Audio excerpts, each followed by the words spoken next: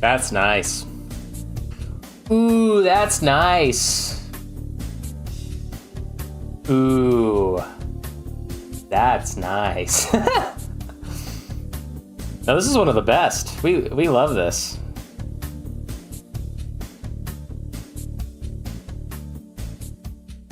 We love A Walk in the Woods. Now I'm curious, it's ending. I'm curious what's next before we even get going here.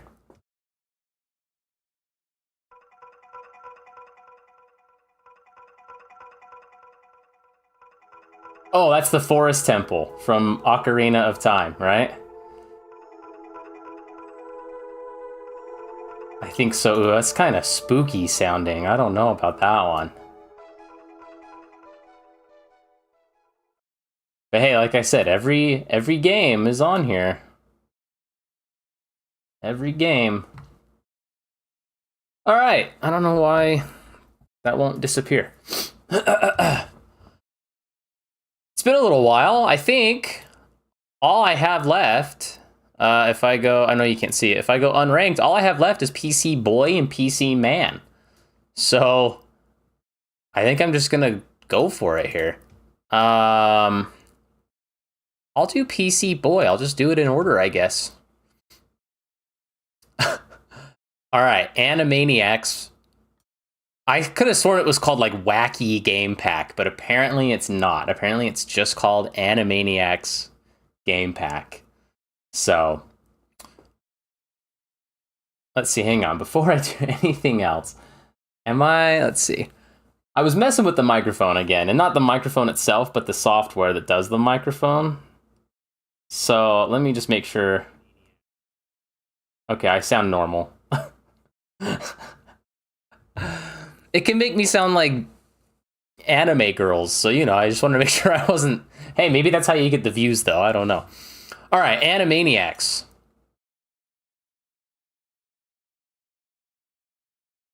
I was gonna say it's muted, and this is something. This stupid song with this dog.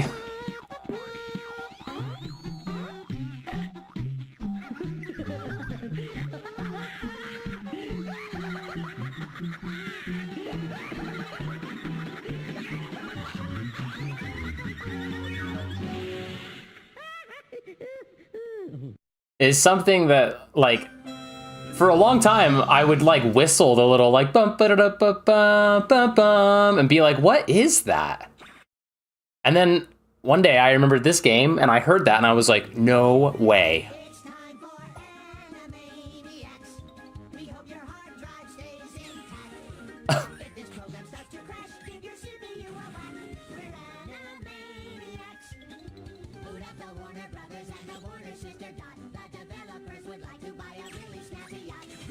Hey, I keep reading articles, headlines that Gabe Newell is just buying yachts after all the Steam stuff comes out.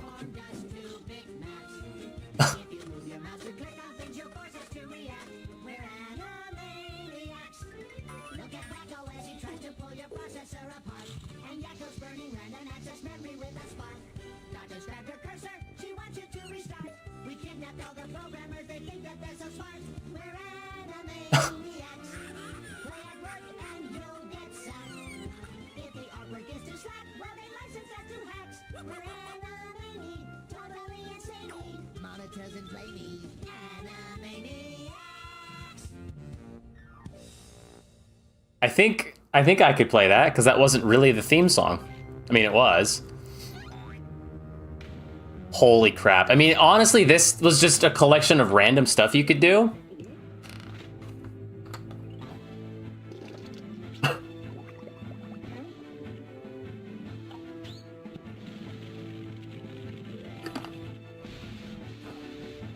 With clips like this that I haven't seen in decades. Wow, it was very low frame rate, though. What happened? Anyone get the license number of that truck? Rocco, what's in your head? Not much. Stuck in your head. Okay, we don't have to watch all of this. I was really gonna skip to a handful of like the mini games.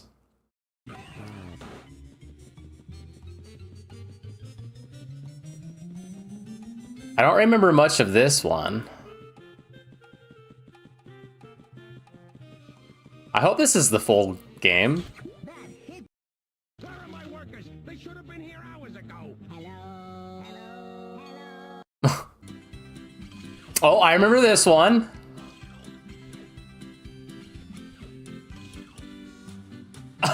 There was a mini golf one, and the mini golf one was fun.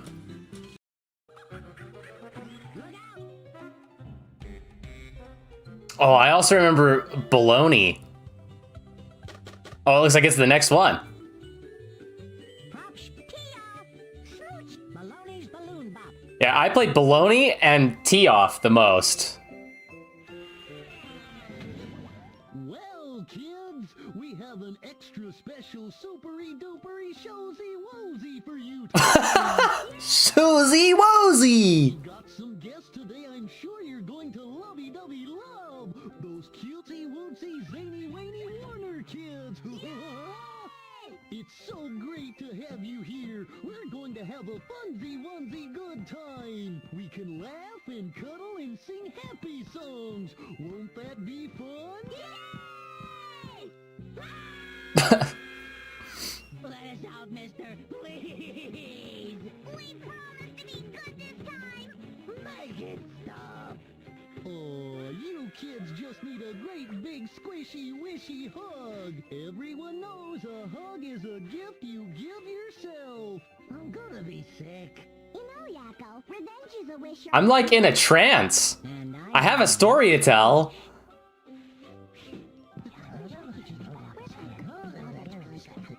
Hey, Baloney, want to play an extra special game? I lovey-dovey love games. Then this one's sure to have a big impact on you. Now here's how you play.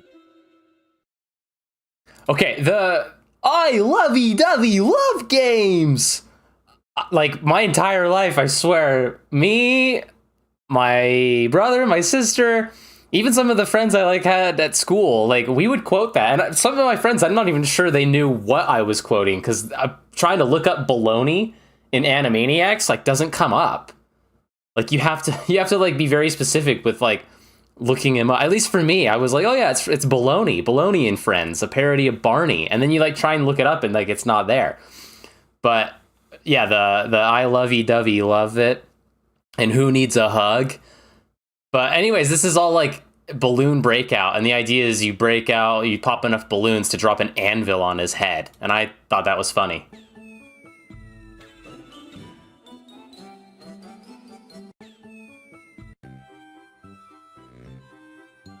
Are they gonna play? Okay.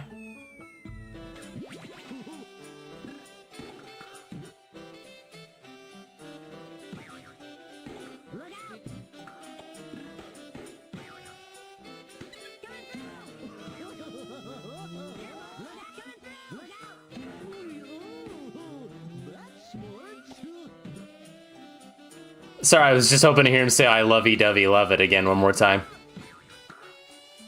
But maybe that's when he catches you. Because I think if you let Yakko fall, I think he hugs you and that's the game over.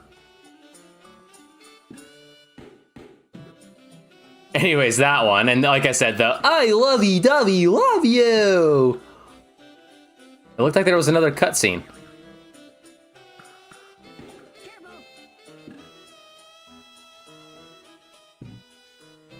I guess not.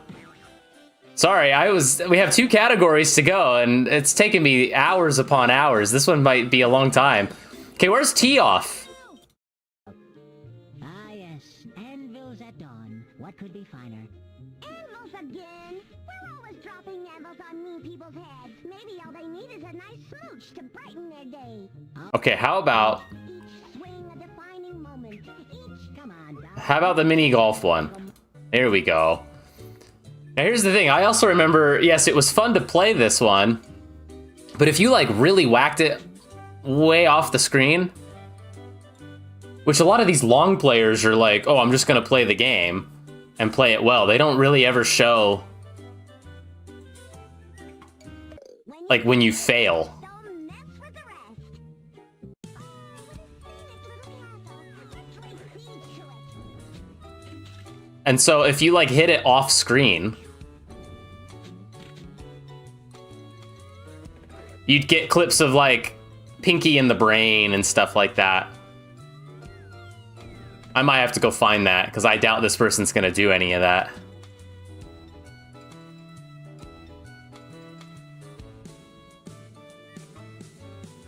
Yeah, no, they're not going to. So let me go find a video and I'll share it with the stream really quick.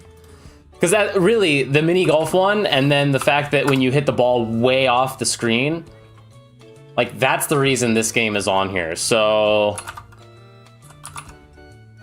Animaniacs, tee off. Yeah, tee off cutscenes. That's actually the one right there that I remember. So here, let me just, how am I gonna do this? How am I gonna do this? I think if I just like bring this over here and click on this, you can hear it, you can't see it. And then if I just go, aha. At last, Pinky, my plan is nearly complete. With just a quick pull of this lever, I will unleash my unstoppable robot armies and take over the... Take over the pin. Now what do you suppose a pin is? Right? So, I mean, that's really it. If you hit the ball way out of line and it went way off screen, you'd like interact with other Animaniacs characters and stuff. And I remember like the Pinky and the Brain one. So that's really the reason that's on there.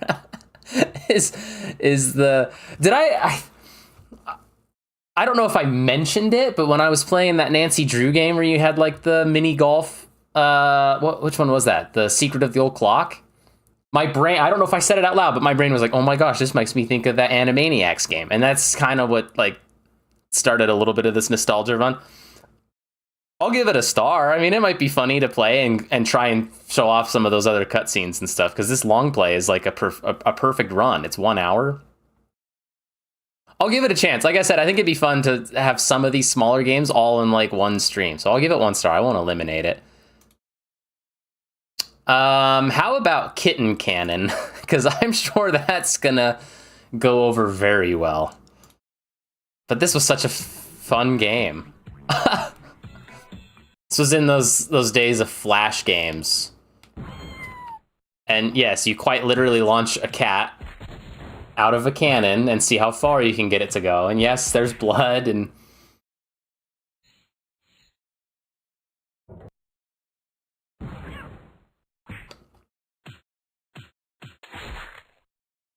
It's pretty brutal. I remember this was on like, I think it was called like Addicting Games was the website. And I played a lot of this.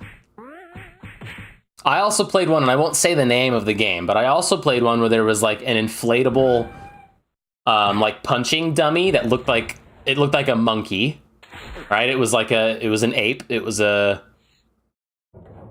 don't know. It was an inflatable like monkey, okay? And the idea was you dragged your cursor and you had to like slap the dummy as hard as you could. And if you slapped it really hard, it would launch it off the screen and it would tell you how far the little monkey dummy went. And it was called something that is a bit of a euphemism. And I didn't know that at the time. I knew other terms for that, but I didn't know that particular term. And I almost included that game too, but I don't know how you would search for that game without other things coming up. But maybe you could look up, what's that Flash game where you're literally smacking an inflatable monkey across the monitor. Look at this. This one's going pretty well. Wow, 751 feet. It's pretty good. Whoops. I think I think I should eliminate that one. That's really all you do. It was kind of fun, I guess. Oh boy. Here's one that probably nobody knows existed, called The Mummy Online. And I'm pretty sure in trying to find gameplay for this game, I found this person. Oh, you can't even see it. Well, yeah, you can kind of see it. And it says The Mummy here.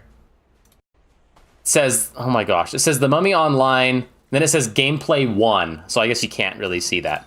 They have part 1 and they have part 2, and they're both about 20 minutes long.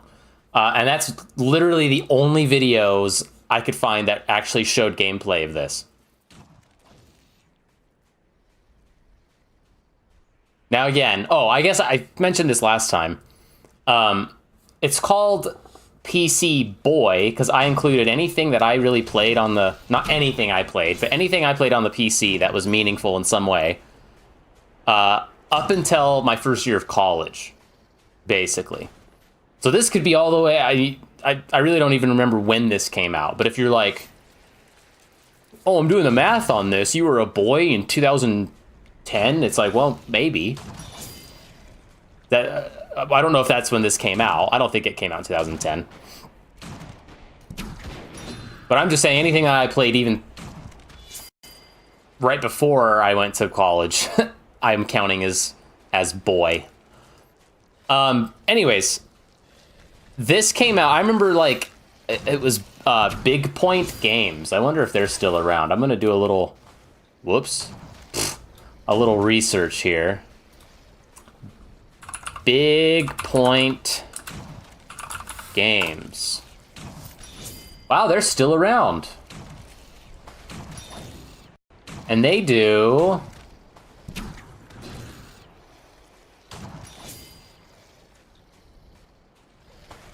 Whoa. They have Pirates of the Caribbean Tides of War is one of their games. They have Game of Thrones. I think they were really most known for Star Trek Online at the time. And somehow they got the rights to The Mummy and did a Mummy game, The Mummy Online. And they had like a closed beta, and I think they had a closed beta and maybe an open beta, and then I don't think it really ever like went anywhere after that. And I was like in the beta. Now I know, oh, an open beta, that's nothing. Well, I'm pretty sure it was, I like was in contact with people. Like that's why this is on here, is I was actually like chatting with some of the people that were making the game and like giving them feedback. So I'm not saying I was like employed by the company, but I remember like, this was one of those times where I started to actually see a little bit more behind the curtain in real time of how a game is made. So is the game like worthwhile? Can I even play it? I don't think so. It's really just a slow Diablo clone, right? But like, if you know me, you know I love the Mummy movies. They're some of the best. And so when this like got announced, I was like, oh, sweet. I can't wait to play it. And then when they were like, oh, we want people to like play it way early and help us and like talk with us and be active members of the community, and like this was just one of those times where I was playing it and then I was like, oh, I'm actually like, I'm almost, maybe not daily, but a couple of times a week or so, like actually communicating with people that are working on the game and like hearing about it. It was more eye-opening. That's really why this is meaningful. I don't think I could play it though. So unfortunately, I think I have to eliminate it for that. But apparently, yeah, the company that made it is still out there. I'm curious about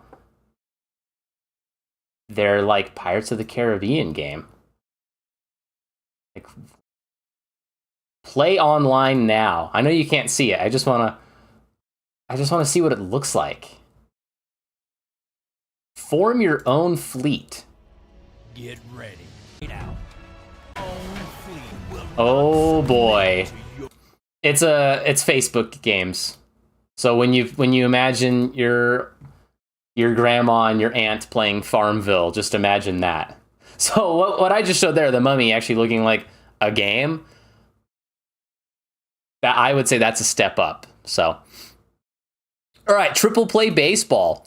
So I do have to tell you that some of these, like, I have like memories of playing them, and then I was like, what game is that? And this one, I remember playing Triple Play Baseball in like home run derby mode. And for years, ever since then, I was like, what was that game? Swing and a miss. Oh my gosh, that was gonna hit him, and he swung. It's a strikeout by Prieto. We love Indy, don't we, folks?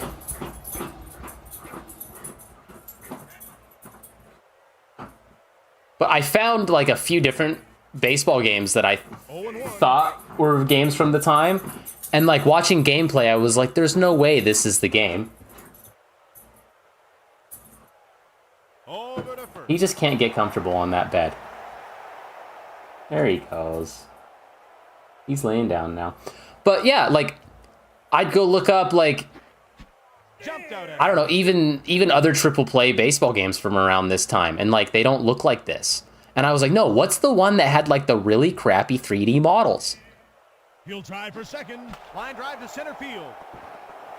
So really, I just remember, I'm pretty sure it was, like, home run derby mode. Like, the whole point was to hit home runs. It wasn't a full game like this is. And, yeah, see, like, Henry Rodriguez. that's the stuff I remember, them walking into the batter's box. This situation's got squeeze play written all over it. But I remember, like, selecting Mark McGwire specifically, He was way out. and then being like, yeah, I'm just going to play as Mark McGwire and hit home runs. And so I guess part of the reason why this is on here is, A, like, Center field. I've always been like, what was this game? So I had to do a little bit of sleuthing, a little bit of digging, and finally found it. Made double play. That takes Yeah, see, Mark McGwire, there he is. Okay, he's due up. We might have to see him walk on here. It's 0-0. Oh, yeah, Big Mac.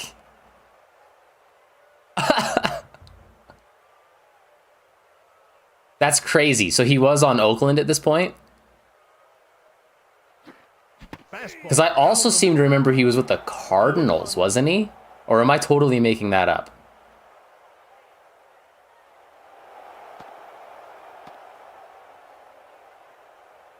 Okay. It looked like a runner, but I don't think there's anybody on base. 1 ball and 1 strike.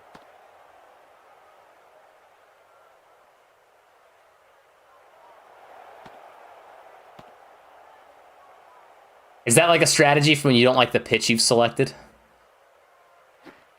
Ground ball to third base. Throw to first. A base hit by McGuire. 1 on and nobody out. So anyways, yeah, like I said, I looked up a bunch and I was like, what was the shitty one? It was this one. So it's eliminated. However, I do think that spending that oh, look, he's in the thumbnail. I must have grabbed this one with Mark McGwire on purpose. I think the reason why this is on here is because of the home run derby mode and how it ties in a little later. So just keep that in mind. But I think this was more actually my brother's game, and I just remember playing home run derby mode a lot. And I thought that was fun. Because yeah, and you have to think, like, that was like at the advent of like 3D meshes and polygonal characters. And so even like looking at it now, I'm like, man, that looks bad. But back then it was like, whoa, that kind of almost looks good. Almost, right? And I guess on that same kind of subject here, Star Wars Monopoly. I thought this was the coolest thing. Because again, well, that might be pretty loud. I was a huge Star Wars fan, but what was funny was, like, we didn't own Star Wars on, like, VHS or DVD until much later.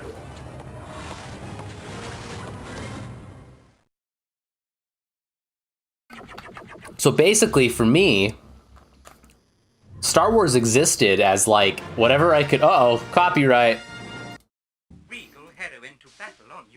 Oh my gosh. Star Wars existed as like whatever snippets I could find on TV. Like if I was scrolling through channels and Star Wars was on and it was the last 10 minutes of A New Hope or the middle of Return of the Jedi before having to go to dinner or to brunch or something.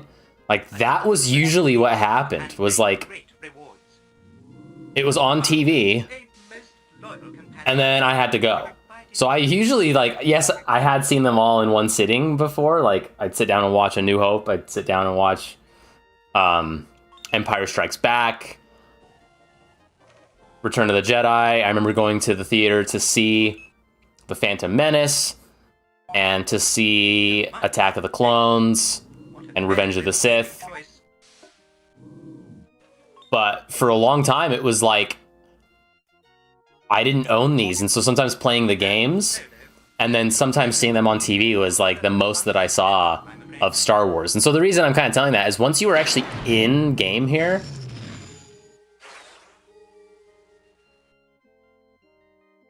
this is steps to docking tax.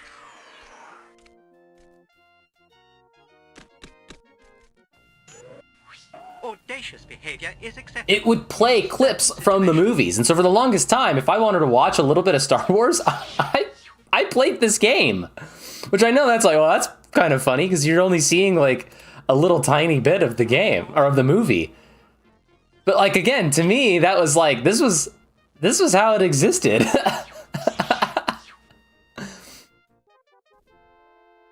And so I just thought it was freaking cool to be able to get in here.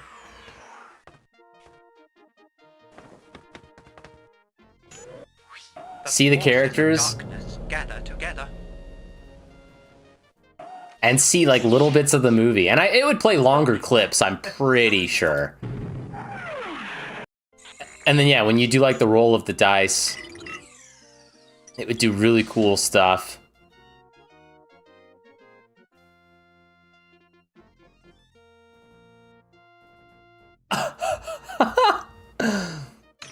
Is he gonna do anything? Oh, okay.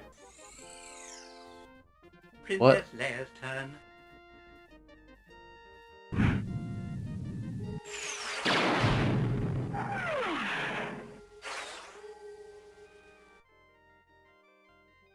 Princess Leia is moving 11 spaces to Millennium Falcon.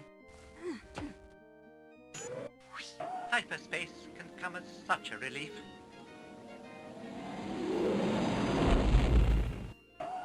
And I'm sure that was like a major selling point of the game too. It was like, it has actual music and footage from the movies. For a property purchase.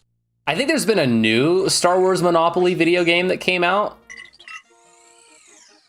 But like, nah, this is the one for me. Now, here's the other thing though.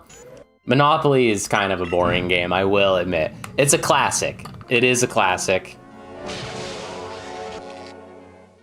Dude, come on.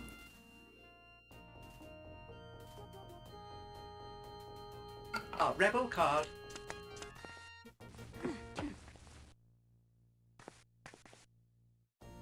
We got to see unlimited power. You win at Sabak. Collect 20 credits.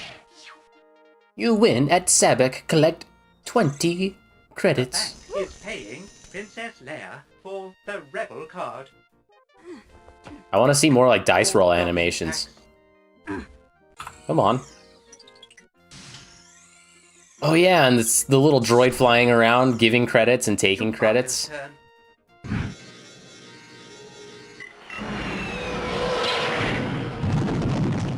Yeah, dude. So again, like some of these sounds and some of these little clips, Star.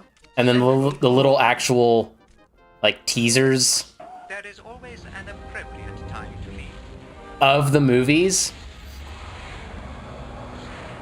See, there you go. There's a longer one. They were all like Vader walking down the ramp for like a second. That one was like 3 seconds, okay, of the second Death Star blowing up. Paying the bank. So that was cool. You finally got to see one. That was cool.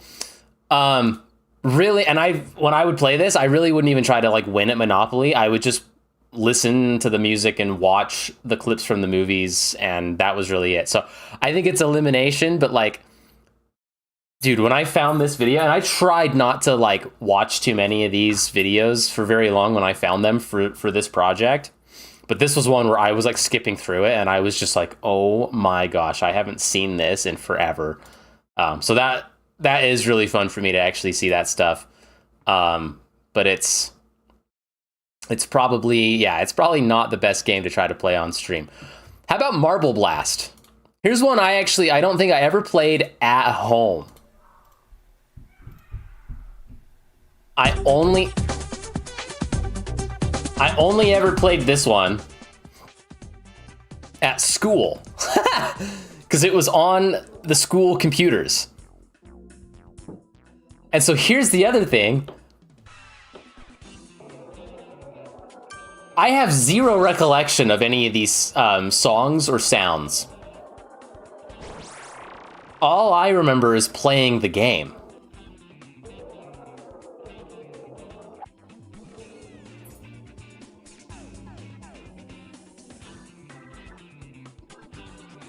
But I actually think that playing some Marble Blast on stream could be fun. So I remember, like, there were a few of us at school, because this was like in our computer, what they call a computer literacy class, computer tech class.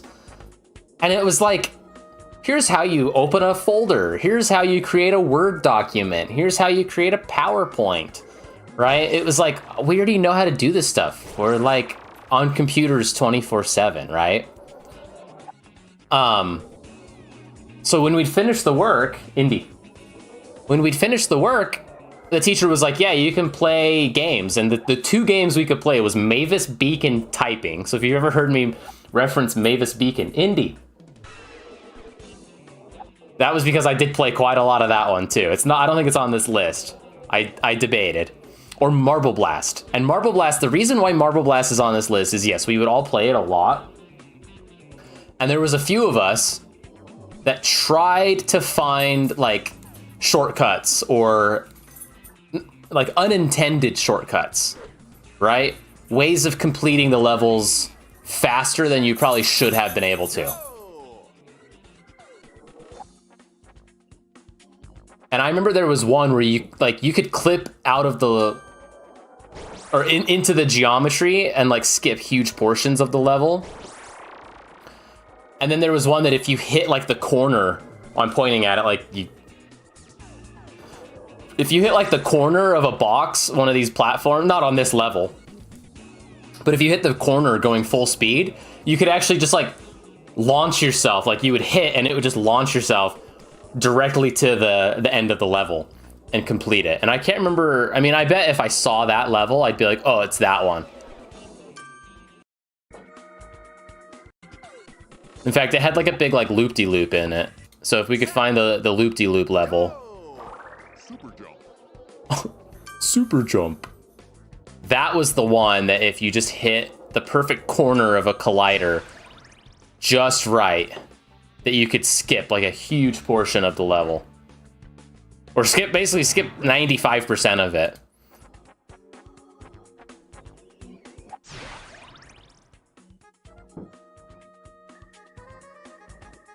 Dude, I don't remember the music at all. That's funny.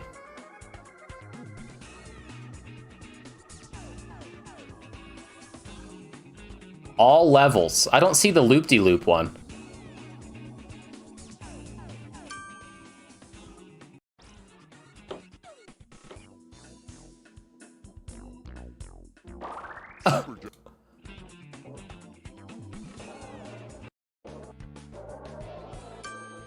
I mean, again, not that it matters, but it was funny. There were like I said, there were a handful of levels that me and a handful of my buddies all tried to figure out the fastest way to get through them. And there were some, oh my gosh, there were some that you could do via like glitches. And once we found that out, I mean, we were off to the races trying to figure out how we could replicate some of those glitches in other levels. And it was really easy to clip through the geometry. As long as the corners were, like, these are all like right angles, right? They're all just square corners. If you ever found a corner that was like more narrow than that, the marble could just go through it. After some tweaking, you had to get it at just the right angle, but... Anyways, I think that's an elimination. Okay, here's one. Fisher-Price Great Adventures pirate ship. Ahoy, mateys! I'm Pop If anybody knows me, they know that I love pirates. Anything pirates, I am immediately drawn to. And I think a major part of that was this. Sorry, Captain. Blasted bird. Well, shiver me timbers. Where have you been? I be Captain Stubbs, the bravest pirate on the 7 seas. Welcome aboard me pirate ship. Aye, she's a beauty. Don't forget to wipe your feet. Just type your name in the logbook and hit return. If your name is already in the book, just click on the anchor next to it to continue your game. What does he say when you enter your name? He's like, well, blow me down. Well, blow me down. Aye, we have a lot to do, so let's begin. Let's begin. Begging your pardon, Captain Stubbs. Aye, Mr. Spivey. Mr. Pym reports the piano out of tune again, sir. Stone the crows, not again. Well, bust my barnacles. If I don't fix it, we'll have to call off the big sing-along. Pongo What? Pete, No. you take over topside. Aye, aye, Captain. Our trouble's trouble, and I still haven't found the pieces of me treasure map. A treasure map? Stubbs tore his treasure map into 9 pieces and hid them about the ship. But now he's forgotten where he's put them. So, Maybe you can help me find them. if I've ever, and I'm pretty darn sure I have referenced this on stream. If I ever like shoot a cannon in, okay, there's 2 games I think of if I ever shoot a cannon in another game. It's either this game or another one that I'm going to be ranking very soon here. And when I reference this one, I am sure that I've referenced the going for a ride, eh? Because you could pick up like anything you see on screen and put it in the cannon and then shoot it. And maybe you don't realize you can actually pick up the cannon guy and put him in his own cannon and shoot him out of the cannon. And when you pick him up, that's what he does. Shoot them carefully, you know, or you could hit somebody. You could kablowy. So let's see, when do they pick him up? Because that's all that matters to me, is hearing him go, oh, going for a ride, eh? Oh. Going for a ride. Okay, I guess he doesn't say A.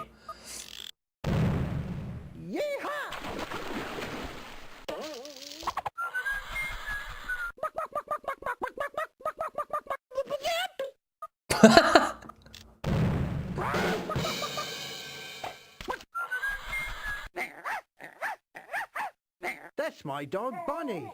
Have fun, Bonnie. My Bonnie lies over the ocean. So, I mean, I'd have to go looking, I'd have to go digging, but I swear that I have done the on stream before. Going for a ride. And that's what I'm referencing. But this, I mean, gosh, I remember like you could make your own Jolly Roger.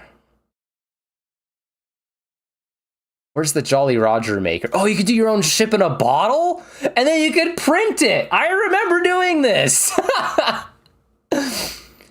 Where's the Jolly Roger maker? When you could make your own Jolly Roger. And then I remember, like, yes, you could find, like, the secret places where the treasure was and do the big sing-along at the end. Oh, this was a lot of fun.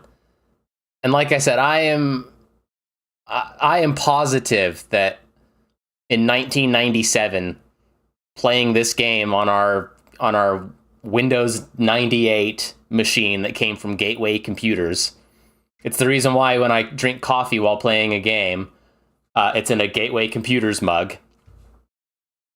I'm pretty sure this game is this game and another is the reason why anything that has pirates, I'm like, yep, I'm a big fan of that. Oh my gosh, these guys with the skull masks. Ah, very creative. This kid's got a great sense of space. Now why did... Yeah, that looks much better. Oh yeah, I agree. I thought you could make your own Jolly Roger too. My card, matey. It's a... Avast me, pirate friend. That And it was just like this, and then you could print it. But you could do your own ship model too. Oh man, this is great. You know what? This is gonna be crazy, but this has to be a 3-star. Which means it's showing up on stream. I am gonna play it. That's awesome. Okay, we can't quite get into that stuff yet. How about Reader Rabbit Kindergarten? Now, this was really the only one that I could find that had like kind of a complete Let's Play. Well, that might not be entirely true. I'm sure there's others, but I mean from this particular era, this was about the only one I could find. He grabbed the pie and ran away. It's mine now, he shouted to Baby Bear. And like, I just remember a lot of these like voices and songs. I'd like to go inside, but there's a step missing. You can climb the stairs to this dining hall, but one step is missing and you'll need them all. A step on the grass is the perfect height, so click on that step. It'll fit just right. Like, there are certain voices and certain like characters that when I try to do like... When I try to do like certain voices, like, what's the word I'm looking for? Like not, obviously not like impersonations of a particular person, but if I'm trying to do like a character, there are like certain voices I do that are probably from some of these games that I played. So like I couldn't find it, but there's like these like circus performer animals in one of these Reader Rabbit games. And like the way they talk, I know I've done their voice on stream before. But for some reason, and the other reason I found this one,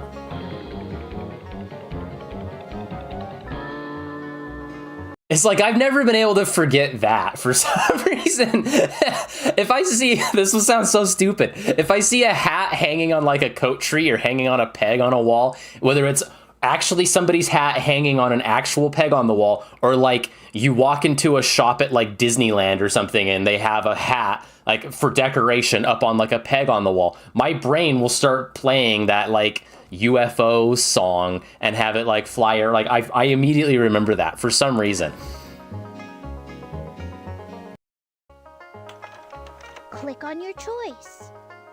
They pulled harder and harder on the pie dish. All of a sudden... Where's the one with... Maybe it's not in this one. But I mean, these are all just like educational games, right? A group of 5 cans. You click on a group of 3 cans and a group... Races. Lots of them. I need to uncover the canoes so the campers can race. But the tarps keep falling down. I could help with that, but I'm looking for camping gear too. I don't know if I'm going to be able to find him. Let's see, what did his voice sound like? I'm feeling great. I just found one of the party items Spike hid. Way to go, Maddie! I knew you could do it. No, they were like, maybe it was a different game. Well, I think it was Reader Rabbit, but maybe it was like a different edition that had like theater performers or circus performers, and they had like a totally different voice. I'm not doing this justice at all. I mean, what can you do for Reader Rabbit other than... Other than there's just some like voices and some little music clips, and there's like a bajillion of these types of games, right? But again, I guess for whatever reason, this stupid hat flying around is the reason why this one's on here. And that's the most random thing. But that is something like I will think of just randomly and be like, why did the hat turn into like a UFO?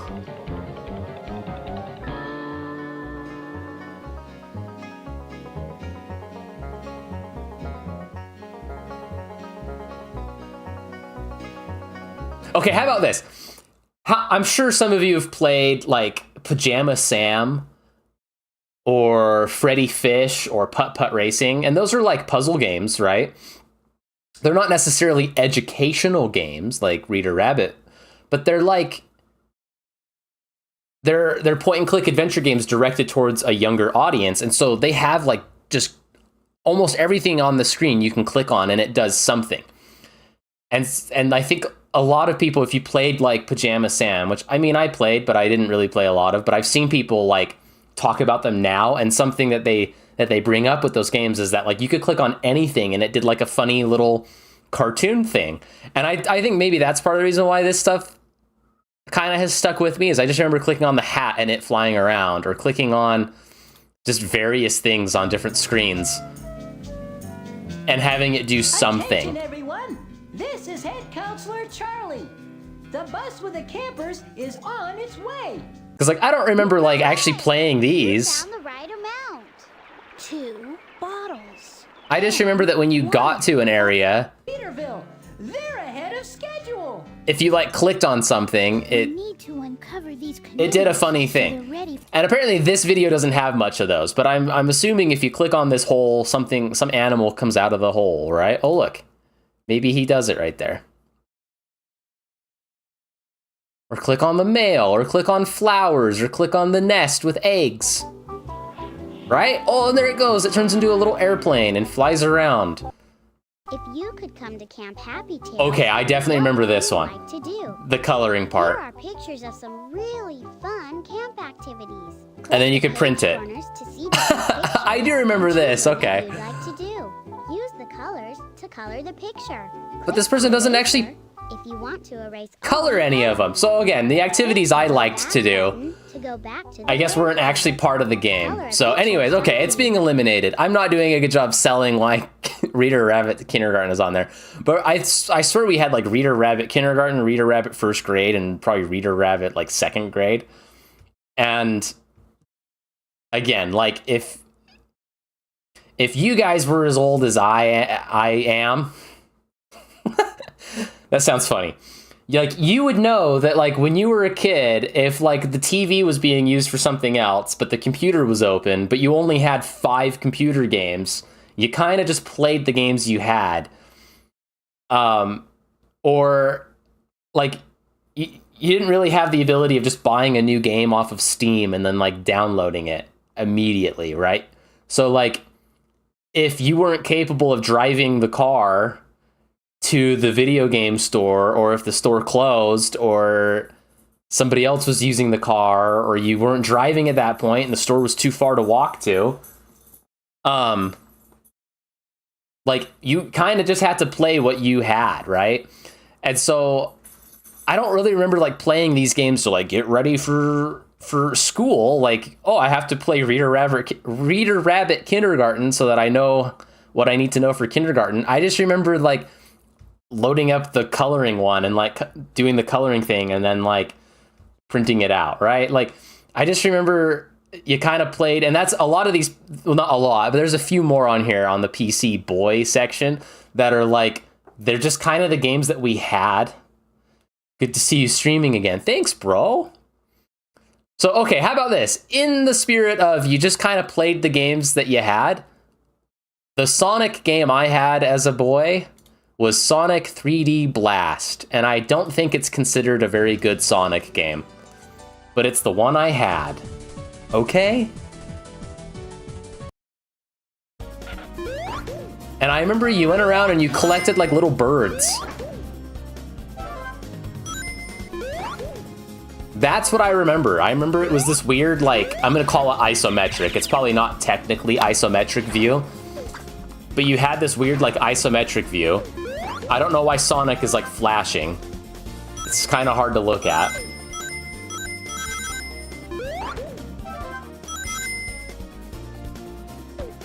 And you went around rescuing birds.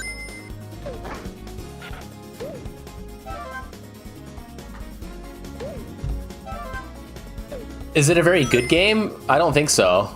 I have zero recollection of the game ever looking like this. I take it back. I remember his run cycle. So upon seeing that, and him getting hit, and then slowly going into that stiff run, I do remember that slightly, but I don't... I just remember, like, every level was like this. Well, okay, then you get to the end.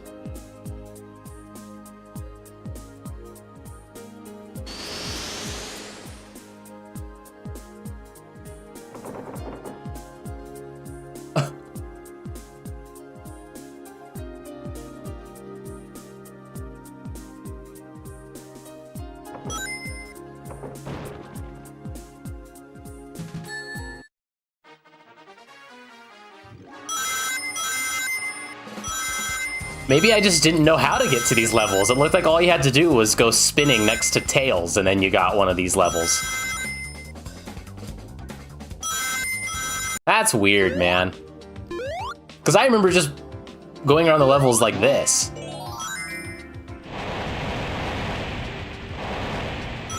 And it was actually kind of challenging.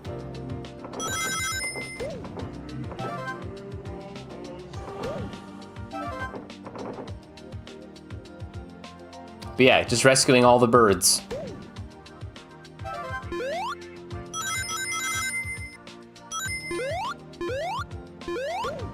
So it is kind of funny when I hear people talking about, oh man, I grew up playing Sonic. Oh, I played Sonic on the Sega so much. And I'm like, yeah, dude, I played Sonic 3D Blast. Is that cool? And they're like, what the hell is that? So apparently Sonic 3D Blast is not very well known, and that's really the one Sonic game I played, believe it or not. And like I said, it was just one of those. We had I think it was Gateway Computers brand. We had like a software binder. And we had like probably our disc that had Windows on it. We probably had like Microsoft Office. And I don't know, I really can't remember if Office came all on one disc at that point. Or if Windows like had it all or if like Office was separated out into like Excel was on its own disk. Word was on its own disk. I really don't remember, but I think we had some software. Maybe even some like tax software. That was the boring adult stuff, right? And then we had like games. And the games were like Triple Play Baseball and Sonic Blast and Animaniacs was one of those, right? And I think a lot of that came with the computer. That's the funny thing. So if you look at like when these all came out, they're like 1997 because we got our Windows 98 machine. And it came with a whole bunch of games that came out in 1997. So I think I'm eliminating that. Oh, apparently I had Dr. Eggman in it. That's cool. Wow, I'm eliminating a lot of these. That's kind of sad. Okay, we'll break the streak here. Roller Coaster Tycoon. Now, this is Roller Coaster Tycoon Deluxe. I don't know what the difference is. I don't know if we had Deluxe. I seem to recall we actually had this game at one point on a floppy disk. And I also seem to recall that the floppy disk was what somebody like made for us. Like, I don't think we actually owned a legit copy of Roller Coaster Tycoon. I don't think we owned like a purchased retail disc of this game. I think somebody gave us, like somebody burned a copy of it for us, and I swear they put it on a floppy disk. I guess I could look that up. I could say, does Roller Coaster Tycoon fit on a floppy disk? Uh-oh.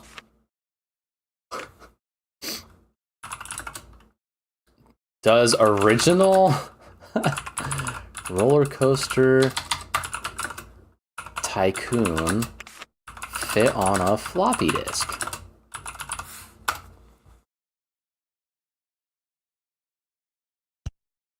It must have, right? Because I know some games came on multiple floppy disks.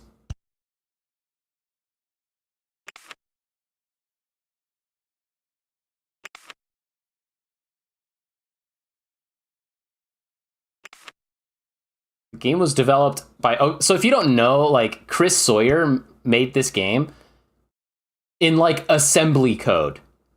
So, like, when you make a game, like, in Unreal, it's like, oh, Unreal uses like C++, right? Or blueprints, which blueprints are just visual chunks of C++. If you use Unity, it's C#. If you make a game in Pygame, it's Python, right? How long have you been streaming tonight? I've been live for 1 hour. But like all of those languages, when you really peel back the layers, are still like telling the computer to do something, right? And if you peel back far enough, eventually you get to like binary, right? Where you're just communicating with the computer via ones and zeros, right? And then when you start adding, like assigning values to those ones and zeros, then you start getting bits and bytes of information, right? And then when you want to shorthand that information, that's when you start introducing like letters to it, right? And once you start doing that, that's when you get assembly code. Chris Sawyer made Roller Coaster Tycoon like using assembly. I don't think he used like any particular language. He used like the letter A through like E and the number 1 through 8 or something. Like, it's crazy.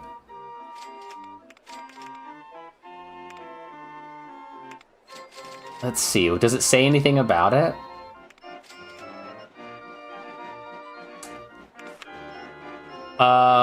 Chris Sawyer worked on Transport Tycoon in 1994, and then for a sequel, decided to work on Roller Coaster Tycoon. He liked the idea of having depth, so like corkscrews and like loop-de-loos and things like that.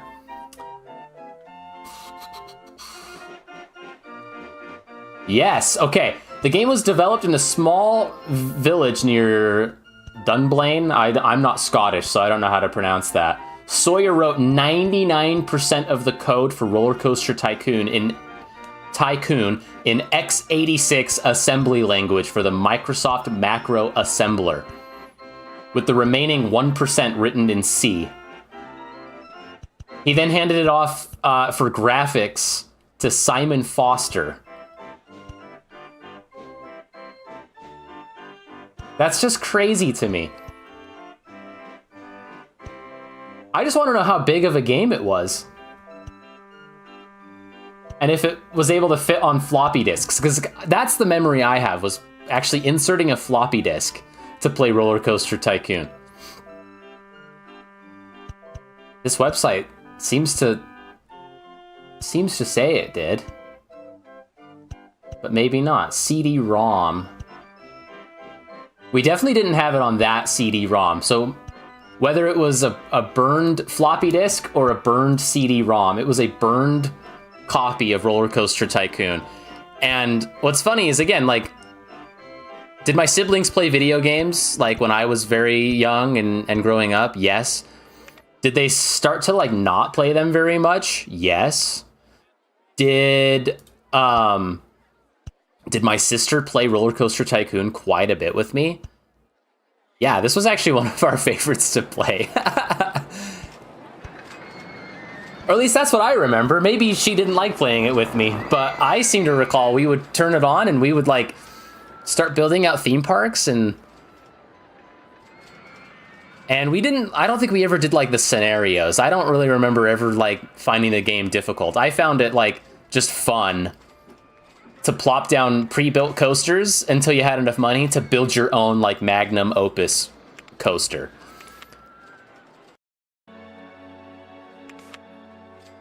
And having like the people run around and then having to make sure you had enough garbage cans so they weren't littering, making sure you had enough janitors to clean up, throw up off the ground. Oh, the haunted house! I freaking loved just watching the haunted house animations and hearing it. Dude, some of the sounds and the little bits of music, like the main theme when the game launches, was so good.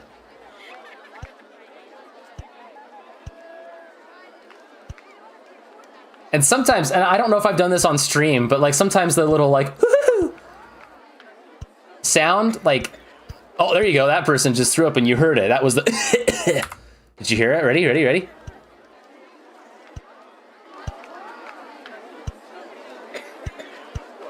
There you go.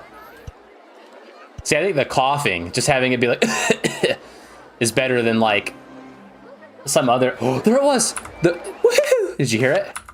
I'll go back. Listen, listen, listen.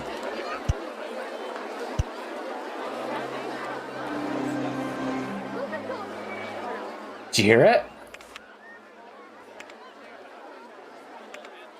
So anyways, this is a meaningful game just because when I was in college, I remember like taking like computer science classes and learning like what assembly language is, and then trying to be like, who, like, I swear it might have even been me that raised his hand.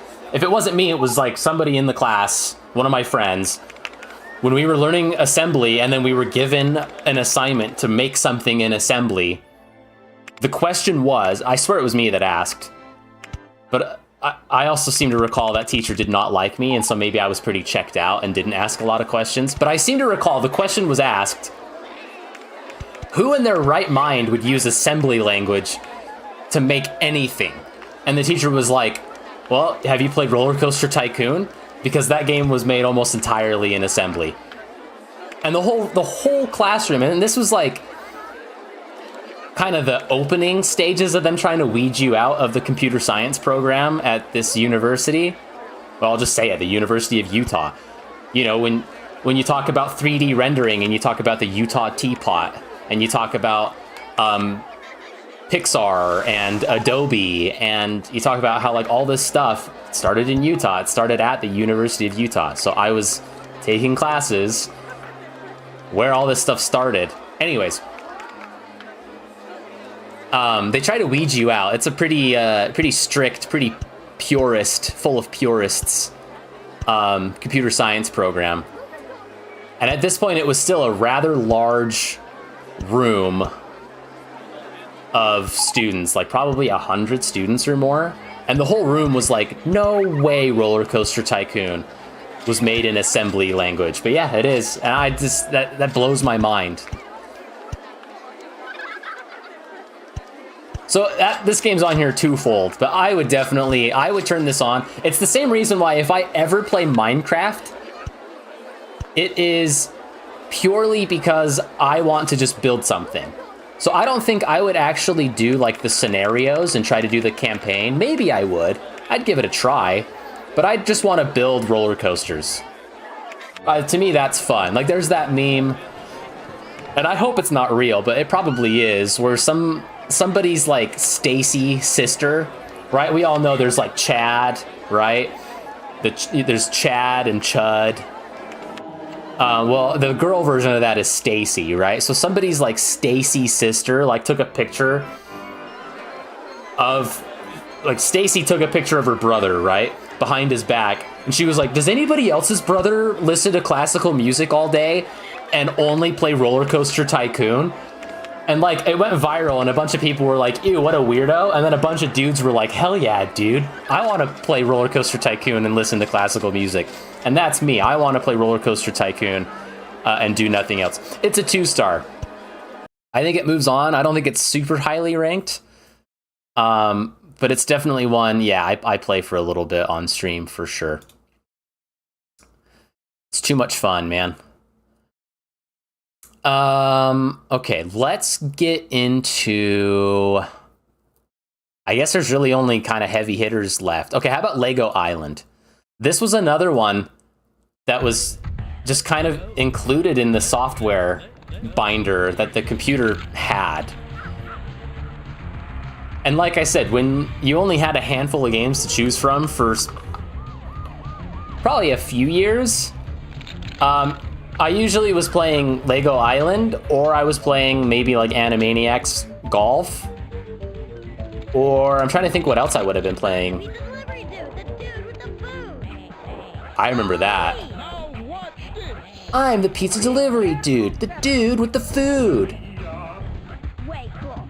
I also remember if you tried launching Lego Island without the disc being put in, you actually got to hear the guy go, whoops, you have to put the CD in your computer.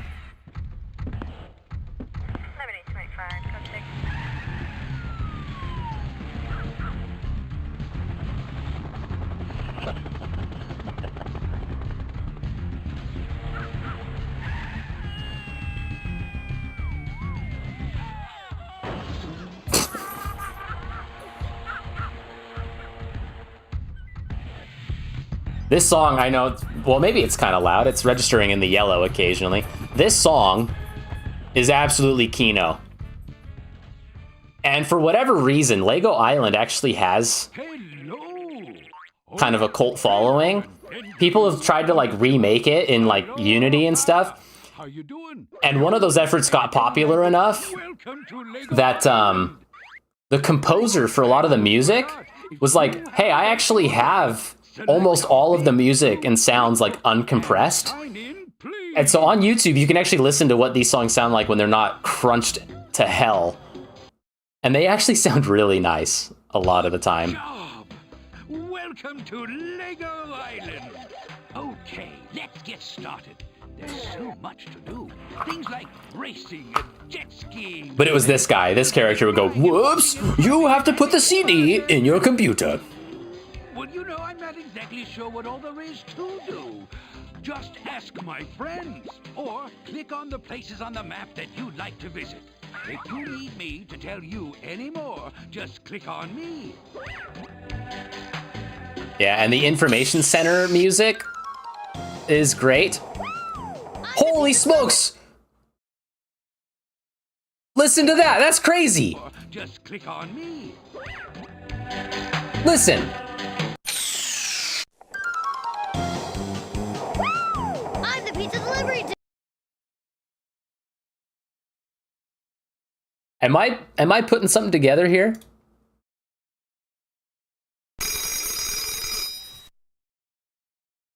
Fits! Uh-oh. There.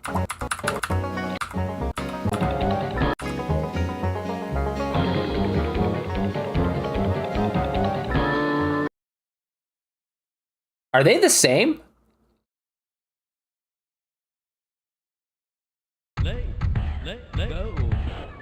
In, please.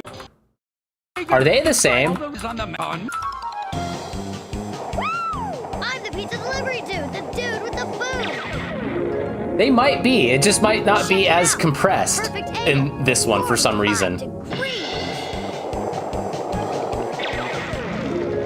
90 degrees, 45 degrees. I got more degrees than a thermometer. 10 degrees, more degrees than a professor. I'm a Mongo-footed Professor Narnar. 5 degrees and touchdown. What? And under control. Pepper, he's hot. That's me.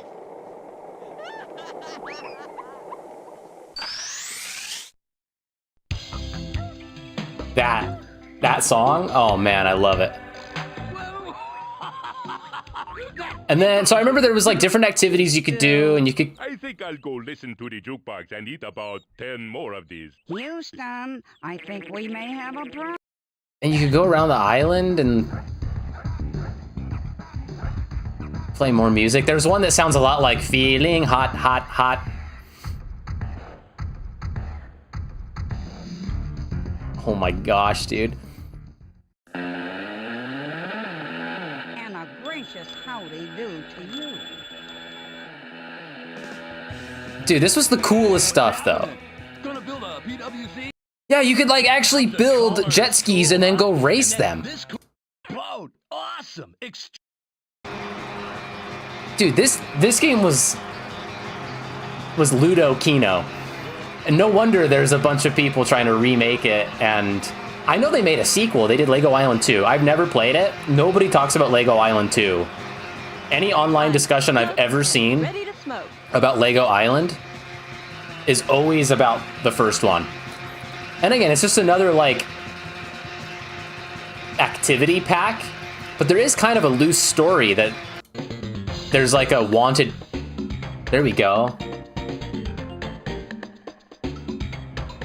That's the one that kind of sounds like Feeling Hot, Hot, Hot. There's like a loose story that like there's a wanted criminal. Yeah, the Brickster. Too well. Hey, read this.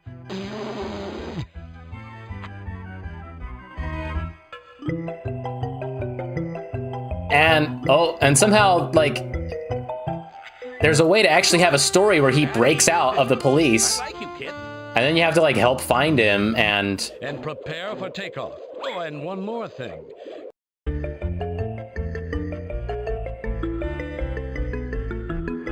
oh my gosh, dude. The helicopter.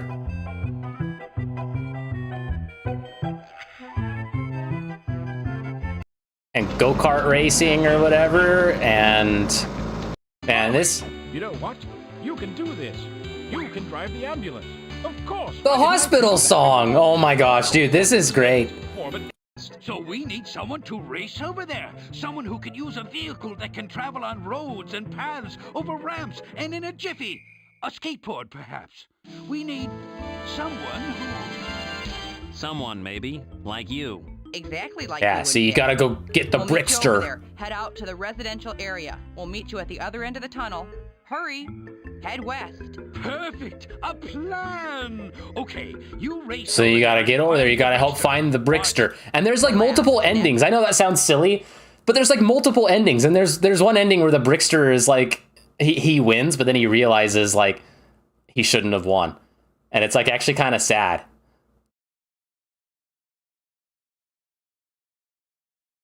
Oh man, I don't want to spoil it. I gotta play this one on stream. This is another 3-star. It has to be. Lego Island is too good. Can I even play it on stream? I don't know, man. All right. Now, let's do Harry Potter and the Chamber of Secrets. Actually.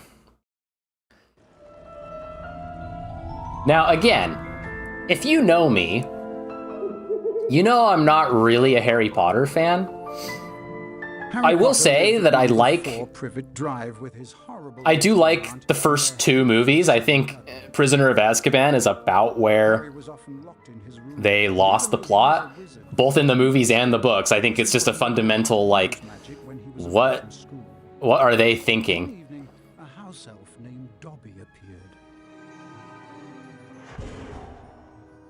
But the first 2 are very comfy movies and books. Go back to Hogwarts. If Harry Potter goes back to Hogwarts, he will be in mortal danger. But for some reason, shortly after Harry's this game is incredibly comfy. Holy crap, that was crunchy and loud in my ears. I hope it was okay for the stream. And again, like, I'm pretty glad that I'm not the only one that has like these memories of this game. That some, like, when Hogwarts Legacy came out, I saw, and it wasn't just me like in an echo chamber, like I saw numerous people being like, oh, they gotta have Flipendo. They need to make sure they have the Flipendo spell. And I don't even know if Hogwarts Legacy had Flipendo. But Flipendo is from this game. And I was like, I'm so glad that other people remember Flipendo, because I don't think Flipendo is a spell that's in any of the movies.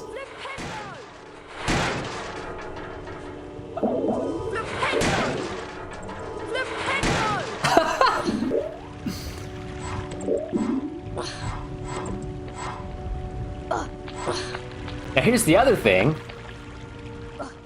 I had some friends and even some cousins that had this game, but for consoles. I had this game for PC. The one for PC is, while it still has to follow the Chamber of Secrets like story for the most part, the one for PC is totally different than the console one. I remember the console one, like before you go back to Hogwarts, you're like picking up like farm animals and like throwing them into the barn at like the Weasley's house or something weird. I was like, what is this?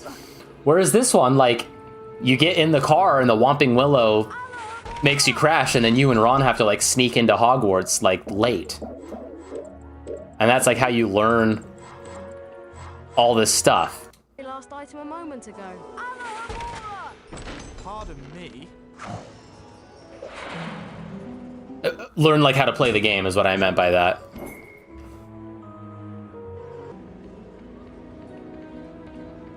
Now, Something else that I really want to try to illustrate well here, so I'm gonna have to turn it up, so the game's gonna be pretty loud. But the music, oh, and check this out. Hello, Harry. Oh, hello, Nick. Even after all these years, I still find new secrets in Hogwarts. Here's a special area that you can unlock only if you collect all 40 silver wizard cards.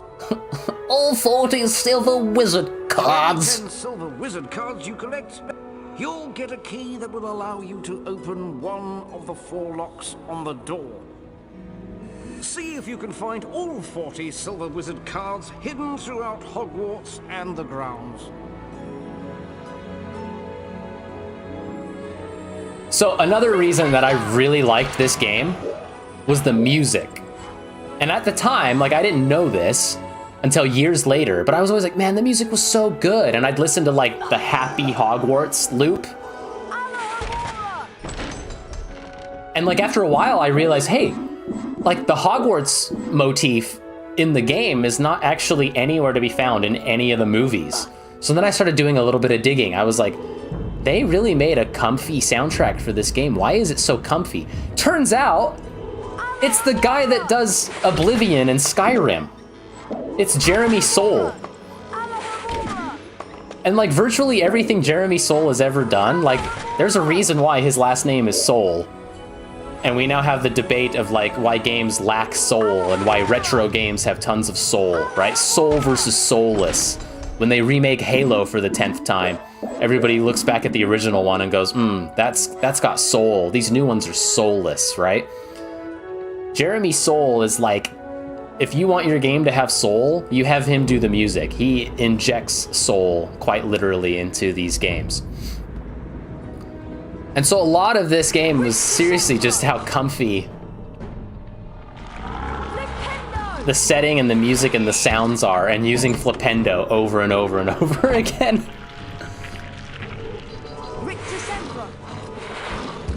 Rictus Sempra. Flipendo. Rictus Sempra.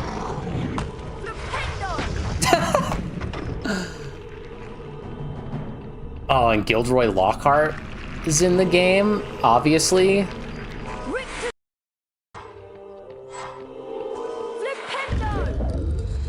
See, I love that. Ba, ba, ba, ba, da, da, da.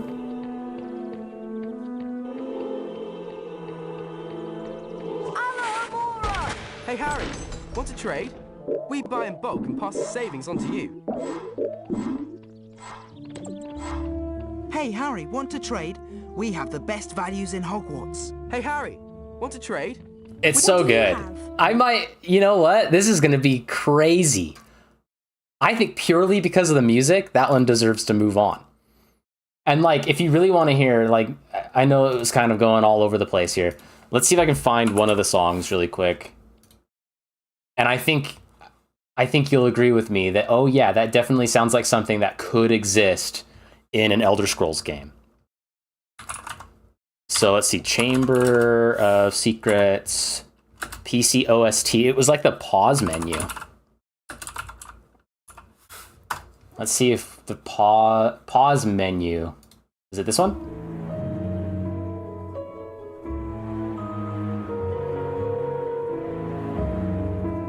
That definitely sounds like something that could be in Oblivion, right?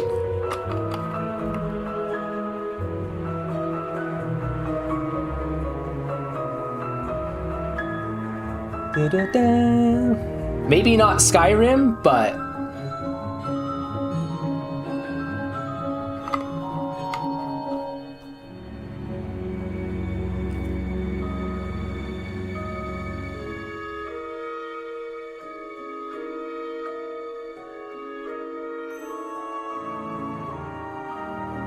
it's very good. And there's even a few, and I've mentioned this when I played like Oblivion Remastered and Oblivion on stream, where I'm like, oh, there's a song in Harry Potter and the Chamber of Secrets that sounds just like this.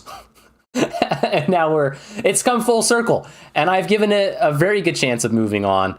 I mean, obviously these head-to-heads, but if there's 120 games in the head-to-head, I'm only going to play numbers 1 through 100. So there's going to be 20 games that don't move on even after getting a star, right? So who knows? But this, by giving it 2 stars, it's giving it a much better chance of moving on. I loved that game. And I don't think I ever beat it. I don't think I got very far into it. I would honestly just like turn it on and I would run around Hogwarts and get jelly beans.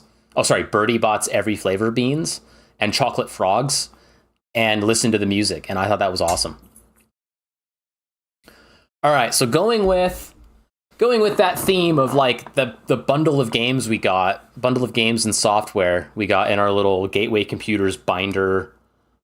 And it was just like, you open it up and there was like a plastic sheet that you could slip like 1, 2, 3, 4 discs into. I think, or maybe it wasn't 4, maybe it was 2. But I remember looking through there and being like, oh yeah, I want to play this today, right? And one of those games, sure, we'll go with it. One of those games was The Curse of Monkey Island.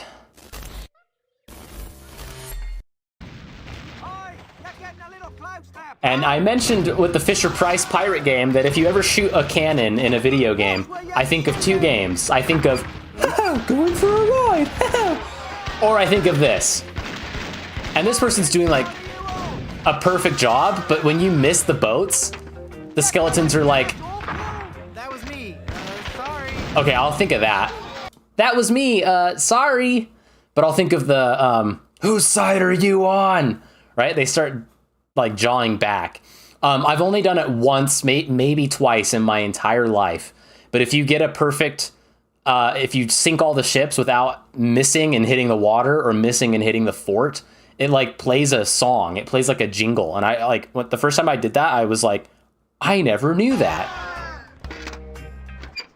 Hey, I'm getting pretty good at this.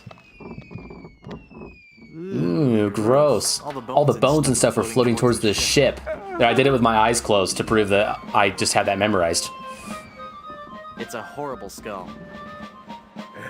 Well, they've messed with the wrong skull this time, haha.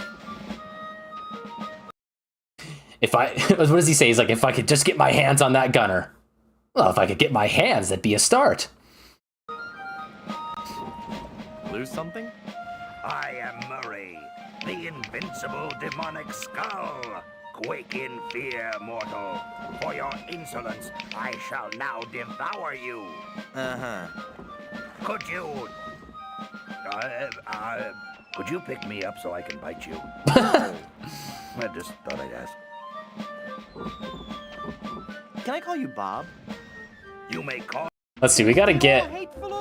Yeah, I was gonna say, we gotta get when Wally starts crying. Get the music. I'm not even unpleasant. Oh. Oh, there. I'm not ferocious or bloodthirsty or hateful or anything. I'm not even... I'm not even unpleasant.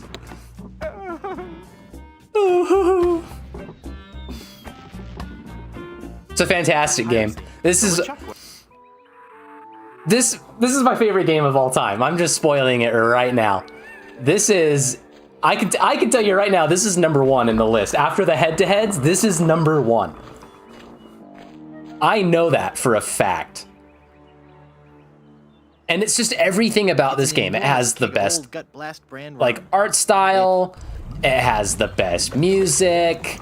It's got a really good sense of humor. Guybrush? Guybrush! I thought I'd lost you forever. Is it really you? Yes, Elaine. And there's a fish in his shoe. Did you really mean what you said out there? That I was the only man you ever loved?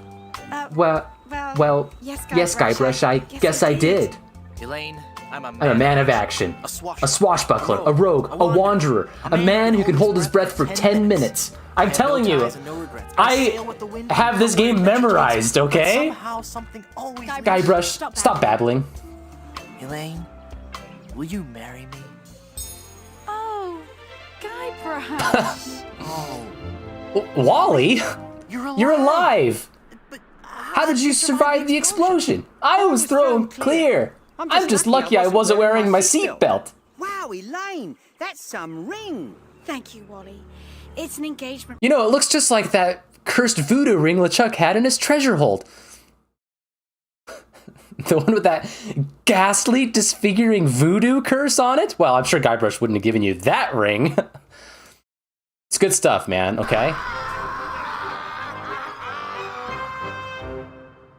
Oh yeah, how about a pirate I was meant to be? Stop, stop, stop! Stop, stop, stop!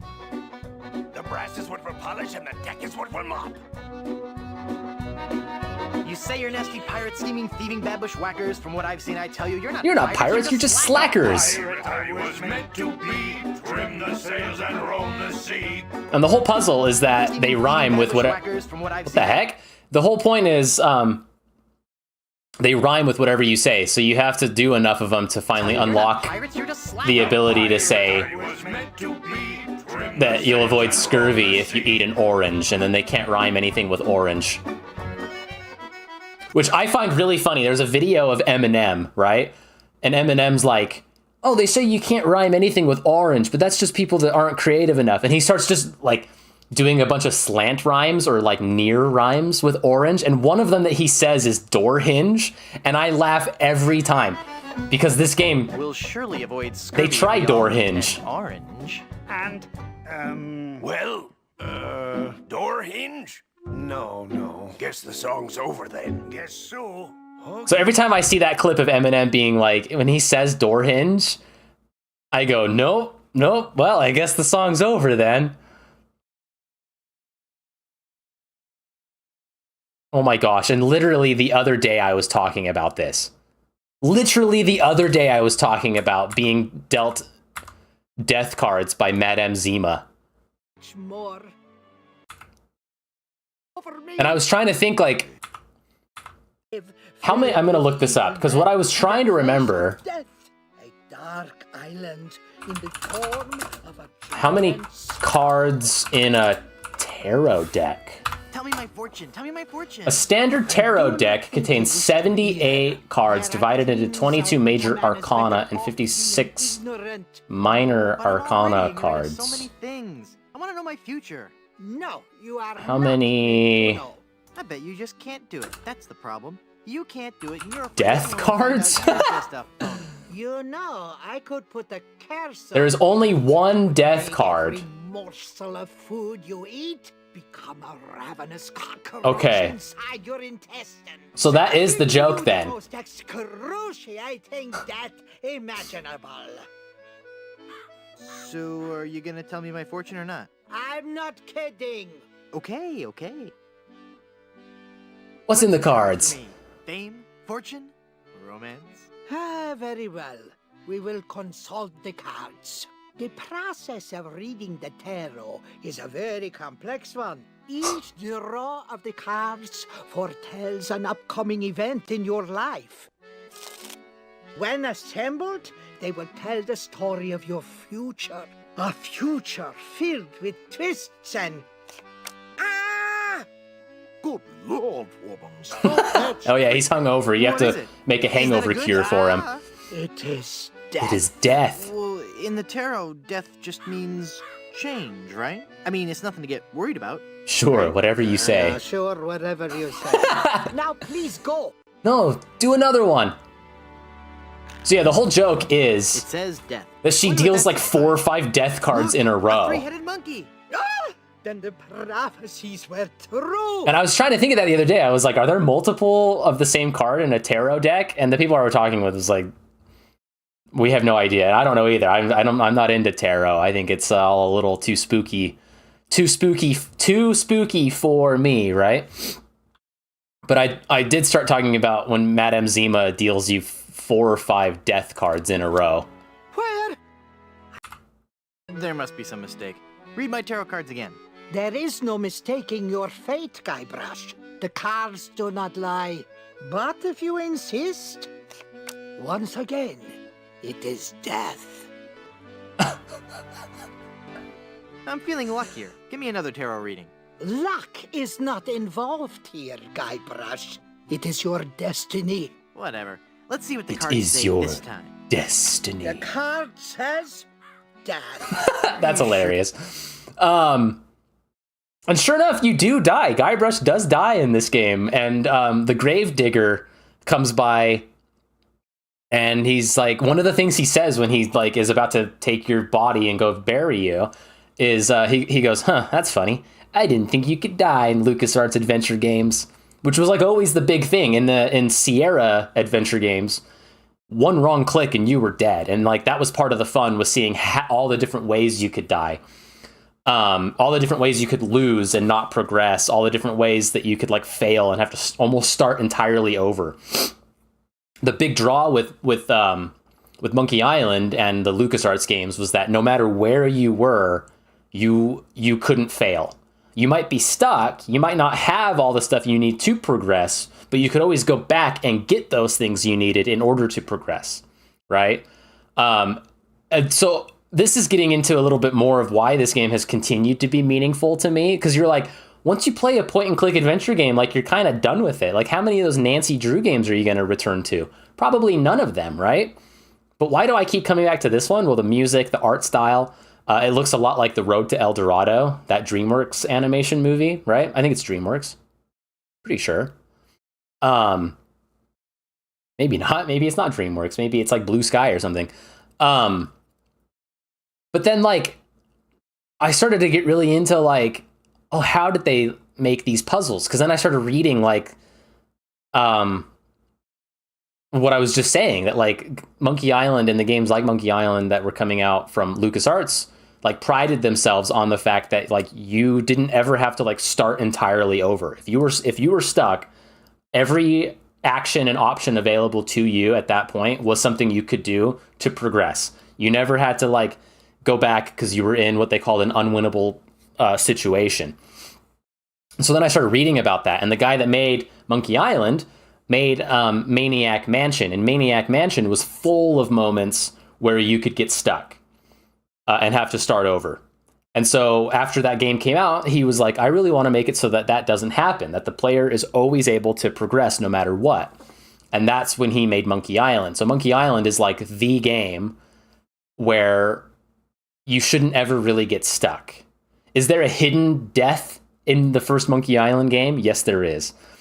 Anyways, so as you can tell, like, not only did I enjoy this game when I was younger and finally start understanding the puzzles and the logic to progress further and further in the game, which I haven't even talked about that, I then started going like, wow, like, I want to know how they made a game like this. How did they think through the puzzles? How did they make sure that, like, you could always solve the puzzles no matter what? And I started reading more about how they made the game, and that got me really into how games are even made to begin with. So the fact that I work in and adjacent to games, I thank Monkey Island for that too. But some of my earliest memories of, like, playing games is playing games with, like, my siblings, with my parents a little bit.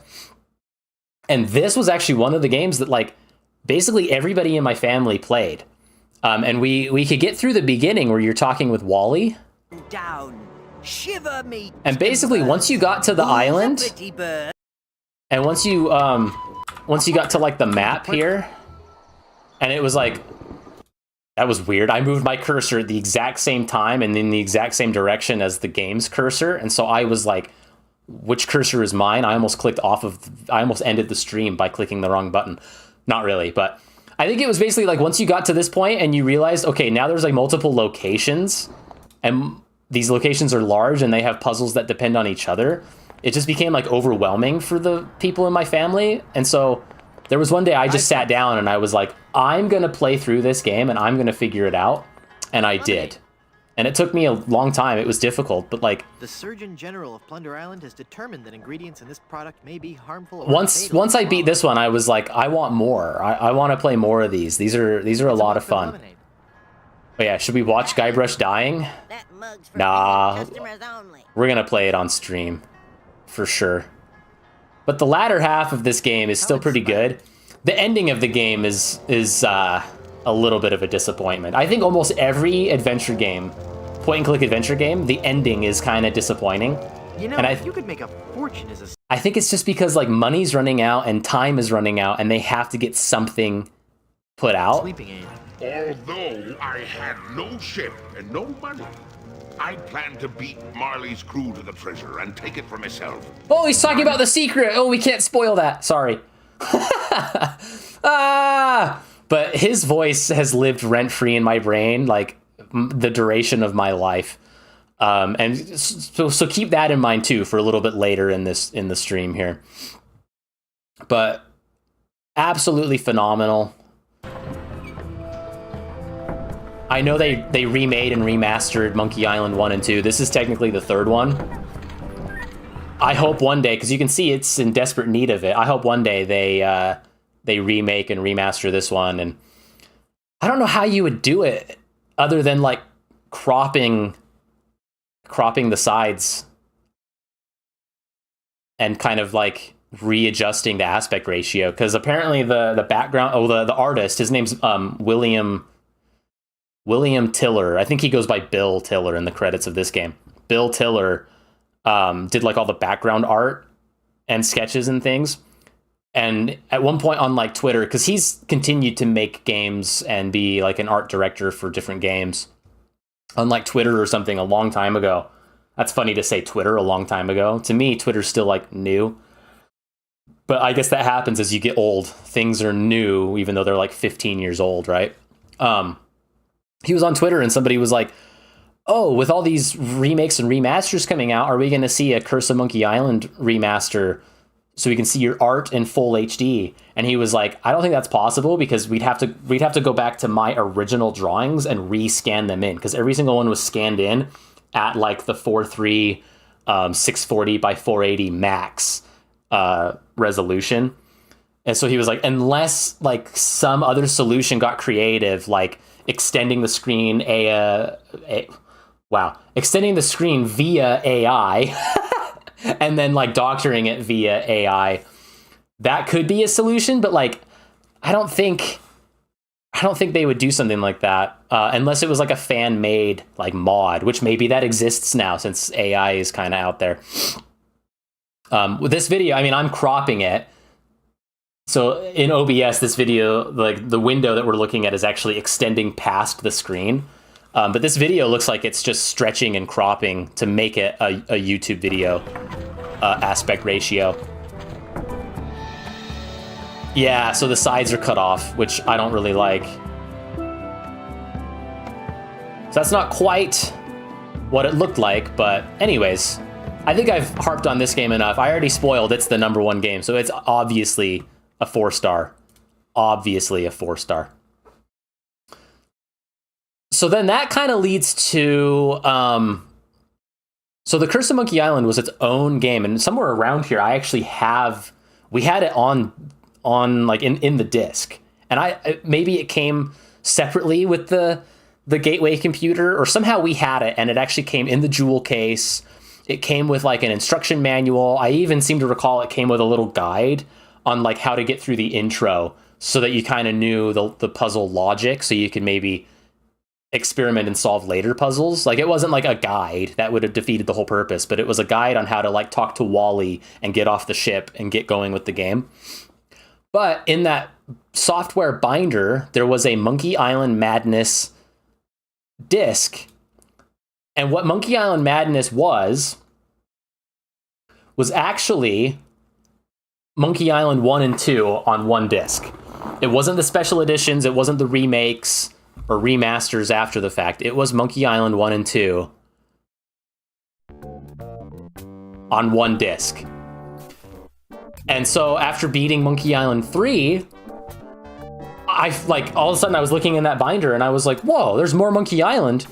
And I played them, and was I a little disappointed there was no voice acting? Yeah. But like the humor and the cool art style was still there. So I played these too.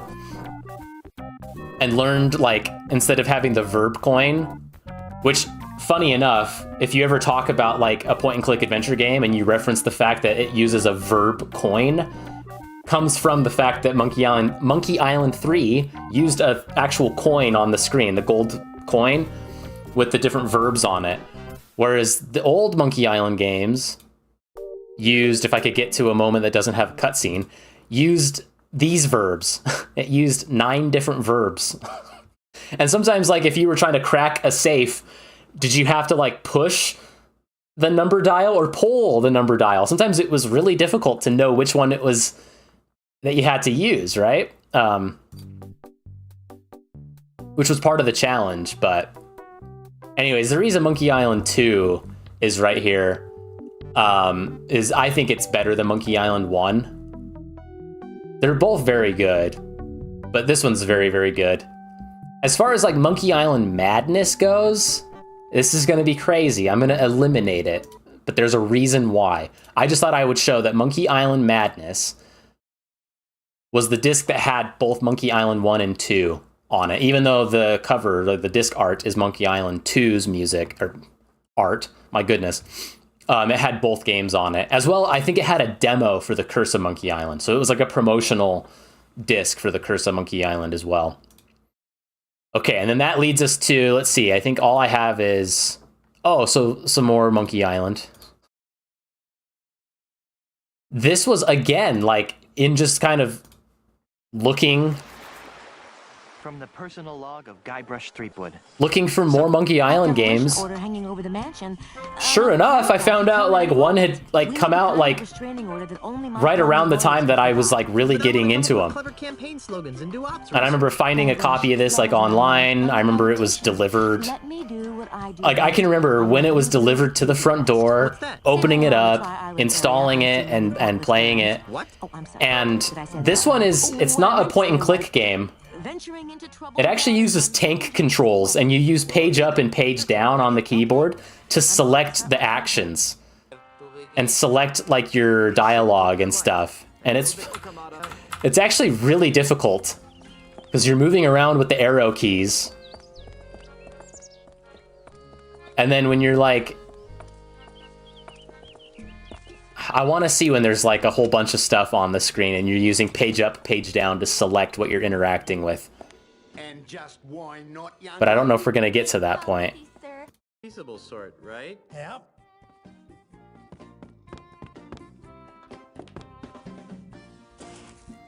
The very beginning of the game when you're on the cannon. Yeah, there you go. So you're like having to move Guybrush around. And again, this is like the tutorial, right? So you're learning that it's based on the camera's perspective, what direction you're moving, and then you're learning that it's contextual, what's immediately in front of you, and then page up, page down to start interacting with things. And you can see it's changing as he's moving. You have to get it in the right spot to get it to be the thing you want to do, and then you hit enter. Totally different. It's not point and click. You're not using the mouse cursor to point and click on what you want to interact with. Now, the other thing about this is it's all 3D, and you can tell it's not good, right? It doesn't look that great. This game also came out on the PlayStation 2. And one of my buddies at school, I think he actually had this on PlayStation 2. You have to dress me up, you pantaloon freak. But I had it on PC. I think it's fine. I think it's fun. It's got some really cool, really fun puzzles in there. Part of the reason this one did make... Obviously, it's Monkey Island. It's got to make the list. But part of the reason this one made the list is because back when I streamed on Twitch, I played through all the Monkey Island games leading up to the most recent one that came out. And I was stuck on a puzzle on this one for so long that I played late enough that all of the United States audience went to bed. And then sure enough, all of a sudden European people were watching me and they were trying to help me solve this puzzle. And that was such a cool experience to have like people in chat saying that like they were watching me while getting ready for work and school, while like eating their toast and having coffee and stuff. I was like, that's wild, because it's like time for bed where I'm at, and you guys are just getting up. And that was such a cool experience. Like, to this day, like, there are people that are like, oh, remember when people from Europe were trying to help you solve that puzzle? Anyways, it's fun. It's really difficult. But it's fun. It's a 2-star, I think. I'd play Escape again. Okay, I hate to do this right now because I still have a couple games to rank, but I really have to use the restroom. So I will be right back. I'll get some music going here. We were on the Spooky Forest Temple. How long is that video? Oh, okay, we'll do it. That's fine. Okay, I will be right back.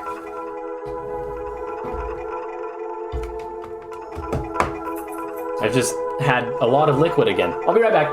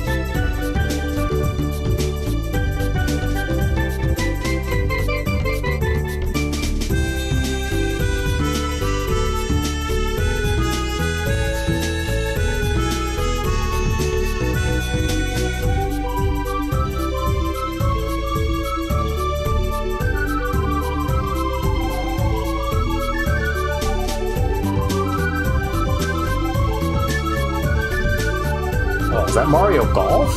More Mario Golf music? Okay.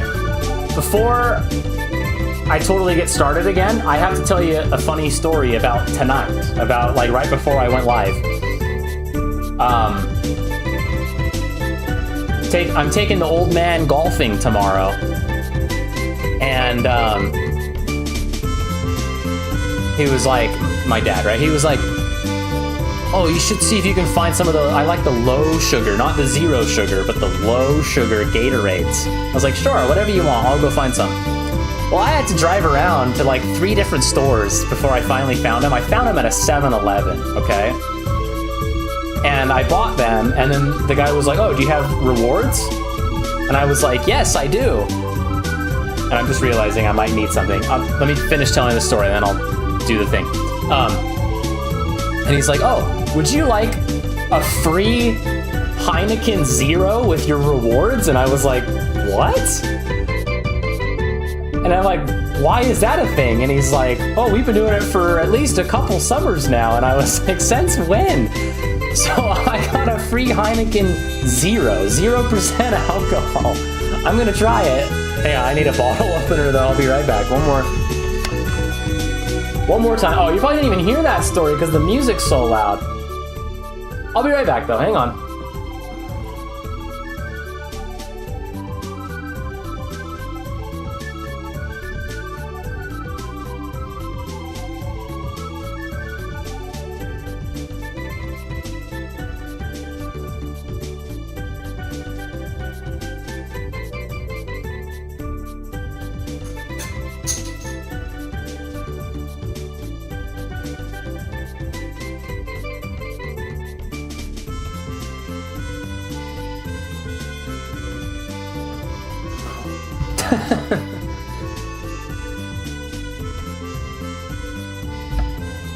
I hope that story got through.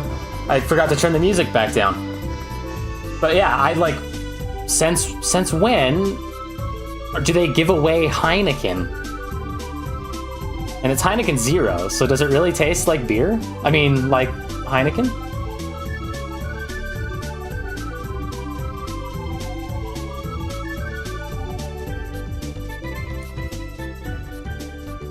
Kinda. I guess if you were truly trying to give it up, that would work, man. Oh.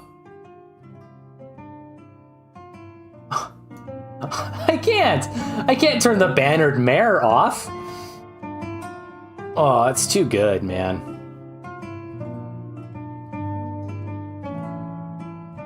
It's so good. Speaking of Jeremy Soule,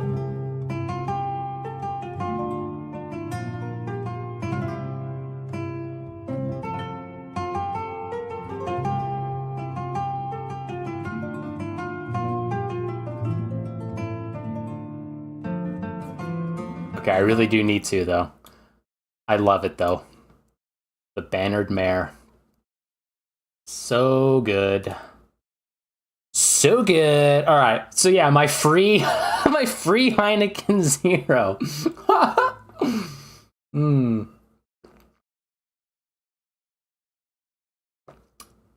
Not sponsored. I think that's so silly. You get a free one. Whatever. Okay.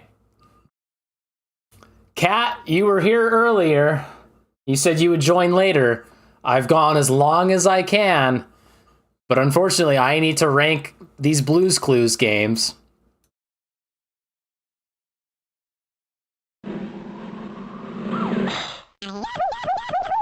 Nick Jr. That was really loud, sorry.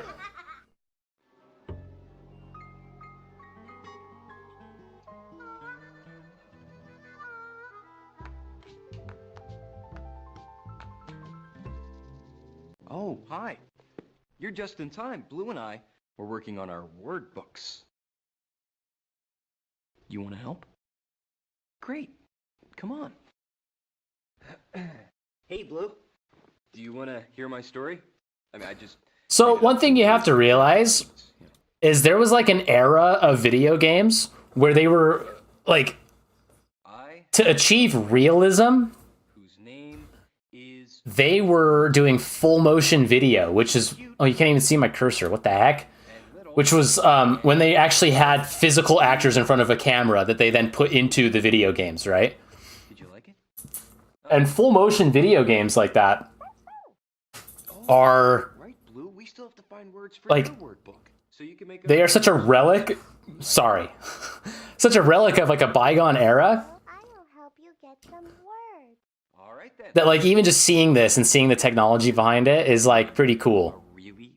I know the seams aren't holding up very well. Will you help Blue find Right? words for her word book? Gosh, sorry, it's not even a real beer and I'm burping like crazy. I have a feeling you could make some pretty amazing stories. Okay. See you later.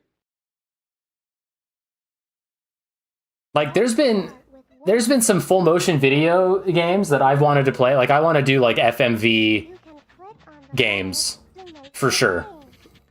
And I'm not saying, oh, Blue's Clues is high on that list of being an FMV game. No. There's some different ones.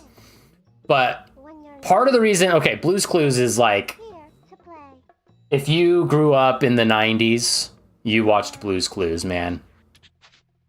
It doesn't matter.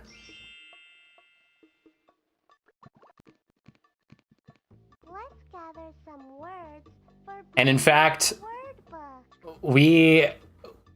I and some others, we were trying to find if any of the original Blue's Clues with Steve were like available anywhere. And you can find anything on archive.org, man. I found them on Archive. So again, like with some of these games, I don't really remember like the gameplay. I don't remember this. But I remember like, I remember talking with like Salt and Pepper. Yeah. Can you find a snack that starts with this letter? D. That letter sounds like this. D. Donut. Thank you. Does that start with our letter? Listen. D. D. Donut. D. That's the snack. What's Okay, so again, a very, very educational children's game, right? Oh, here we go. To this day, if I'm looking for some, or if I'm expecting something to arrive in the mail,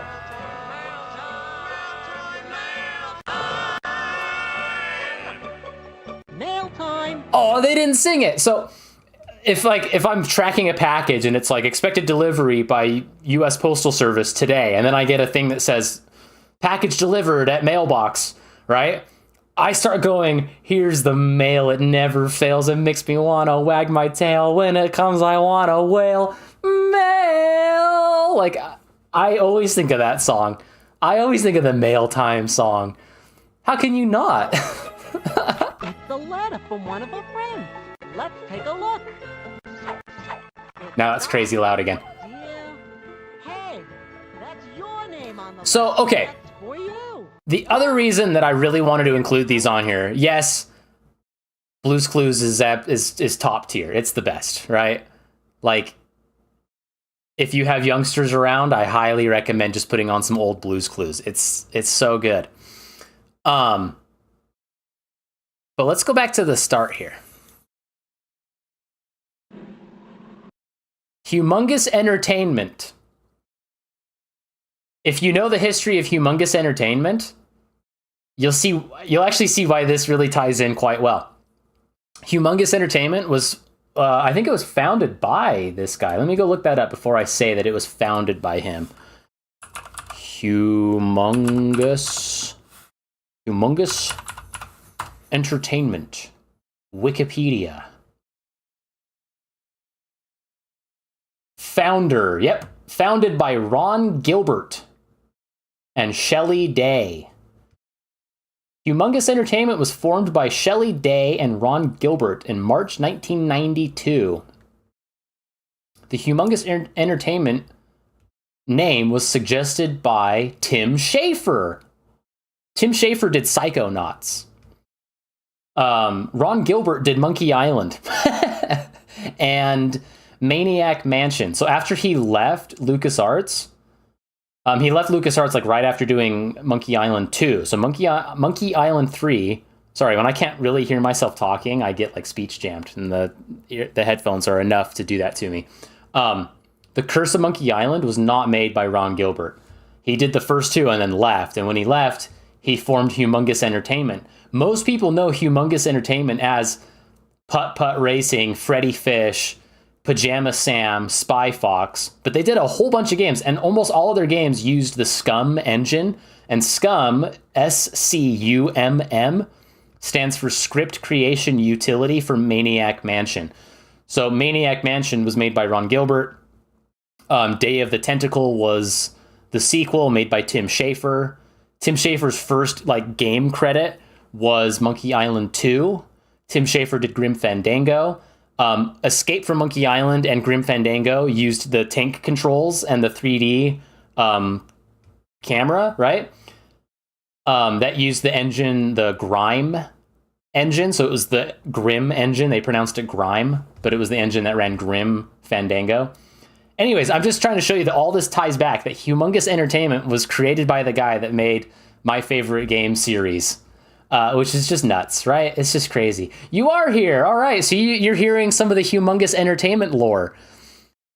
So Ron Gilbert has made tons of games. He made like in the Candy Crush. Actually, I think he might have just barely beat. I think he might have just barely beat the Candy Crush craze by like a month. Like it was the same year. He made a Match 3 pirate game for Android and iPhone. He made Death Spank, which was like an RPG, like a character RPG, I think. Let's see. How do I look up Death Spank? Death Spank game. He made Death Spank. That was Ron Gilbert. It wasn't Humongous Entertainment, but like a lot of people actually know the game Death Spank for some reason. Find and collect hundreds of weapons, unique items, and armor pieces. So it's kind of like a Diablo-ish type game.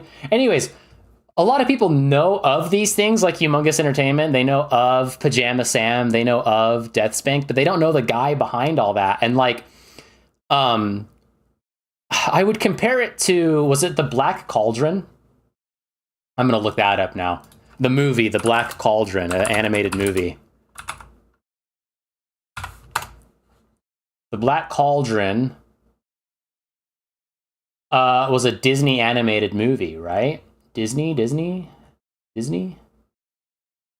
Oh, Buena Vista Pictures. So Disney didn't believe in it well enough to actually put their name on it, so they did Buena Vista. But I'm pretty sure... who all worked on it? Tim Burton worked on it. So while it was a box office bomb, it was a commercial and critical failure. It helped launch the career of so many animators that we all know nowadays, like Tim Burton. In fact, if I just Control F on this Wikipedia article, I'm sure it will say, Tim Burton. So Tim Burton worked on it, like a whole bunch of animators that do stuff nowadays worked on The Black Cauldron. So while The Black Cauldron really... Oh, it does say Walt Disney Presents on it. So anyways, I digress. Like, we all know the aftermath of The Black Cauldron, but we don't know The Black Cauldron because it was such a bad movie, right? So what I'm saying is so many people know the other things that Humongous did and the other things that Ron Gilbert did, but they don't know, like, what started it. We all know Psychonauts, but we don't know that Tim Schafer's first game that he ever worked on was LeChuck's Revenge, Monkey Island 2, right? So anyways, Humongous Entertainment, that's really why this is on here. I don't remember much about ABC Time Activities, but I do seem to remember that like both games were on one disc, or we had both games. I'll give it a chance. Actually, you know what? Yeah, I'll give it a chance. 1 star. 1 star. And then Blue's Clues Birthday Adventure. This one I do remember. And in fact, when I found this video, it's 2 hours long. Whoa. Nick Jr. I had to like stop myself from scrolling through it too much because I remember all of this. And again, it's one of those, you click on something and it does something. You click on something in the corner and a bug flies around. You click on the light bulb and all of a sudden all the lights in the room change colors and disco music is playing, right? It's one of those games. It has a white tag. It's below a box with spots. This is kind of tricky. Where is Turquoise hiding? I think he's hiding in this one. There she is. Brilliant. Click on Turquoise Turtle if you... And the full motion video. Look at that. Look at him standing there. He kind of looks like a goober right there. That was funny. Oh, a paw print. Right. And that's our first... Clue! A clue? Then we put it in our... Guys, I have a handy dandy notebook. That's the second clue. We put it in our notebook because they're whose clues? Blue's clues. Like... We gotta find the last paw print. That's the third clue. We put it in our notebook because they're Blue's. Yeah, exactly like that. Blue just had it. You know what to do. Sit down and think. I walked in at a really good time. I mean, I guess, because like, I probably haven't played Blue's Clues Adventure Birthday, what is it called? Blue's Birthday Adventure in over 25 years. Are you? Great.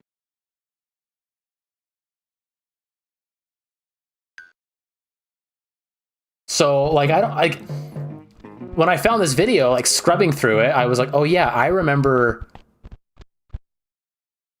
Let's see, there was one.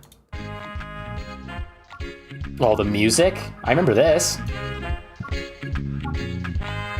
Mm-hmm.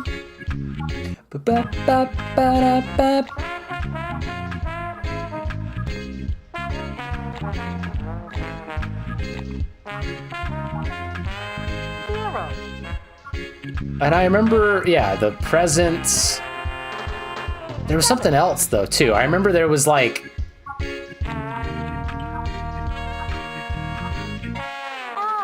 Where is it? There was like gift bags and confetti or something. Pizza maker. What a great job! You're familiar with the music as well? Thank you so much for all your help today. Now it's time for So Long. Oh, it's copyright. I'll sing it. But we'll sing just one more song. Thanks for doing your part. You sure are smart. You know, with me and you and my pal Blue, we can do anything that we wanna do. Bye-bye. Come back soon. Wow, look at all the stuff we had in our party bag. Yeah, see the party bag. I remember the little noisemakers. But I remember you like collected them or something. Is that what I'm remembering? What is round?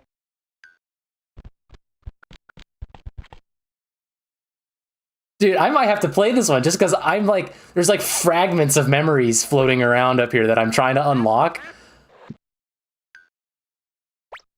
Yeah, this. Yes, you do have to find the noisemakers. That's like how you win the game, right? My camera. I've been looking all over for this. We can use it to take pictures of the party. Oh man, dude, Blue's Clues is a classic.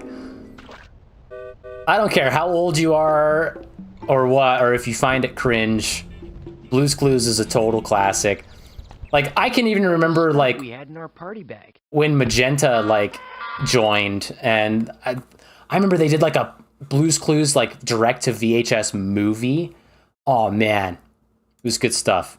Look, what did I give the other one? 1 star? I think Birthday Adventure looks like it's a more complete game. We're going to give that one 2 stars. We're going to make sure that one's played. We're going to play it. It's going to be fantastic. All right, I think that's everything ranked in here. All right, well, that leaves just one category. Apparently, I'm going through this faster. I didn't know that was going to happen.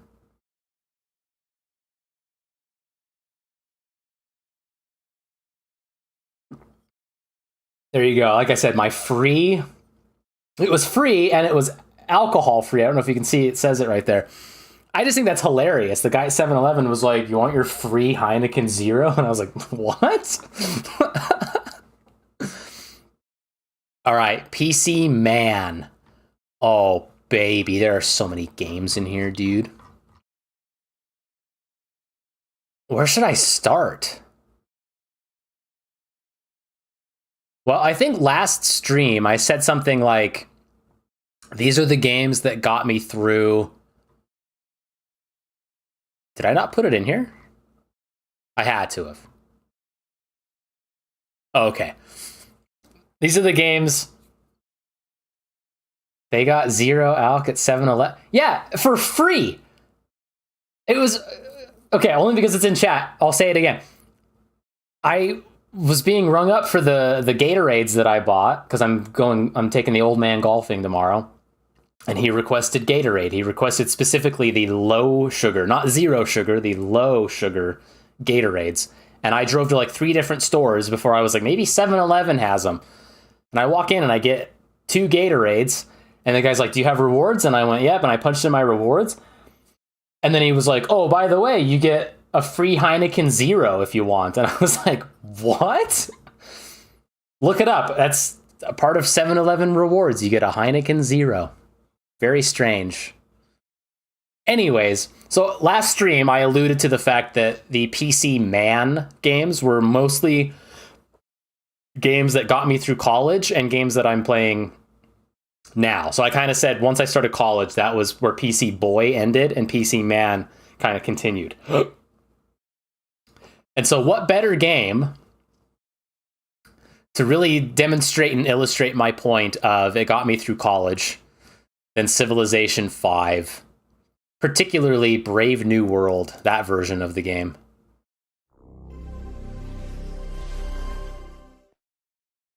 This was... There's place. Just as it has always been, when our memories of the ancient world fade into twilight. Well, let's see. Mankind will always look onward, yearning for more. With the outcomes of a lasting... Where's the... Just get to the main menu. Oh, there we go. Sid Meier's Civilization. I don't remember it specifically saying Brave New World, though. I think I had, like, Game of the Year edition, which had that. So this main menu and this menu music, I recall.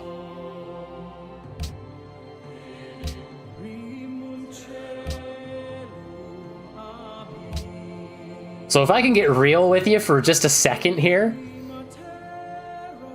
I, in a way, made the mistake of getting this game while in college. And you might go, the mistake? Yeah. Because I found myself, and I'm opening another drink. I found myself playing Civilization quite a bit.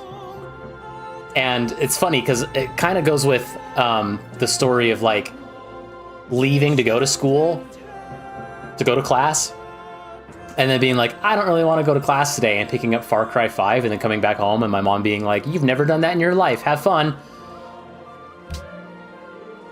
Well, there was a good time, a good period there, like maybe there was at least one semester, and it's not like I didn't go to any of my classes, but there was at least one semester where I would sometimes like go all the way to campus, and then I'd go to the student union building and I'd get some food and I'd sit there and eat, and I'd be like working on stuff on my computer and I'd be eating, and then I would like look at the time and I was like, oh man, I'm like right in the middle of eating and like actually working on one of my projects, one of my assignments, but I have to like get up and pack up and like stop, like I'm kind of in the middle of it, right? And walk all the way to that building and go sit down in class only to like start working on it again. And to be fair, the classes I'm talking about were projects classes where like as long as you were doing the work, you were fine. Attendance wasn't totally necessary, but like obviously if the instructor knows that you're there and knows that you're trying, it's going to reflect better, right? They might round up on your grade as opposed to truncating or rounding down, right?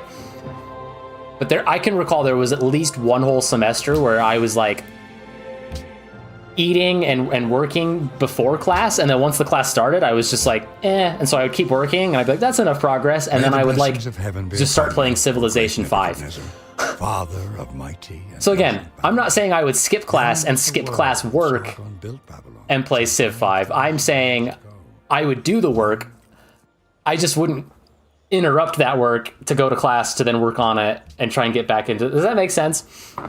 But I can recall multiple times just like sitting there in the Union eating like Panda Express and playing Civ 5. Hey, I got my degree. I got some work. I got some experience. I got my masters. I wasn't playing Civ 5 in my masters. We graduated to big boy strategy games at that point. But Civ 5, man, what a great game. They just don't make them like they used to.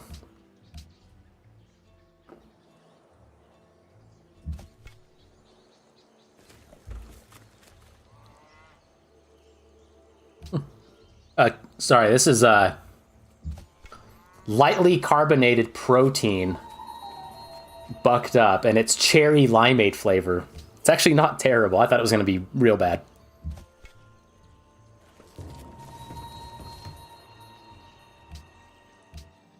So, I also play this a lot, like, at home, too. I played it on my laptop, so if I was at home, if I was at school, if I ever had, like, a moment, I would sit down and just, even just, like, pulling up a small map and just going around with, like, my scouts and starting warriors and stuff. Personally, I think any game that's like this, the best part of these games is when the whole map is surrounded or is filled with the fog of war and you have to go around and explore. And this game has some of the best like exploration because there's the little city states you can find. There's like the ancient ruins, which is funny. You're technically in BC, yet you can find like ruins.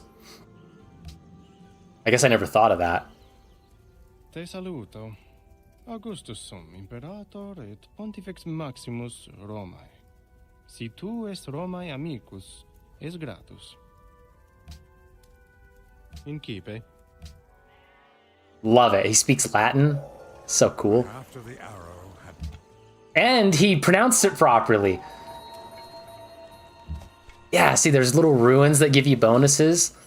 And then once you like meet everybody and you're trying to settle more towns and you start having to like fight wars, and if you're not careful, you can lose like a culture war, or you can lose via culture.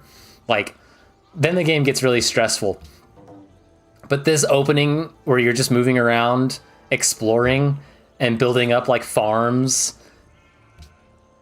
Oh, it's so good. I love this.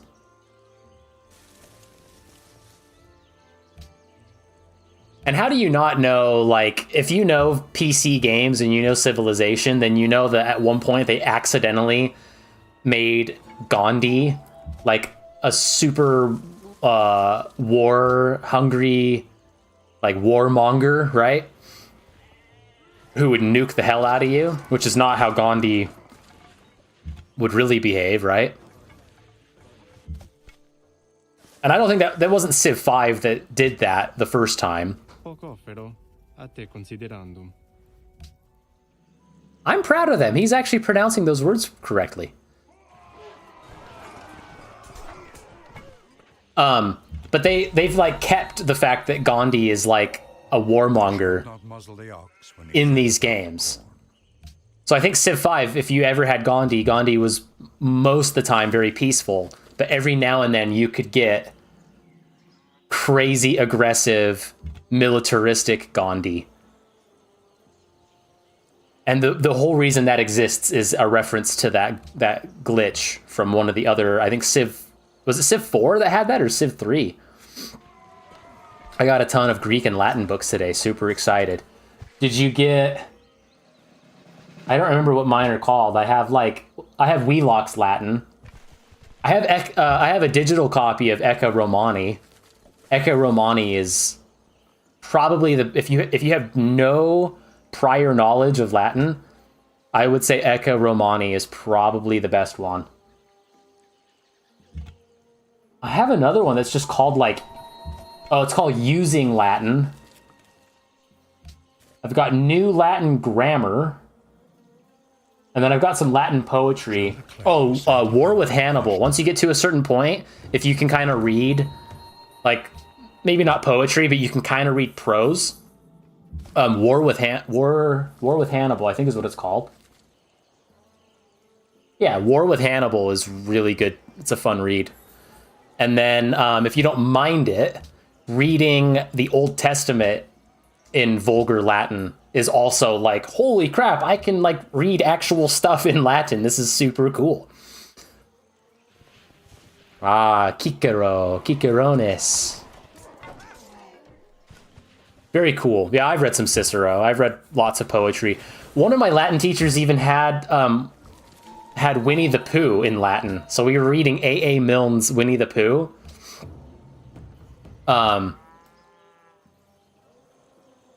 And like trying to read like owl and Eeyore in Latin was crazy stuff, man. Because owl like makes up words.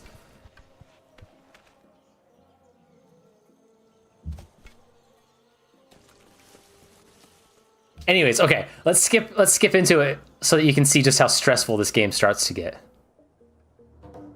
Ah, dude, you could like bomb people. Ah! There it goes. They're dropping nukes. And my brain just went, nuke deployed, which is battle tanks. That's why battle tanks was on this list. Dude, hell yeah, look at all that. And there's like a Corsair in there with like battleships. Oh, dude, they're gonna nuke Moscow. Oh, man, we love Civilization, don't we, folks? We cherish Civilization. We gotta find, like, I always loved, like, meeting the other Civ leaders and then, like, trying to negotiate with them. But I don't really see any other moment of that.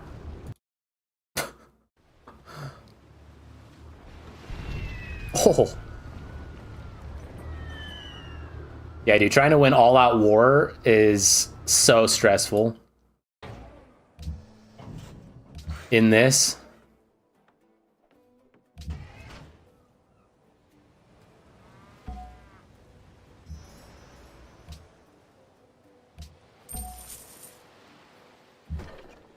But it's way fun. Could I do a Babylon run where I do a scientific victory and I launch a shuttle to the moon? I absolutely could. I don't know if this is 4 stars though. This is, to me, this is the best Civilization game. We'll give it 3 stars. I think it's pretty darn good. One of my other, and I don't think it's there anymore, but one of my other favorite things was on the Steam Workshop. Somebody made a Donald Trump US leader mod. And I thought that one was really funny because you could build a great wall and it gave you certain bonuses. When you when you do certain things right in that game, you could start a golden age or a golden era. And under Donald, your first golden age never ended. So once you had a golden age, it just never ended. They would play Shane McMahon's theme song. Instead of it's the Apprentice theme song, but instead of the Apprentice theme song, which is the actual song, in order to get around that, they would play Shane McMahon's theme song. Shane McMahon theme song, which is the Here Comes the Money. Here comes the money. Here we go. Money talk. Here comes the money. Right, so it's the same idea as money, money, money, money, money from The Apprentice, right? But it would play that, because I guess there's less copyright with a wrestling theme. But anyways, that mod I thought was really funny, because basically once you had that endless golden age, like, you had money just coming out of your eyeballs, out of your ears, and I don't know if you know anything about Civilization 5, but if you have either money or science, you can pretty much win any type of victory in that game. So, anyways. Hi, Indy. I don't think I've been talking about my crazy potential school plan. I'll have to tell you about it sometime. Ah. Well, I'm always happy to hear about that. Okay, so let's just knock Civilization 6 out right now too.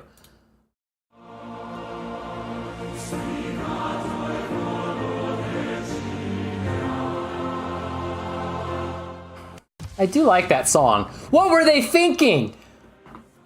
It looks like Dookie. It looks like a mobile game, and it doesn't play like a mobile game either. It looks so bad, and the more you skip into it, and the more like the map, it's terrible. The UI is awful. The readability is completely out the window. I have no idea what they were thinking with this. I literally bought this game, and I bought, well, and for school too, but I bought like a new laptop for my classes and my more advanced like projects for capstone and the grad program and stuff. But like one of the games I used as like a benchmark of like, oh, I got to be able to play was actually Civ 6, which I know that's like, oh, that doesn't seem like it has a crazy huge benchmark, but like it kind of did. For some reason, a game that looks like this kind of had some pretty decent system requirements to play it at max resolution, maximum settings. Because the game itself gets quite large.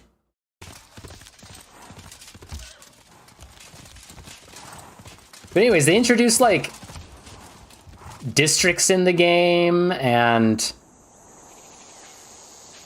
you could do like a, I think they introduced like religious victory in this game, and they kind of changed how you could go about getting some of those victories. And I remember the first few times I played through a game, I lost because I was like, oh my gosh, I wasn't paying attention to that victory condition. I didn't realize that one was so sneaky.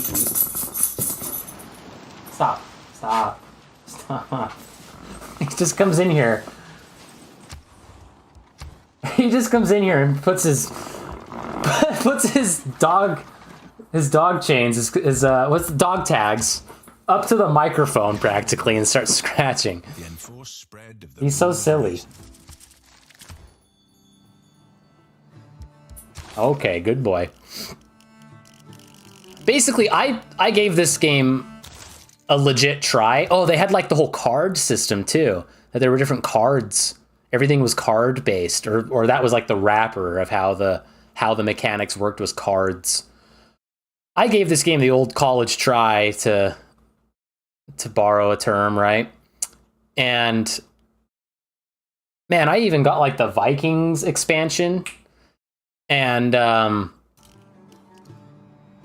just quit playing after that. And I remember they came out with their big like, oh, we're gonna fix everything in the game with this major expansion. Like Civ 5, I think, had a rough launch too.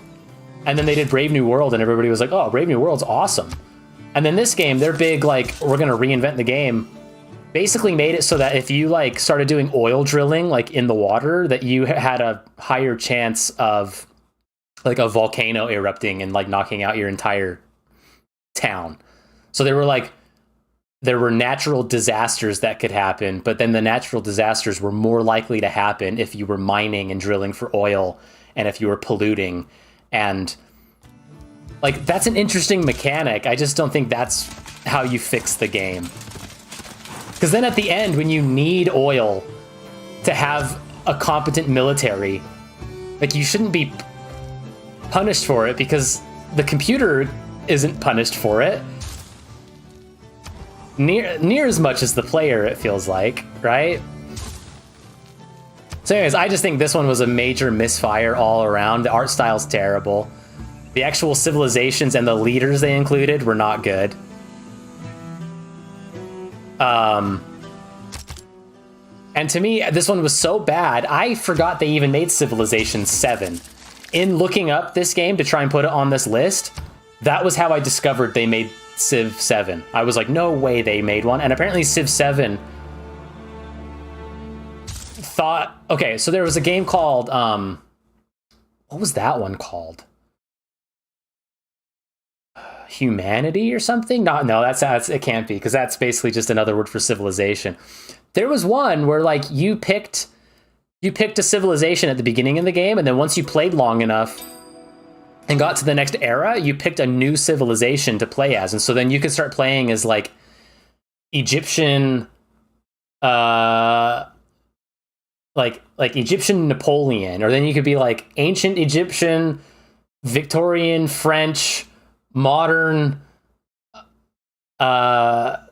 Russian. Like you could mix them all together, and that game was kind of cool. Like it was marketed. I can't remember what it was called. I swear human or humanity was in the name. Humankind. I think that's what it was called. Humankind. That game was marketed as like a Civ killer. And then I guess Civ 7 like stole that gimmick. They like stole that mechanic that when you started, you played as like Babylon. And then after a while, you could play as Babylonian Napoleon. And then after a while, you could play as French Babylonian Teddy Roosevelt. Like, right? Like, but people hated it. The Civ audience hated that. So now I guess this is all the stuff I found out literally while putting this whole thing together in finding Civilization 6. I was like, they made a 7? And then I found out that like 7 just had a big expansion that got rid of its main mechanic. So apparently Civ is having a very hard time and doesn't really have much of an identity, which kind of sucks, because Civ 5 and Civ 4 are awesome. I have more memories of Civ 5. I think Civ 5 is great. Civ 6 was kind of a steaming pile, so I'm gonna eliminate it. All right, let's see. Let's scroll down. Let's find something else here. Oh, I see it down there. Should we knock it out? Winnie the Pooh's Home Run Derby.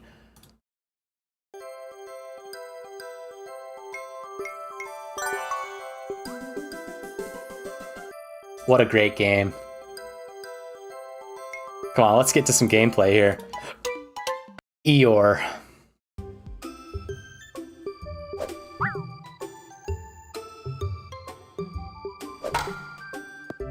Nice.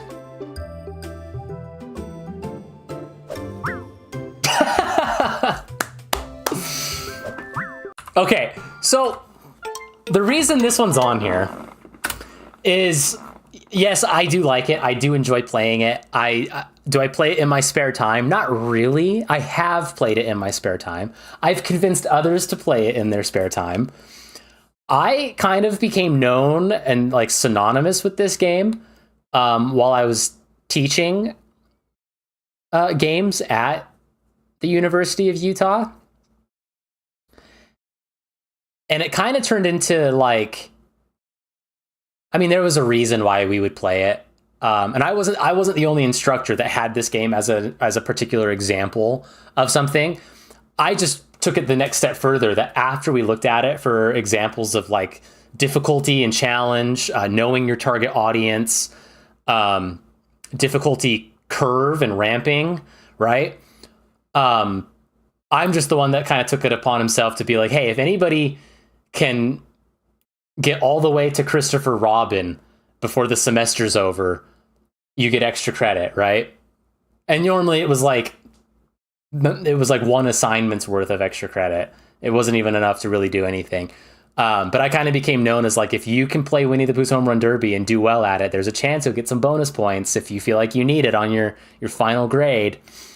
But normally if I'd ever pull it up and start playing it, most of the students would be like, this looks like a baby's game. What are you doing? And I'd be like, believe me, if you play this, if any of you come up to the teacher's computer right now and try to play it, I guarantee you, none of you are on the first pitch.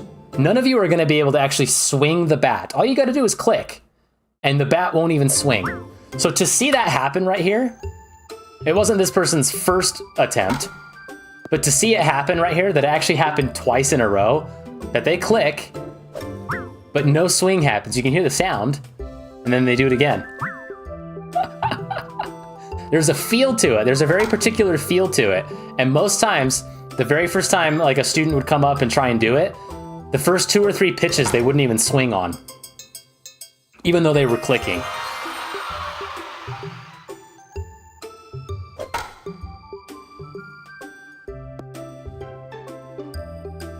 This also kind of became the game that we would play like at the end of the semester when, or at the end of the class, when like all the projects were like exporting and building and packaging and being put on like flash drives to make sure that they had a portable version of it to show off like at the end of semester celebration. Or I also taught like in continuing ed for like the youth ed program. And in the youth ed program, like the last day, so it was Monday through Friday, 9 until like 3 or 4 in the afternoon, depending on the age group. If it was the younger age group, it was 9 to 3. If it was a little bit older age group, it was 9 to 4. And on Friday, basically Friday afternoon after lunch, it was just get your game packaged, get it copied over to a flash drive, which kids don't know how a flash drive works. They don't know what File Explorer and going into your Documents folder is. In fact, in the youngest age groups, they're sitting there tapping on their monitor thinking that's how they control a computer. They don't know how to use a mouse and keyboard. I'm not even kidding. So usually the whole second half of that Friday, that last day, was just making sure that their games were packaging. And once they were packaged, we were copying them over to their flash drives.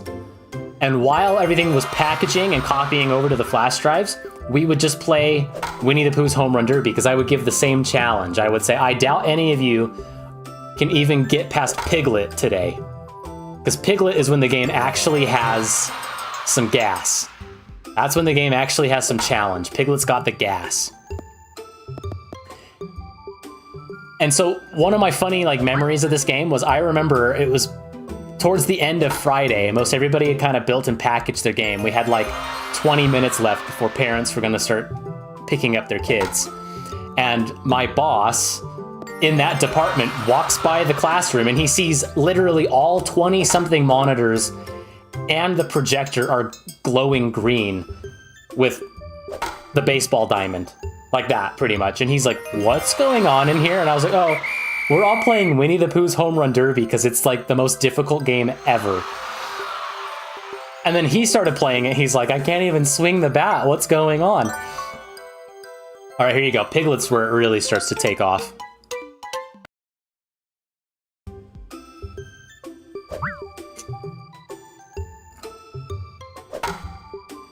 I don't know who else is in here, but like, after Piglet, I think it goes to, I think it's Kanga and Roo. And then I think it's Rabbit. And Rabbit throws the ball and it starts out really slow. And then it speeds up. And that one's like kind of tricky at first, but then once you like realize it starts out slow so you can get it lined up, and then it's always like the same slow speed and then the same fast speed. It's pretty easy to get used to. Once you get to Owl, Owl is when the game starts to just take on like RNG and it's just luck of the draw. Owl throws a pitch and it zigzags. And so you just have to hope that you're in the right place at the right time. Because you might hit it, but unless the ball is hit off the sweet spot, it's probably not going to go very far. So I always challenge myself when I play this game. I always try to get through Owl. I try to beat Owl without upgrading Pooh Bear. Yes, you can upgrade Pooh Bear with the points you get. After Owl is T-I-double-gut-er. That's how you spell Tigger. And Tigger, he throws it, and out of his hand, the ball disappears. So you just have to know that, like, you're hitting an invisible ball. You can't actually see the ball. So, like, right now, the ball would be gone. And he throws it at different speeds. So, like, sometimes you'll get in a rhythm where he'll throw it kind of the right speed, and you're like, oh, yeah, that's good. And then he'll throw one super slow or one super fast. And at that point, he has, like, 40 pitches, and you're supposed to hit, like, 30-something of them home runs. Like, it starts to get so insane how difficult it is. Oh, yeah, there you go. You can upgrade Pooh Bear. I'm glad it shows it. It gets so crazy difficult, man. I have gotten to Christopher Robin twice in my entire life. It's way difficult. But guess what? It's such a good game, it's a 3-star. And like I said, the story of my boss in that one department walking by and being like, what is going on? Oh, well, we're all done. I just decided we should all play Winnie the Pooh's Home Run Derby for the last few minutes. Oh, let me try. Wow, this is really hard. Is a hilarious memory. And then all the times, the first time I ever beat Tigger and got to Christopher Robin was, and I hate to say this, but it was in the middle of a class. Luckily, it was the last like few minutes of a class, so it was work time. But literally, as the one pitch is coming through the zone and I'm trying to swing on it, and if I get this final home run, I finally beat him, and I had like a handful of pitches left. A student did raise their hand and was like, I need you to look at something. And I was like, okay, hang on, give me 1 second. I'm finishing up. And then I hit a home run, and I knew it was like a no-doubter. I hit a home run, and I like fist pumped. I was like, yes. And I watched it go out, and I watched it update the count. And then I was like, okay, I can walk away for the last however many pitches. And so I basically told the student, yeah, hang on 1 second so I could beat Tigger. I just think that's really funny. He wasn't waiting long. It was literally like he raised his hand. I said, okay, 1 sec. And I hit the next pitch home run, but it was funny. How about Victoria 2?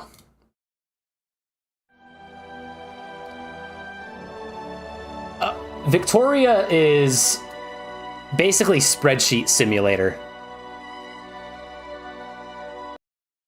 You start a game and you're basically min-maxing. Well, okay, this person's apparently just declaring war immediately. Let's see them like min-max everything. That's what I want to see. Maybe they won't.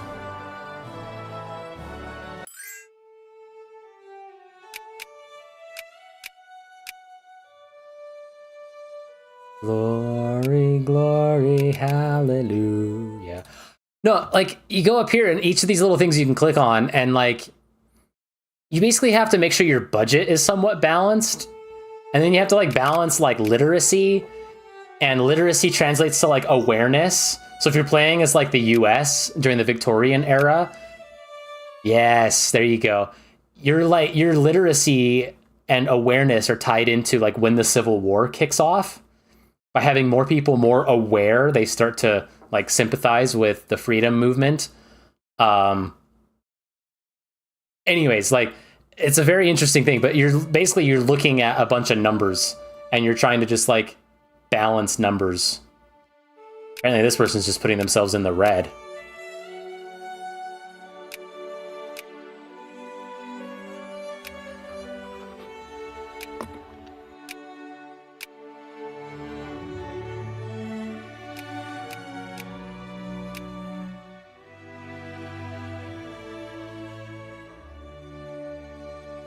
So, you all know the meme that's like, oh, Paradox players be like, yo, this gameplay is fire. And then it's like a picture of a geography map from like 3rd grade, you know?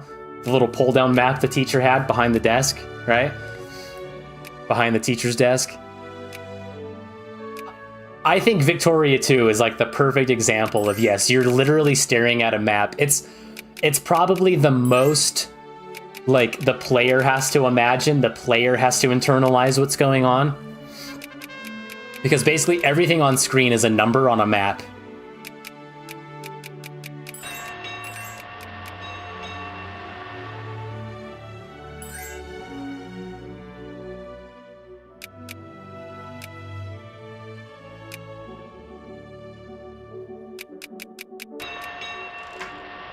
Those sounds, though. And then when you're playing as the US and you're like building railroads, and you can literally hear the railroads being built in all the provinces,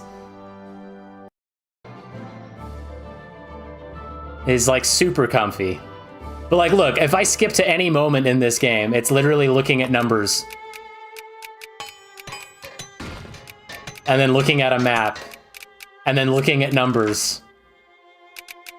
And then looking at a map. It's definitely got a pretty steep learning curve. Now, one thing I will say is playing as the US is actually very fun. Because we have, nowadays, right, we have the knowledge of the American Civil War breaking out when it did. And let me tell you something, it's a lot of fun to play as the US. Basically look at everything that's contributing to the divide, right? I just mentioned that like your literacy and awareness contributes to the North wanting to, you know, fight for freeing the slaves and the South not wanting to. And obviously there's less literacy in the South, right? Like you kind of see how that's tied together. But we have, as people that live nowadays playing this game, we have the knowledge of when sort of historically the Civil War kicked off. And so if you're playing as the US, right before it's about to kick off, you can just take all of the units, because like there's actually, like when you click on units, it'll tell you their like culture. And so in the US, when you click on some of your units, it'll tell you if they're Union or Dixie even before the North and the South split and the South secedes. And so you could go through and you could select all of your units, all of your military that were Dixie, and you could load them up onto ships and just send them like to the other side of the world, and they would all start dying of attrition. And you could just send them away right before the South would secede. So like if you were playing as the North, you could just send all the Southern units to die right before the war would start, and then just go to war. It was hilarious. So I did that a few times. I did that as both the North and the South, because I just thought that was hilarious. But I mean, yeah, like the more I skip into here, the more it's just looking at a map and then looking at numbers. So would this be a very good one to like stream? No. So unfortunately, I think I have to eliminate it. But Victoria 2 is a lot of fun if you can actually get into the numbers and actually understand what's going on. And then not only that, but then internalize it as like, this number is money, and when I pump money into that other number, this other number goes up, and that other number influences the population that is of this particular class, and so this other number goes up, right? Or the number I want to go down goes down, right? So anyways, what better time to talk about Victoria 3 than right after Victoria 2? So again, if you played Paradox Grand Strategy games, you knew, or you know, that for the longest time, people would ask for Victoria 3. They were like, oh, when's Paradox gonna finally make Victoria 3? Well, they finally did. And what do you notice about it? Well, you're looking at a map again. Well, there's a lot of numbers. But this UI looks a lot like the UI from Civ 6. It kind of looks like a mobile game, and I don't like it. So I tried playing Vicky 3, and I thought it was awful. I would love to go back and play Vicky 2 any day of the week. The other grave sin that this game committed is you can have the game just automate literally anything. Any number, any mechanic, any multiplier, anything. You can just tell the game, hey, go ahead and just automate this. And it will automate it as best as it can. Will it be the absolute most peak efficiency? No. Is it going to screw you over? No. And you can have it do basically everything. And I think that's really stupid. I get why they did it. The game has a huge learning curve. But I just think it defeats the whole purpose. Like, where's the fun in starting a new Victoria run and then realizing that it's completely futile and that you're just going to lose because you completely neglected one tiny little number somewhere, and then you go, okay, I won't neglect that particular number ever again, right? Whereas in this game, you just go automate, automate, automate, automate, and I'll deal with this number for a little bit before you go, okay, this is too difficult, automate. I just found myself automating everything and then sitting here watching the map update. very slowly, and I was like, this kind of sucks. So, compared to Victoria 2, man, I don't know what they were thinking. Now, my other story with this game is like, okay, yes, the joke for a long time was, when are they going to make Victoria 3? Never, ever, right? Well, I actually worked on a little project with somebody who at that time was interviewing to go work at Paradox. And they got the job. I think they were a producer with Paradox. I think they actually moved to Europe. Sweden, I think, is where Paradox is. Don't quote me on that, but they actually moved. But I remember, like, before they moved, while they were finishing up the thing we were working on,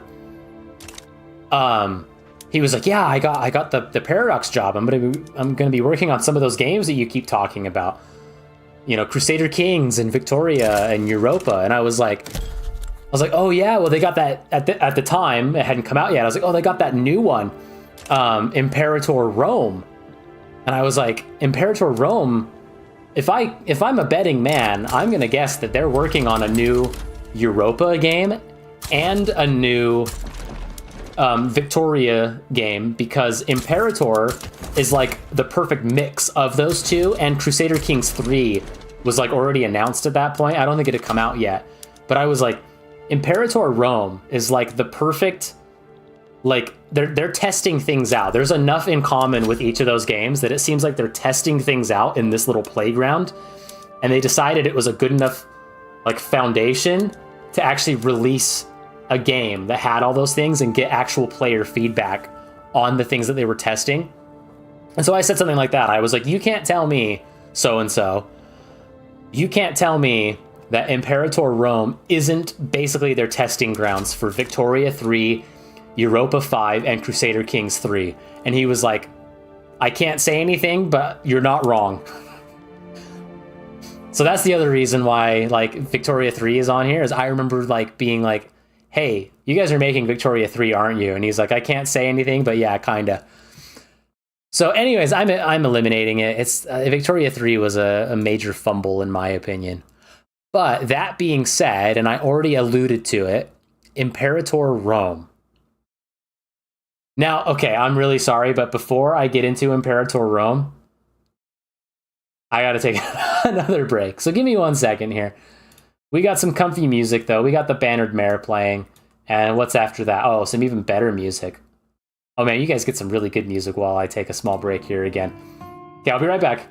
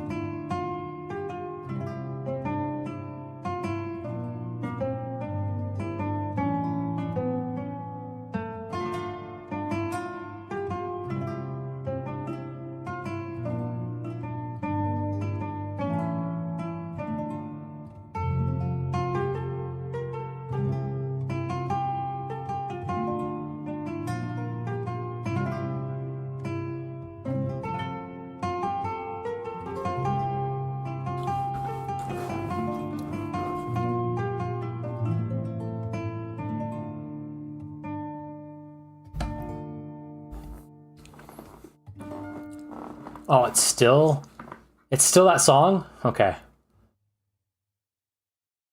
What was the next one?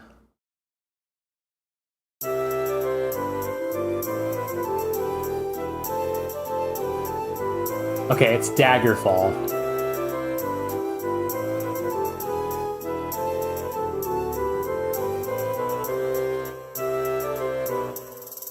Okay, I'm gonna pause it. There's a reason I'm debating letting that continue playing out, but...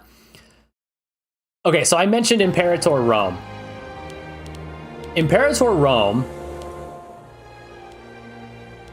almost immediately to me, I was like, you know, I was looking at some of these numbers up here and some of the events and some of the things, and I was like, oh man, this looks like it's a mix of all of the Paradox games so far.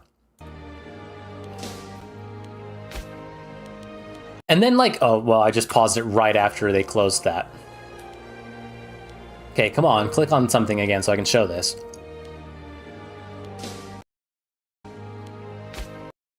And then when you like click into things, it has like, oh, so-and-so holds this province. And the holding owner is this person, right? Like it has, and then it has this population breakdown.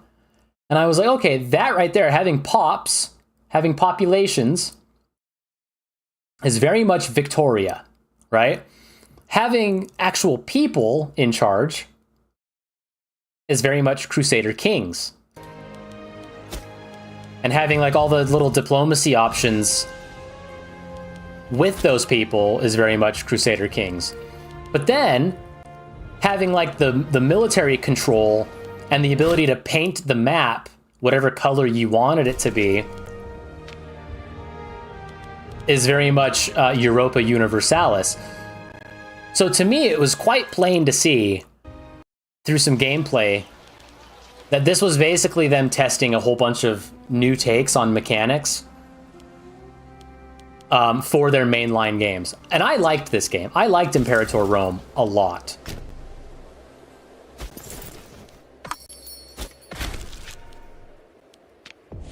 It's just a little bit sad that, like, I guess it didn't do well enough, which kind of makes sense, for them to actually follow through with, like, a lot of their expansions. And there was, like, I think they were making... One of their expansions was, like, it started as a mod that became, like, an official expansion. And it was supposed to be, instead of just playing as Rome, you were able to play as, like, some ancient Egyptian civilization, I guess. But from even, like, earlier antiquity. Because I can't remember, you started in, like, 572. I guess, that's what that says up there.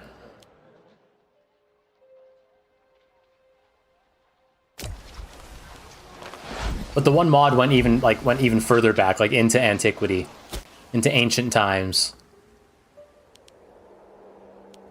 But I don't think they ever completed development on it, so the game kind of just like fizzled out. So I thought it was promising. I saw enough potential in it.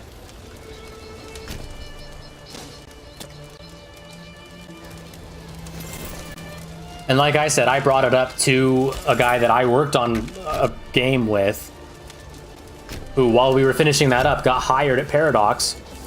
And I just said, hey, now that you're hired, you've probably seen some internal stuff. Let me guess, Imperator Rome is basically the precursor to Vicky 3, EU 5, and Crusader Kings 3. And he literally just looked at me and went, you're not wrong. I can't say yes, I can't say no. All I can say is, you're not necessarily wrong. So that's really why this one's on here, but man, it was a lot of fun, because you could still blob, you could still play it like a EU4 or a Crusader Kings.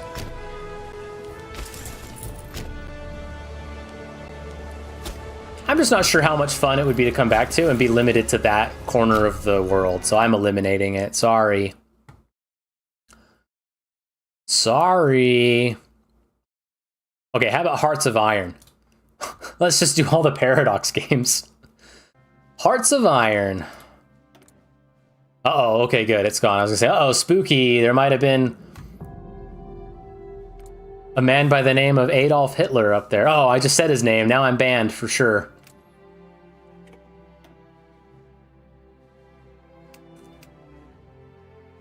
What the heck? Since when did they have radio stations in there? I don't remember that. This game has changed a lot since I played it last. But this was always one that, like, it seemed like there was one semester where I had, like, all my games classes were, like, at night, because we're all night owls, and even the teachers were night owls. And then all my, like, general classes were earlier in the day. And so there were some days where I would, like, take my like, 9 or 10 in the morning class, and then I'd have, like, a 6 o'clock at night class. And I was like, why would I waste the gas and give up the parking spot, right? Because parking was tough to come by at this university as well. Why would I give up my parking spot, waste gas, and then have to drive in the middle of, like, evening traffic back there just to get to my evening class? Why not just stay there and, like, have food at the union, play games, work on homework, goof off with some friends? And I swear there was one semester where you could almost count on it. Like, one day a week after the class wrapped up, I'd go meet some friends for some food. And then we would sit down and we would have enough time that we could play through basically one whole campaign of Hearts of Iron 4 in basically one sitting. Now, yes, did we, like, fast forward it? Oh, I guess you can't really see that. And have it play at, like, max speed to try and get through much of the early stuff and just try to get to when war would break out and then try to make sure certain battles were won. But could we basically play enough to be like, yep, we did what we wanted to do in the span of a handful of hours while we were eating and goofing off? Yes. So there was probably about one semester where this was kind of the game of choice with that particular group of friends. And then once it was done, it was like, okay, now we should probably get going on our work and then go to that next class or whatever. And so I do have a lot of memories of just pulling up Hearts of Iron 4 and either like resuming where we maybe left off on a longer campaign or trying a new idea out over the next 2 or 3 hours. And then basically getting through that and then being like, okay, that was fun. Time to move on, right? But they've added so much to this. Like, there's alternate history things that you can do. Like, one of the alternate... I'm trying to pause it on it. Please go back to that screen. Ah! Okay. As if you play as Germany, obviously you're of a particular party that I probably can't say on YouTube because out of context it would sound bad, and they don't have an actual human making sure that you're not saying things or not having audio of certain copyright stuff, right? It's all automated. But, like, if you're playing as Germany, you're playing as a very particular historical world government, right?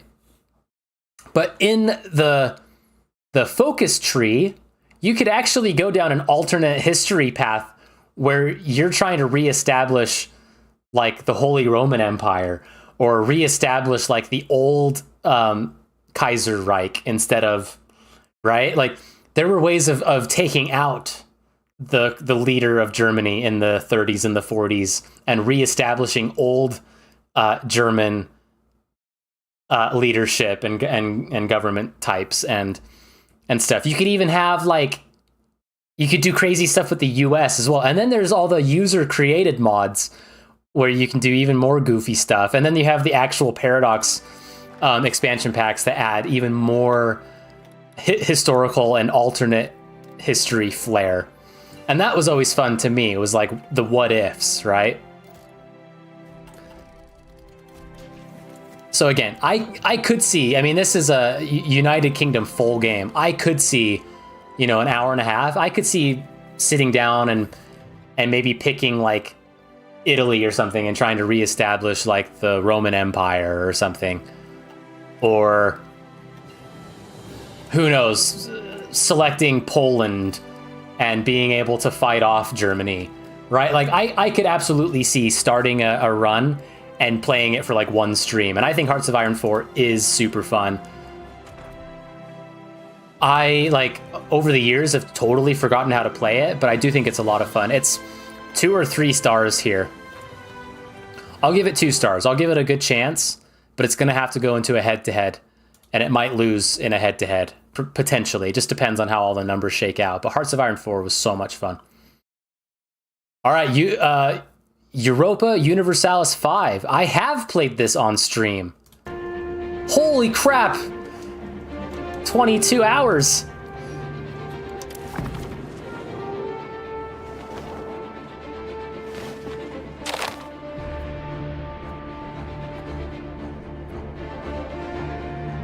I feel like they were so close with this game, you know?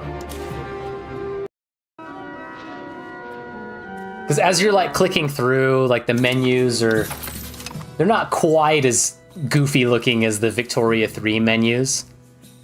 They have like the event banners up here, which was something Crusader Kings had.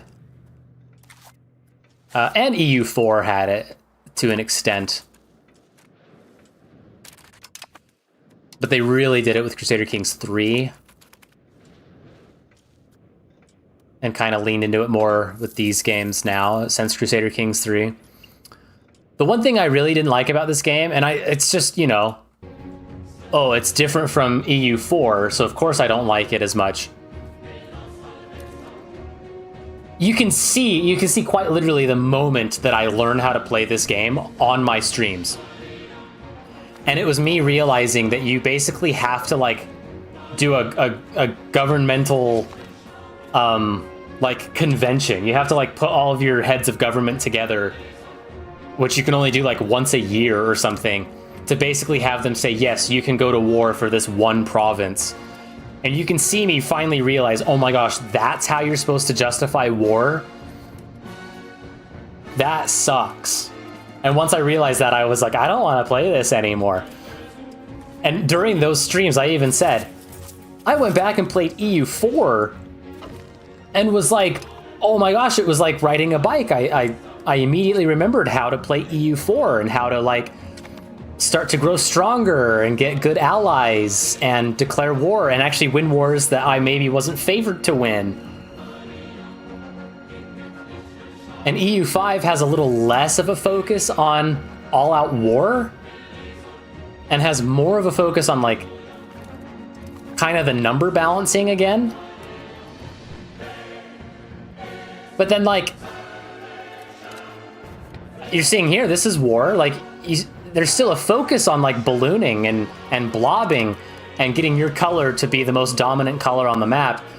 But then like the only way to actually justify claims on provinces is to like do a parliament, I think is the word I was looking for. And I just thought that was like the stupidest thing. Now there are other ways, but like that comes much later in the game.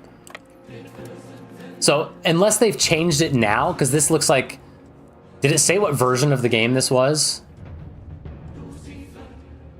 They've had numerous updates, and I think they've even released a couple of expansions since I played it last. Which, again, if you know anything about a Paradox Grand Strategy game, you know that they release a game for $60, and then within a year, you already have to spend like $500 total to get the whole game, which is really stupid. But, like, let's see what the end looks like here. Byzantium. It looks like they've taken over quite a bit.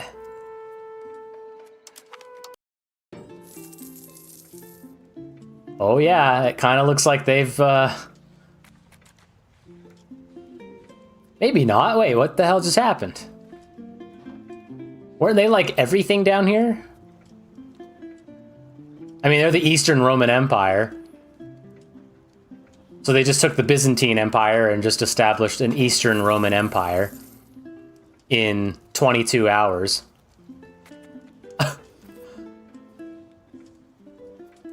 They gotta keep going, though. They gotta keep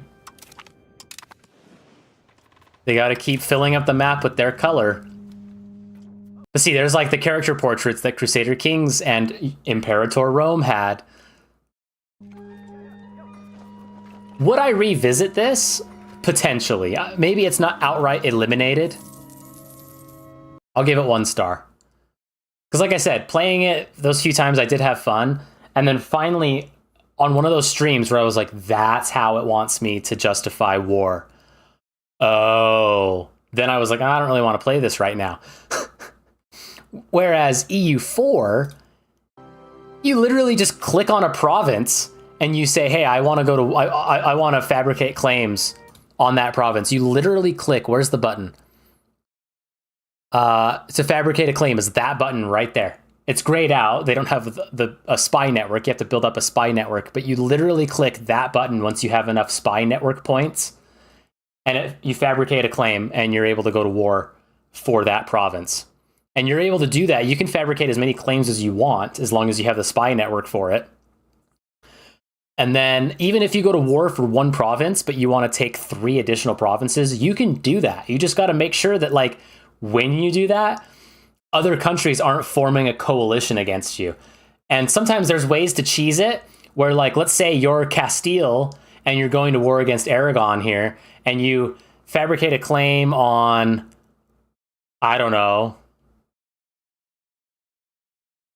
Teruel right here. But then you want to take Mendoza, or is that what that is? Saragossa, whatever that is. You want to take like all of these. You want to take 1, 2, 3, 4, 5, let's say, which maybe that one you can't take. It looks like that's the capital, so maybe you shouldn't take that one. But you want to take 1, 2, 3, 4. You want to take those 4 right there. 1, 2, 3, 4. All you have to do is fabricate claims on one of them. So maybe one of these is cheaper to fabricate against. And then once you justify that and you take those, you can sue for peace, and you can say, I want all 4 of these. And maybe when you select the 4th one, it might say, hey, careful, a coalition might form. And then you can look at who's in the coalition, and the coalition might legit only be Aragon. And you're like, I don't care. The last time I played this, which was during my EU5 attempt, I was playing as like Sardinia. I was playing as one of the Italian kingdoms, and I accidentally went a little too crazy on one of my peace deals. I took one too many provinces and was like, oh, I don't care about the coalition. Well, I should have looked, because the coalition had some heavy hitters in it, and they kept forming after the fact. I wasn't able to bring the tensions down fast enough, so more nations joined, and then they declared war on me, and I got absolutely spanked. So that one was my bad. I didn't play it well, but like, just how quickly you can actually start to like kind of build out is pretty fun. It doesn't look like this person does much of that initially. Well, okay, you do the classic, we're gonna take Granada and we're gonna take whatever this is. Yeah, Granada. Right? He just zoomed out. I think it was Granada.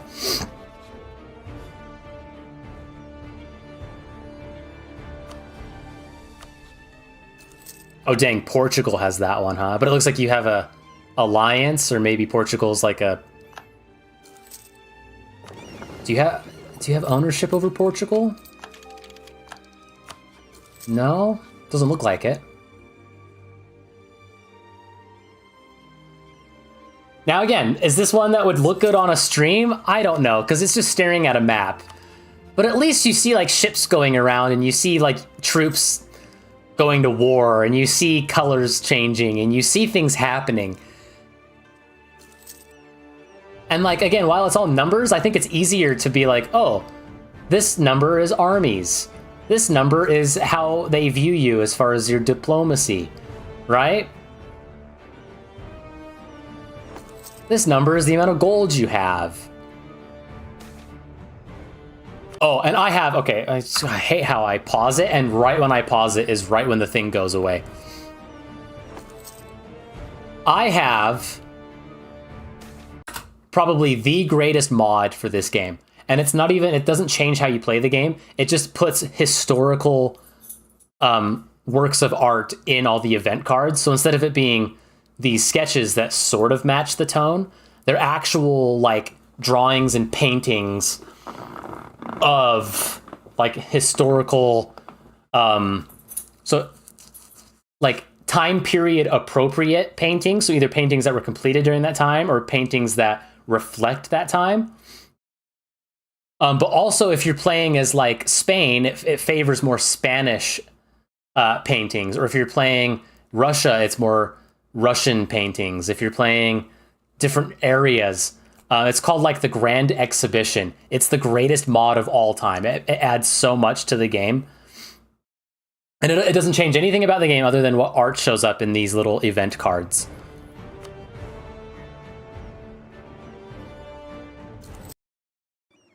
Yeah. Castilian Civil War. Oh, there's a way around Civil War. Come on, bro. Oh, maybe you intentionally did it because it looked like you stomped them out pretty fast. Oh my gosh, I could sit here and watch this all day. I could sit here and play this all day. This is a 4-star game. That's crazy, but this is a 4-star game. EU4 is so good. Like, there was a time where I would load it up, I would look at I would scroll through the achievements on Steam, and I'd be like, I could probably do that. In fact, I think one of my... Let me go look. I know you can't see Steam, but I'm opening up Steam right now. I'm going to go to my profile. Yes, rarest achievement showcase. Let's see. There we go. Rarest achievement showcase. Europa Universalis 4. This is fine. Europa Universalis 4. The Uncommon Wealth. 2% of players have this. 1% of players have this. There was a time I would go through and I would just look at the achievements list and I'd be like, oh, I think I can do that achievement. Crusader Kings 2. Sid Meier's, there you go. For the Glory. Like, there was a time I would just go through this achievements list and I would just try to find any rare ones that I thought I could do.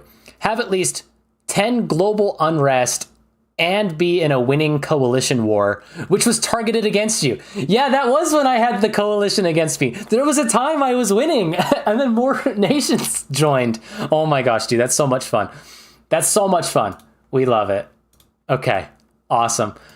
Yeah, we're definitely playing EU4 on stream. We love it. I love that game. It's a 4-star game. Nobody agrees with me on that, I know, but it's so good.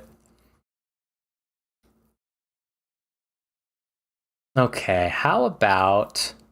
Hey, we were talking about Transport Tycoon and Roller Coaster Tycoon. Here is the game that Chris Sawyer made before he made Roller Coaster Tycoon. Not... Okay, this is open Transport Tycoon Deluxe. He just made Transport Tycoon and Transport Tycoon Deluxe. The open part is the community and the fans trying to keep it alive on modern machines. This game is incredible.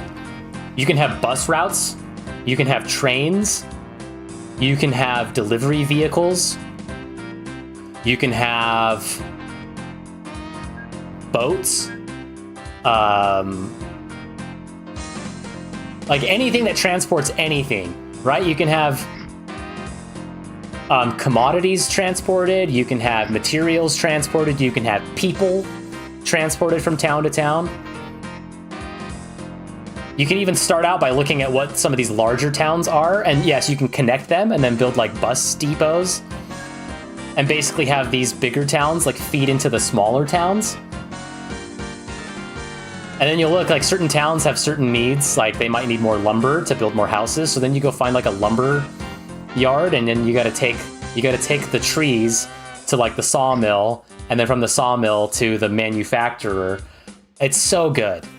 And it just feeds into itself. It's fantastic. I love this game.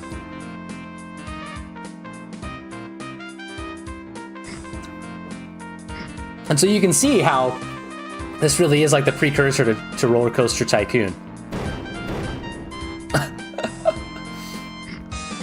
And like I said, Chris Sawyer, after making this game, was like, I want to make a follow-up to it, but I want it to be more complex. So he came up with, oh, roller coasters, because you're still building the routes, but then it's like they got to do like loop-de-loos and like This game, you can do tunnels. That was about as complicated as it got, where you could tunnel into the ground and then go above ground with bridges and stuff. So he really liked the idea of playing with like the depth and having things... There you go. And having things crisscross and loop-de-loo over each other, like roller coasters, so... I like how this one's called Butt Hill. I guess it's Butte Hill? I don't know. How do you spell Butte? Oh, Butte is B-U-T-T-E, isn't it? That really is just like Butt Hill. Drunville. You can rename the towns, too, I'm pretty sure. Yeah, Butte. B-U-T-T-E. But yeah, look, like, then you have airplanes going. My favorite was to just build a giant train loop where it would literally, it would go and it would stop at each place and it would just do a big loop. And it would hit everything it needed to. But this game, like, it taught me how trains even, like, work. Because, like, you actually have to set up, if you, like, that's why I would normally do a big loop, so I could just have one-way traffic with my trains.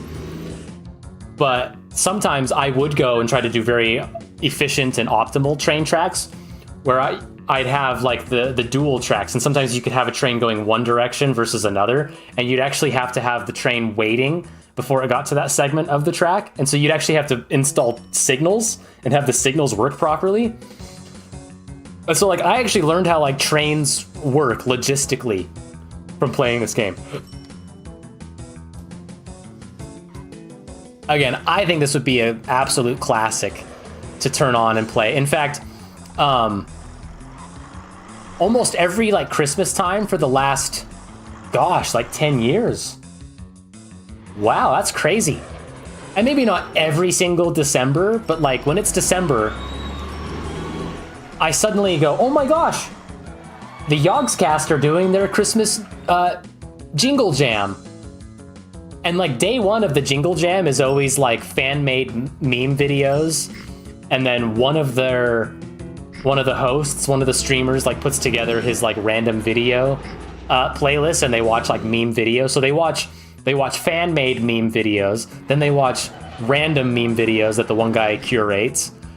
And then they top it all off by basically drinking a whole bunch of festive alcohol and playing Transport Tycoon.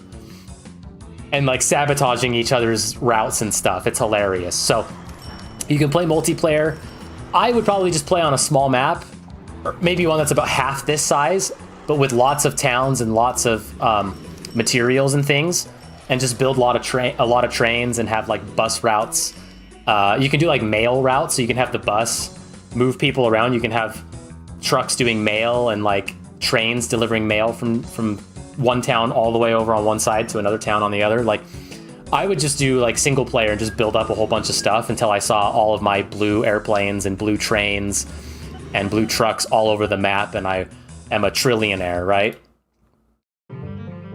The music for this game is nuts, too. I don't know if you've heard much of it coming through.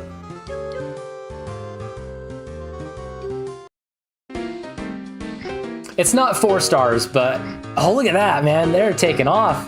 They got tons of money. Good stuff. Let's skip to the end and see how much money they have. 55. Come on, do they get any more than that? Oh, a little bit. Oh, here we go. Here's the best song in the whole game. When does it start?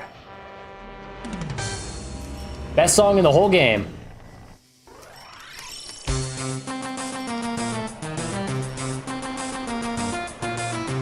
Da-na-na-na-na-na-na-na-na.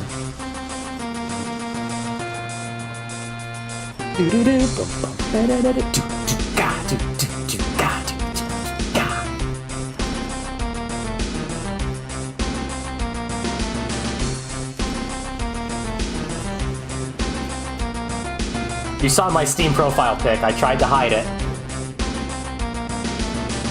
You gotta dance like him.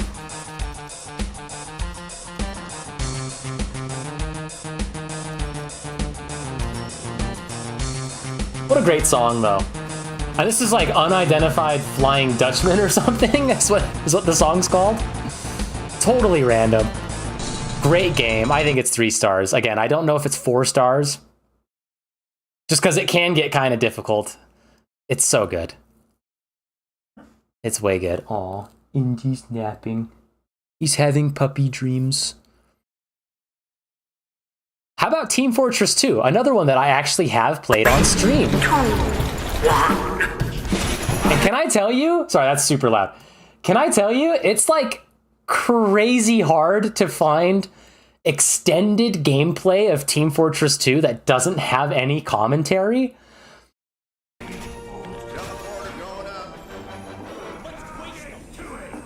So this was the best I could find.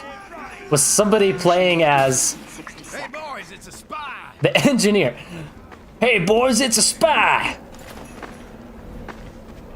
Teleporter coming right up. Spy sapping my teleporter. Erecting a dispenser. Erecting a dispenser. Every one of you deserves a medal. Sentry going up. Get on the freaking point, dumbass. Cream gravy. Get on the freaking point, dumbass. Yeah, dude. Okay, I just skipped. Like, come on, let's see some gameplay. Here we go. Yeah, yeah, yeah.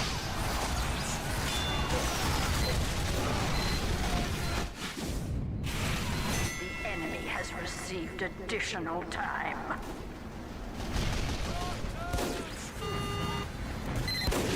Now, I don't know all the controversy with Team Fortress 2. I don't know why there's the save Team Fortress 2. And I don't know why people debate whether it should have bots or not, and how to make sure that TF2 doesn't, like, die and have nobody playing it. Every time I've jumped on it, which, I mean, admittedly, recently has not been a lot. The last time I played was when I played it on stream. So admittedly, I haven't played very much, but, like, I don't know the whole story of, like, is it because it's controversial? Is it? I don't know. Would I jump back in it and play it again right now? Yeah, I would, actually. I love this game. And I love playing as the Trollger, not necessarily actually trying to play. And I'm terrible at it. But that's how I have fun playing the game, is by just being a goofball. So it's already been on stream. I think it could show up again. I think it's another 3-star, man. I think it's fine. It's Team Fortress 2. I mean, we've already talked about it. It's already been streamed. It's fantastic. Oh boy, yeah, we really do have some heavy hitters on here, huh? How about Sid Meier's Pirates? Here's another one I have actually streamed.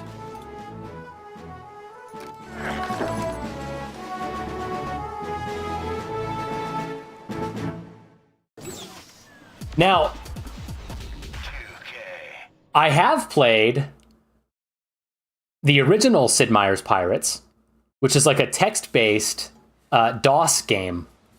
And then in like 2005, it looks like, it says on the screen there, in 2005, I was going to say 2004, they made a 3D version that came out on PC, on the Wii, on PlayStation, PSP even, I think.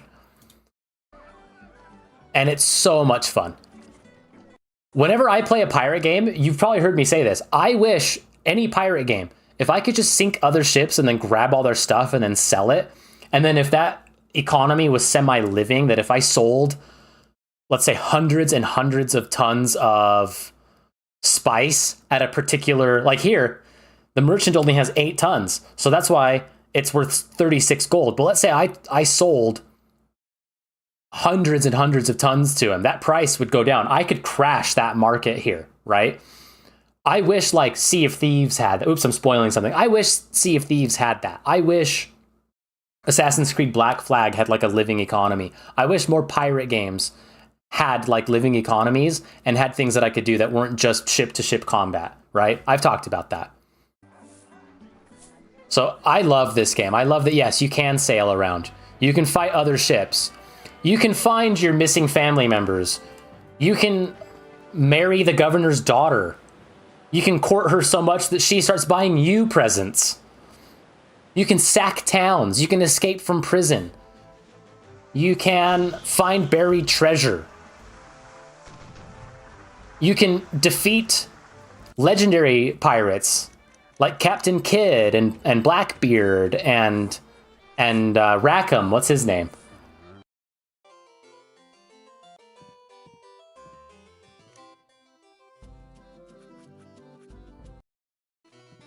Come on, I want to hear one of the governors go, Gwynentog! Come on. I gotta hear it. Gwynentog! Gwynentog! Dunenpar! Dunenpar! Imbriglicated! Impar! Tintost! There you go, a letter of marque. Delphin tossed! Yes, and see, then you can dance with the... Yes, or you can date the baddies. That is correct. She looks like she's just a plain governor's daughter. But yes, she is. Aw. Poor girl. But that's when you'll talk to somebody at a tavern and they'll be like, I hear the governor's daughter at whatever town is a real looker. And like the really attractive ones, oh yes, the sneaking through the towns. As bad as it sounds to say, the really attractive ones are like very well endowed, man. It's crazy. Dude, this is so much fun.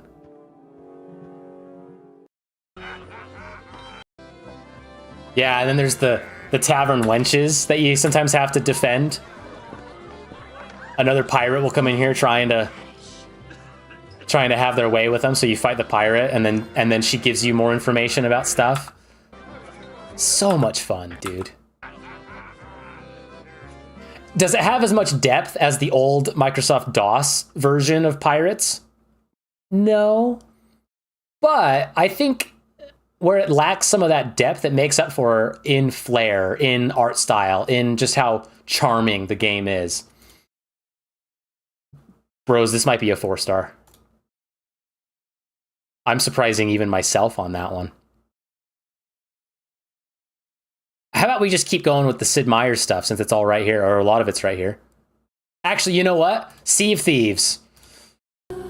Because I was so excited when this game got announced. I was like, bro, Rare, the guys that made Banjo-Kazooie, Donkey Kong 64, Donkey Kong Country, Conker's Bad Fur Day, GoldenEye, Perfect Dark, are gonna make a pirate game? Dude, what if it's like Perfect Dark, like first-person shooter, but then you can like get a sword out? But then what if it's like Donkey Kong Collectathon, where you're like platforming, and then you're looking at a treasure map, and then you're digging up the treasure, oh, and then you're sailing around, oh, and then what it turned into was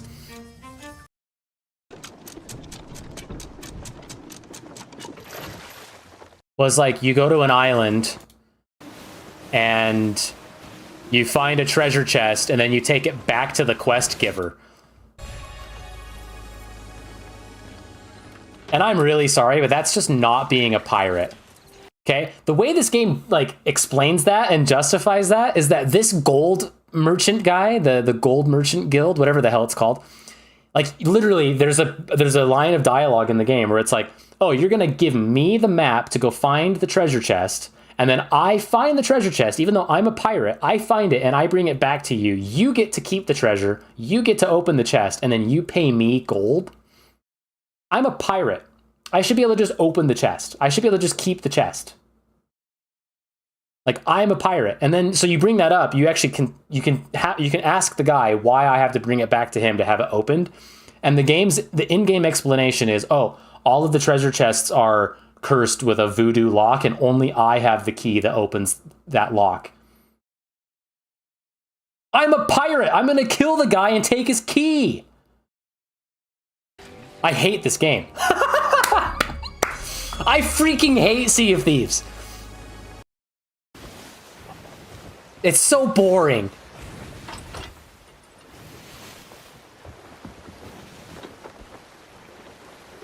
Oh, but Colton, look at the water. Doesn't it look nice? Yeah. I guess. You know, that does look pretty nice. It's so boring, though. Oh, but Colton, if you actually open the chests, how would you have player versus player, ship-to-ship combat? You got to have some sort of risk and reward. You got to be able to take the treasure back to the town and have other pirates trying to steal it from you. Okay, that's great. What if you had to take the chests back to your pirate hideout in order to open them? Just let me open them. Oh, but then what's going to be in the chests? Gold? Just instead of selling the chest and getting gold, why not you just open the chest and get gold? Then you go to the shops and you buy the new cosmetics. What if there's a 1% chance of opening a chest and it has a cosmetic? There's ways of fixing this. Okay, like this game is awful. You did put a lot of effort into playing. You do get a valid opinion. Yeah, and people that like this game, like I'm not saying their opinion is wrong or worse than mine. I'm just simply saying from my perspective, like don't say it's Sea of Thieves, a game where you play as a pirate. Call it Sea of Privateers, a game where you play as a privateer who gets to do things under the mark, right? We just saw that in Sid Meier's Pirates. You went and talked to the Dutch governor, and he said, as you know, the Dutch are at war with the French. Here is a letter of marque that allows you to sink French ships for the Dutch Navy, right? And then when you sink enough, you get a promotion in the Dutch Navy. And once you have enough promotions, you can date the really hot daughter, right?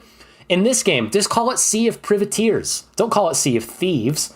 If it's Sea of Thieves, I'm going to steal the key from the guy and open the chests myself.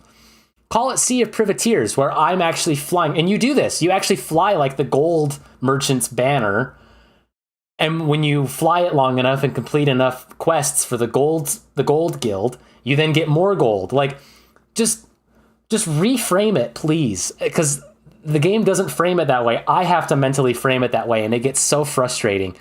And again, if I'm synonymous for Winnie the Pooh's Home Run Derby, I am also synonymous for hating the absolute hell out of this game. Now, that being said, when they finally realized that not everybody likes player versus player games, they then added like some of they actually have player versus environment Sea of Thieves, where you're actually like finding treasure and you only have to put up with skeletons, right?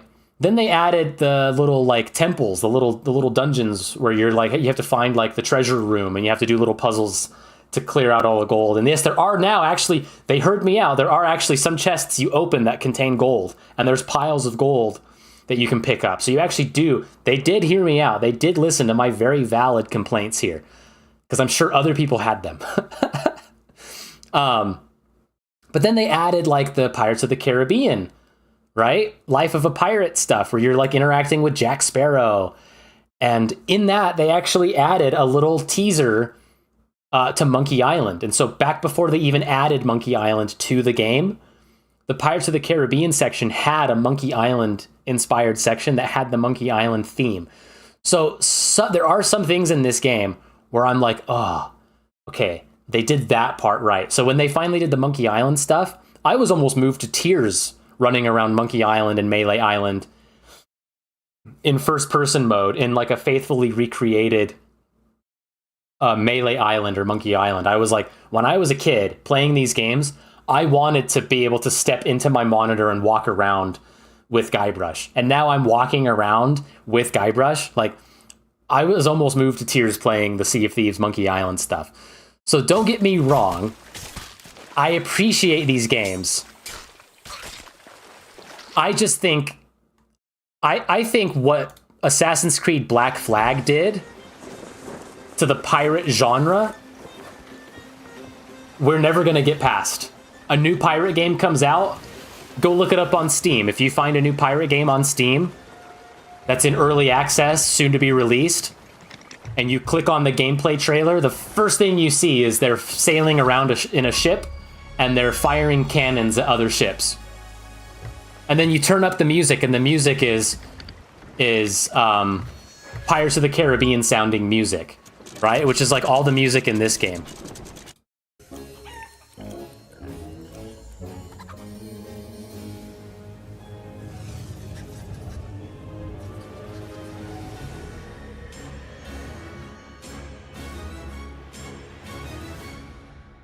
I'm sorry, but to me, pirate music is instrumental reggae from Curse of Monkey Island. So, anyways, this game's getting eliminated. I cannot stand Sea of Thieves. There you go. I ripped on it enough.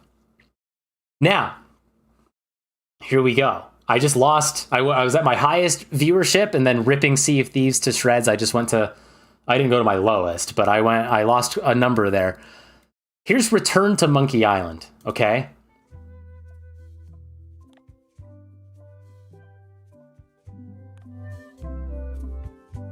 Hang on, I'm starting it over because that was only 7 seconds.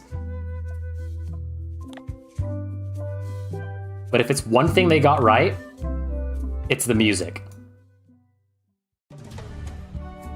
The rest of this game, terrible art style. I don't know what they were thinking. You must walk the path. Yet you have... I also can't help but feel like Cannot hope to succeed. there's... I gotta explain all this. I can't? You must construct... I guess I will. A single perfect instrument. I can't have it playing in my head while I'm explaining this. Monkey Island 1, made by Ron Gilbert. Monkey Island 2, direct sequel, direct follow-up, made by Ron Gilbert. Ron Gilbert leaves shortly after that and starts Humongous Entertainment. Years pass, like 5 years pass, and LucasArts does The Curse of Monkey Island, Monkey Island 3. Technically, Monkey Island 3 is a direct follow-up to 2. In fact, the opening cutscene of Monkey Island 3 has Guybrush in a bumper boat from the Carnival of the Damned. And you actually go back to the Carnival of the Damned. And their explanation of Monkey Island 2 is basically it was a voodoo curse that LeChuck put on everybody to make them think they were at an amusement park. And then they just kind of brush it under the rug, sweep it under the rug, and hope that nobody thinks about it again. And then they did Escape from Monkey Island. And then they did Tales of Monkey Island, which is even more detached, but like still follows the overall story that they kind of picked up with on 3. But in the years since 3, 4, and then Tales came out, Ron Gilbert has actually been like in interviews where people were like, oh, what do you think of LucasArts doing Monkey Island? And he's like, oh, I would have never had Guybrush and Elaine get married. They work together, but they're more like siblings. They like each other like siblings do. They're kind of annoyed by each other, but they like each other, right? They would never get married. He never saw them that way, I guess. And then people would be like, oh, what's the real secret of Monkey Island? We were so close to getting it revealed in Monkey Island 2, and then you left. And he was like, oh, nobody's quite guessed it. Somebody came close, but nobody's guessed it. Well, somebody basically said the whole thing is an amusement park, and we're playing from the perspective of a child who's running around a pirate-themed amusement park, pretending he's a pirate. And basically at the end of this game, you're walking around an amusement park as Guybrush.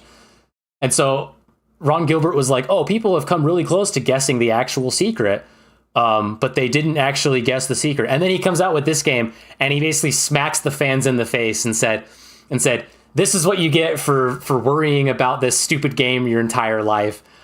It was all an amusement park. And the final puzzle is Guybrush turning the amusement park off. You go to each little ride and each little experience, and you literally turn off.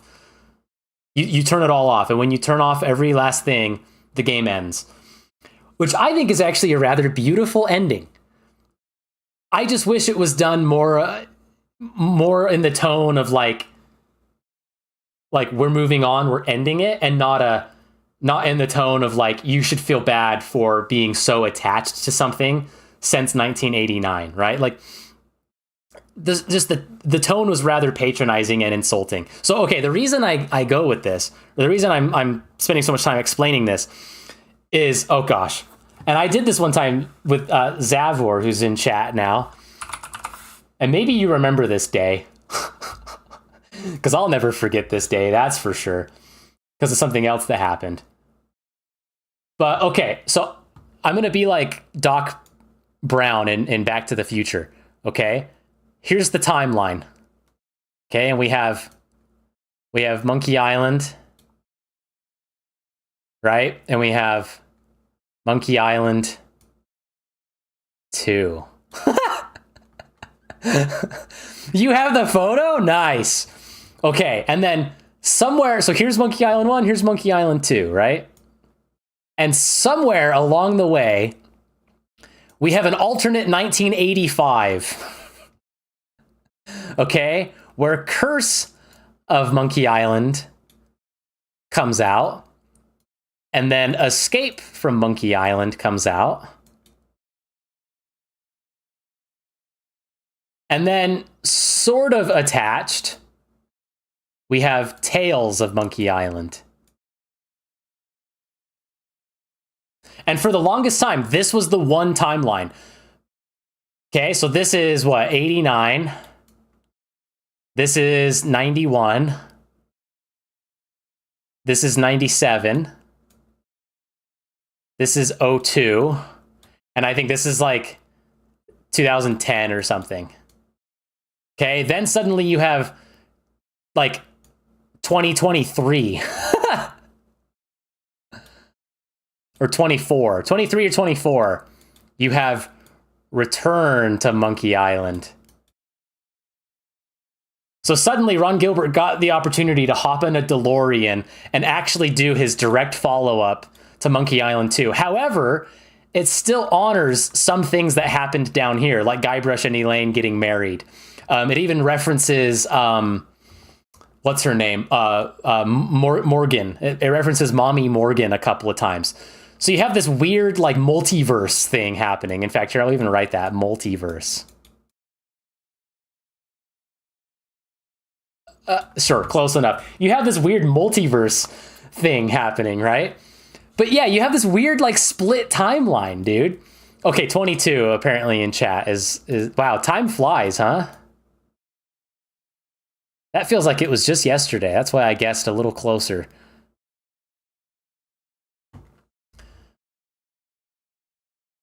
So he got to come back and like actually make his direct follow-up. And his direct follow-up was basically a smack in the face of all the fans.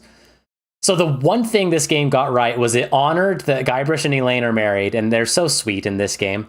There's a part where like you're talking with her, and one of your options to say bye is like, okay, bye, but you say bye first. And she goes, no, you say bye first. And you can just keep saying, no, you say bye first. And she goes, no, you say bye first. And it's kind of adorable. Anyways, I kind of forgot what exactly I was talking about with this, other than the fact that like you have to understand the timeline is split, and this is actually the ending of the series. And it was something that like fans wanted for like years. And then when it happened, it's like a monkey's paw, right? I wish I had the true ending of Monkey Island. Uh-oh, be careful what you wish for, right? And for that reason, so I know I just ripped Sea of Thieves to shreds and then said the one thing it got right was how it handled Monkey Island. Well, the original creator of Monkey Island came back to the series, and the only thing they got right was the stuff that he had nothing to do with. I'm eliminating it. This game is awful. I'm really sorry. Return to Monkey Island, you hurt me. you hurt a part of my soul. You hurt me on a level so deep that nobody will ever be able to understand. Because I can't articulate it. I just drew a timeline for no reason. I think I had a point about that timeline. But that game's eliminated. I never want to play it again. Again, if the ending was done with the correct tone and done respectfully to the series and to the fans, I think it would have been really nice. I think it's actually quite beautiful in an artistic way. Artistic way. Art. Like, it is actually, like, it's touching that you are the one going around ending the series. I think that's really cool. I just think they should have done it in a way that it was more heartfelt instead of making fun of the player. That's all. We'll come back. I was going to do more Sid Meier's stuff. How about Sid Meier's Colonization? Ooh, classic games. Yes, the opening cutscene. Oh, I muted YouTube. There we go. You guys, you got to hear this. It's super quiet, though. Well, okay, that's a little louder. So I played this game, and I actually got pretty into it, even though it's really old and archaic. I got way into it, actually. And this game has one of my favorite songs ever. And I would you could actually select what song was playing, and I would just go in and select the song so often. And it plays right here, and it's hilarious. If you know the history of this song, it makes 0 sense. But right when they get out and they plant a flag on the shore here in the New World,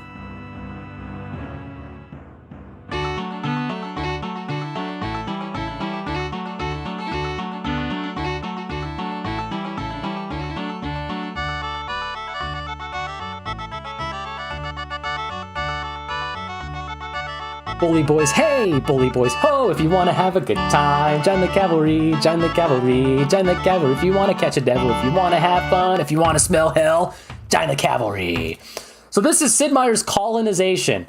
We all know roughly when the colonial period was. It certainly wasn't when the Confederate States of America were trying to recruit people to join the cavalry and fight in the American Civil War. But for whatever reason, Sid Meier's colonization used Join the Cavalry as one of their main songs. And yes, it is an absolute banger. So this game is super archaic. You have to produce enough guns and hammers and other goods to basically have a colony. And then, yes, you actually... So depending on who you select, so this is New Amsterdam, so they selected the Dutch. And the Dutch have the benefit of being able to make more money just naturally. You can support your colonies via money because you're Dutch. You just have more money. If you are... I believe if you're the French, the natives are a little bit nicer to you. If you're the English, I think... What did the English get? I can't remember what the English get. The Spanish are stronger against the natives, so it's easier to fight the natives if you're the Spanish. Maybe the English have a war for independence bonus because they became America, right? They became the United States of America. The English did. But basically, yeah, the whole game is building up your colonies until you declare war against the king. And it's so much fun. But yes, it has the Join the Cavalry song, which I do have to credit this song with me even finding out that was an actual song, and then finding out there was a band that played a bunch of old-timey historical Civil War music from the North and the South.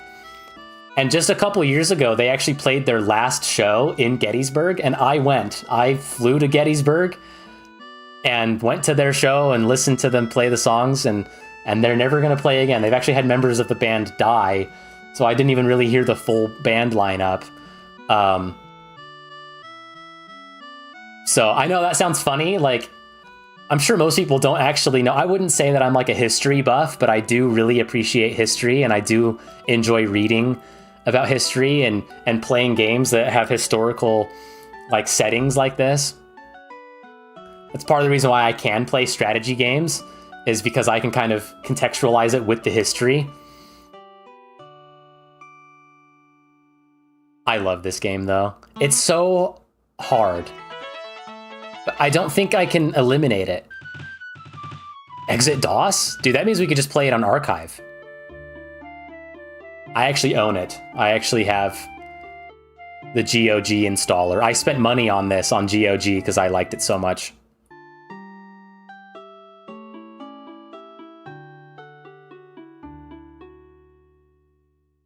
Oh yeah. It's not being eliminated, it's getting 1 star. It's gonna have a chance. It's too good. And it's getting that 1 star because it has Join the Cavalry. Join the Cavalry is such a good song. All right, Sid Meier's Railroads. I already said that Transport Tycoon Deluxe was awesome because you could build trains. Well, here's another game where you build trains. Difficulty, Robber Baron, whoa.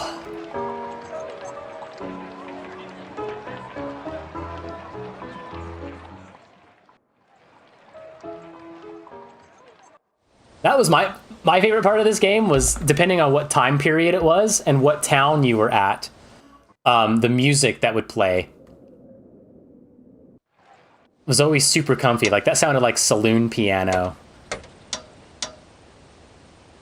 The other thing I liked about this one was this was more like... So Transport Tycoon was, yes, you got to try and build like fairly optimized, fairly efficient train lines so that either they complete one big loop so you don't have to worry about train signals, or you have to actually worry about train signals and have pullouts so that trains can wait until they can go on the track, and have them be able to go and get maintenance at like a garage and then get back onto the track, right? Like, this game, you pretty much just like connect the dots, and it kind of, I mean, you can take over and you can build the track a little more like in depth. You can go in and actually do it, but for the most part, the game kind of just builds the tracks for you. I mean, you can. So as you can see, as you get close to where it can connect to, you can see it's like automatically adjusting the town and the terrain to try to adapt as best as it can to it. So sometimes you get like really tight turns in areas and really big bridges and really crazy areas that like wouldn't make any sense. Yes. So this one's more like making number go up, right? Making number go up. Can you connect the grain to the bakery and then get the bakery to the town, right? To then have more people so that you can transport people from town to town, right? Like, that's the stuff. You're not really worrying about building the perfect train track. You're just worrying about connecting places to places. And basically playing this game, the music and everything kind of just sounds like you're waiting in line for Big Thunder Mountain at Disneyland. Like, it's just fantastic.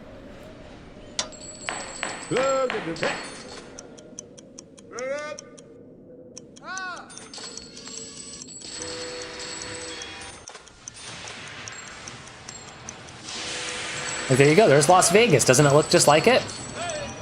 Yeah, let's go to like later in the game when there's more crap going on. Potentially.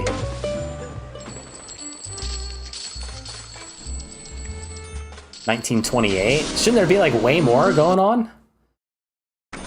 Every time I've played it, I've had trains like doing like loops and spirals around each other, and like by the end of it, there's just so many tracks.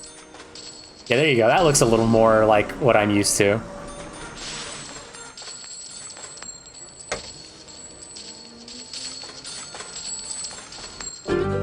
I have wanted to play this one on stream even before I started doing the game ranker, so I'm going to give it 3 stars. I think it's great. It's definitely an afternoon killer. You just turn it on and play through a few scenarios or open up a new map, and just, it's kind of like Transport Tycoon Deluxe. You just kind of watch number go up and build stuff. It's great fun.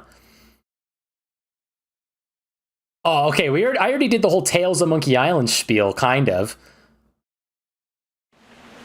But this is like... Oh, okay, remember when I said that, like, the villain's voice from Curse of Monkey Island has, like, lived in my head rent-free my entire life, practically? Well, when they did Tales of Monkey Island,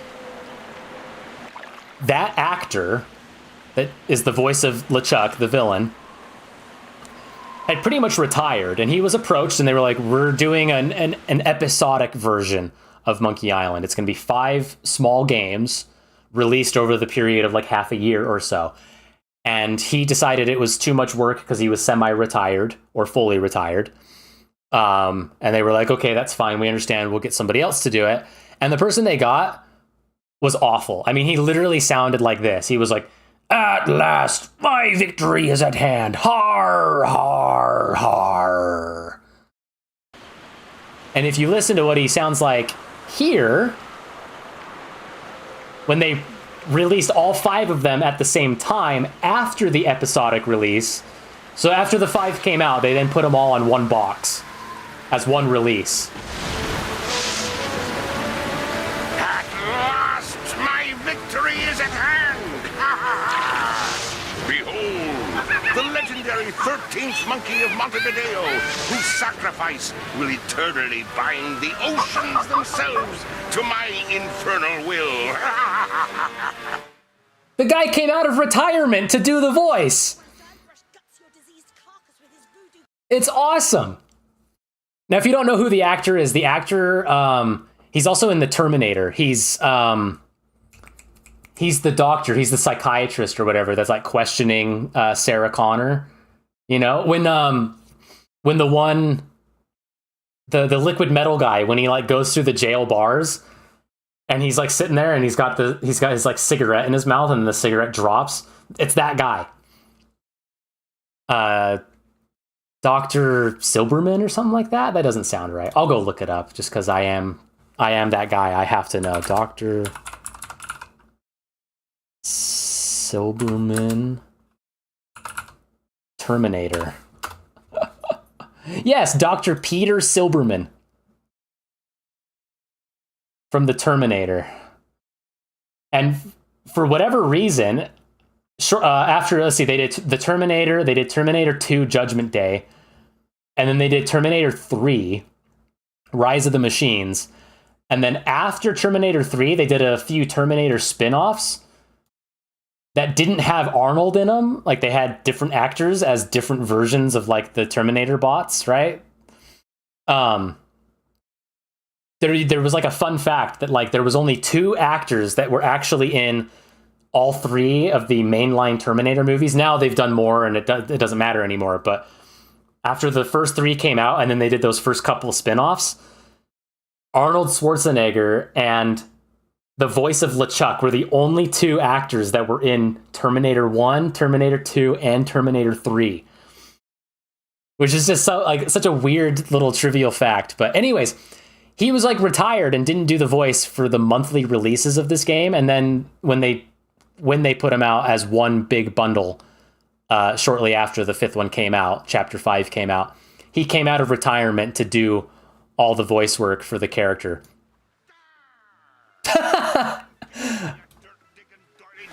I don't know if you guys heard that. As soon as I unmuted, he did this. Come and get me, you dirt-digging doily dipper. Stop showboating and spray the sword, Guybrush. Now, for Return to Monkey Island, he was still alive, still retired, and Ron Gilbert and his team approached him and said, "Hey, we're doing one more. You've been the voice of the villain since it started, practically. Would you like to do the voice again?" And he turned it down due to like health reasons, and then actually passed away shortly after. So they got the voice of, hey, I started the stream by ranking Animaniacs. They got the voice of Wacko from the Animaniacs to do the voice of LeChuck, and he's terrible in that game. He does not sound anything like LeChuck. He just sounds like Wacko. So anyways, I was mentioning Mommy Morgan Le Fay. I can't remember. One of the actual characters is LaFlay, and one of the one in Monkey Island that's kind of the parody of the character is the other. So it's either LaFay or LaFlay. Right there. That's her. You don't have the skills or the wit to defeat Guybrush Threepwood. I don't need wit to carve a bloody hole in your chest. See, that wasn't witty at all. So, graphically, is it very good? No, it probably looks almost as bad as Escape from Monkey Island at this point. But I will admit, it's not terrible, and it is actually point and click. You can play by pointing and clicking with the mouse. I have played these before on stream. They're fun. I actually think they did a really good job, because basically, like, stuff that happens in the first chapter ends up being the reason why Guybrush goes on trial in Chapter 4, and then he gets the death sentence and he dies. And Chapter 5 is him coming back from That voodoo lady Chippy, and he won't take no ouch stop coming back from the dead. And while he's dead, LeChuck is able to bring Elaine to the dark side. Going on far too long. Elaine is mine. My demon bride, to make me a kingly breakfast each morning, to see to it that my fortress of evil is kept tidy in case we have guests over to torture. to patch up all my worn-out, tattered socks. And... But it's kind of cool because, like, okay, so in the first, my gosh, in the first Monkey Island game, I'm like a lore expert of Monkey Island, by the way. You doily dipper, you lint licker, you cootie queen. In Monkey Island 3, Guybrush calls somebody a big bedwetting duty head, and that has always made me laugh too. I'll pull that one out occasionally. You big bedwetting duty head. In Monkey Island 1, LeChuck is the ghost pirate LeChuck. In Monkey Island 2, LeChuck is the zombie pirate LeChuck. In Monkey Island 3, he is the demon. He's demon pirate LeChuck. And then in 4 and Tails, he becomes human, which is kind of funny. But when you're playing as Guybrush here, first you're ghost pirate Guybrush, and then you become zombie. I gotta go. Come You become zombie Guybrush, and then when you defeat pirate god LeChuck, Nice mug of grog. Talk about the name of this good old chapter days. is Rise of the Pirate God. Guybrush becomes the pirate god by killing LeChuck. So it is kind of neat that they like have him. You just have to stay here. Not gonna happen. Worthy for a while. They have him mirror like LeChuck's journey. It's just like I said, I'm a lore master when it comes to this. Okay, so the reason I brought up the voice actor again for the villain, although when he turns into a human, they didn't actually replace the voice actor for the human. I'm human. That's debatable. Guybrush, quick! Finish him off! What? Oh, right. This is for the monkeys, LeChuck. He might not speak again. What are you doing? But so like when this first came out, the voice of LeChuck was awful. And then when he turned into human LeChuck, and he's like, I'm human. I was like, oh, that sounds okay. And then he spends most of the game, he spends the rest of chapter 1, chapter 2, and chapter 3 as human LeChuck. And he sounds fine. Like I had no complaints over that voice. The reason I bring up his voice here is because I wrote an email to, who was it, Telltale Games?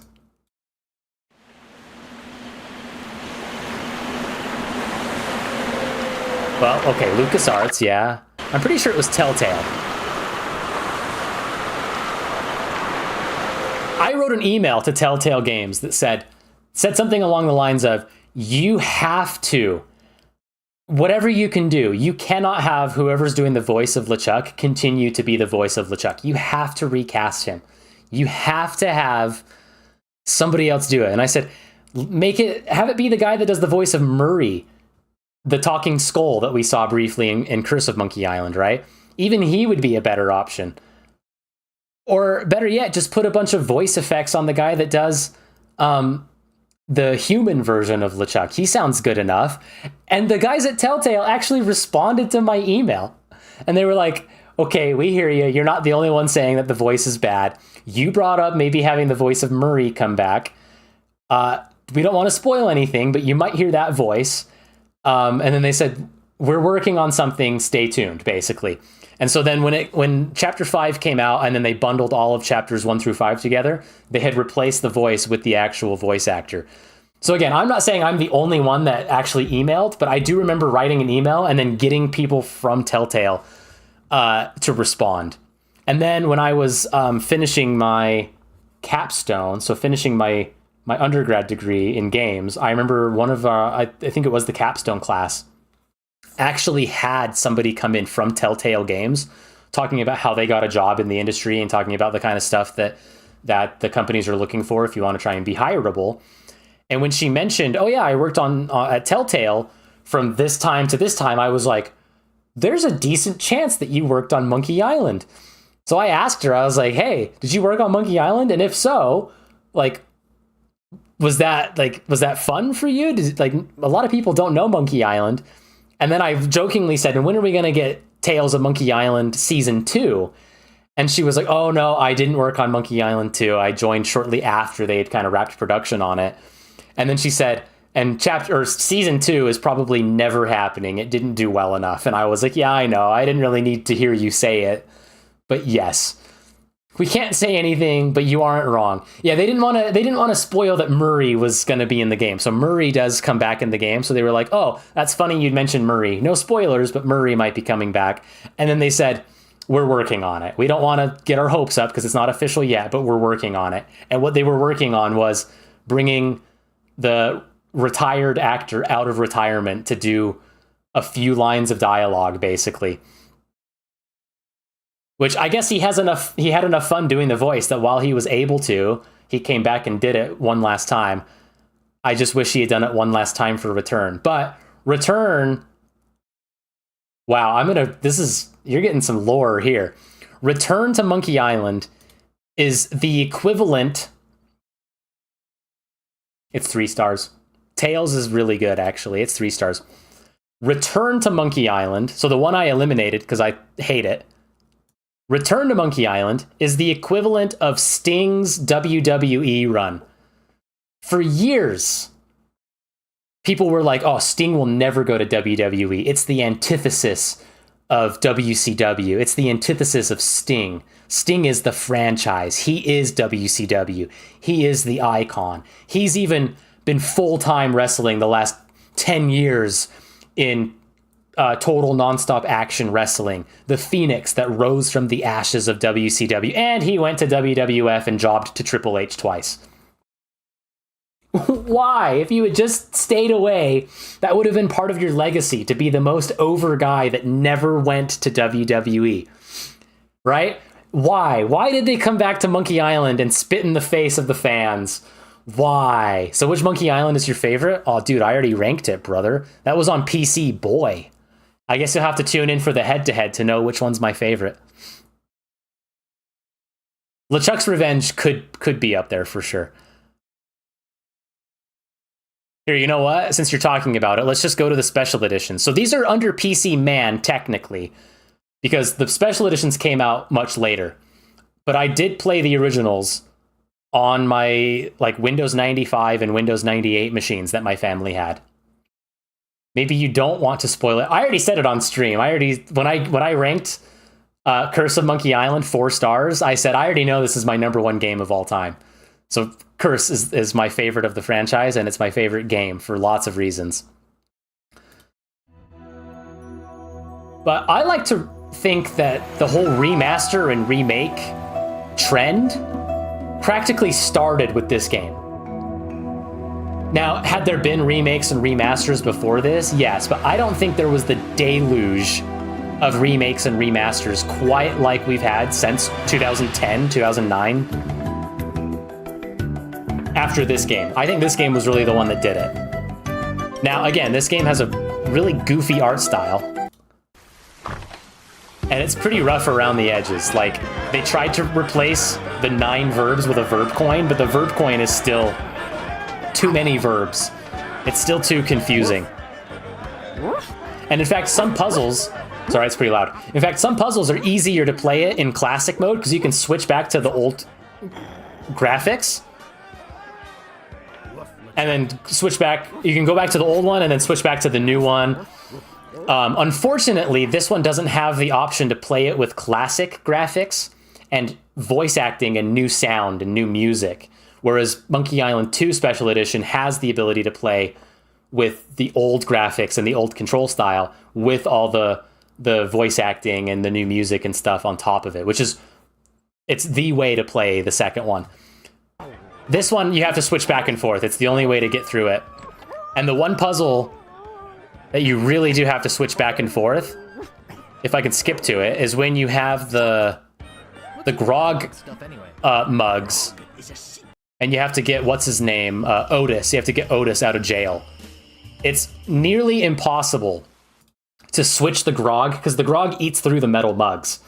It's nearly impossible to make it to Otis's jail cell in time and switch the mugs over and pour it on the jail cell lock to have it eat through the lock to free him from jail. You have to do it, or I have to. I won't say you do. I have to do it in classic mode because it's too difficult to do it with the verb coin in the new control method. Sleeping?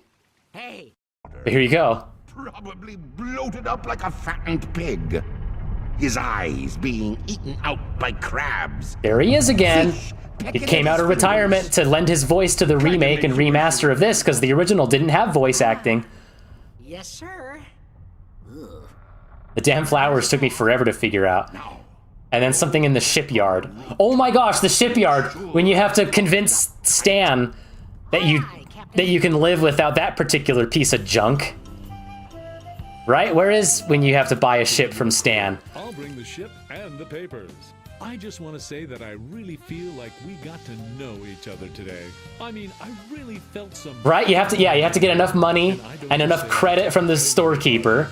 It's been great doing And you have to fabricate the credit. You have to actually steal the credit from the shopkeeper. Sucker. And then you have to convince Stan that the like cheapest ship that he has that's actually seaworthy, right? Because you have this one and this one, and you have to convince him that like you have enough credit and enough everything to afford that. But then you have to tell him, oh, I don't need all those add-ons. I just need the base ship, and then you can finally get it. And that does take a while, especially if you don't know what you're doing. And I think some of the guides are written wrong on that one. Creating the recipe to Monkey Island is really fun. And then shooting yourself out of the cannon. I'm pretty sure this is where Sea of Thieves got it.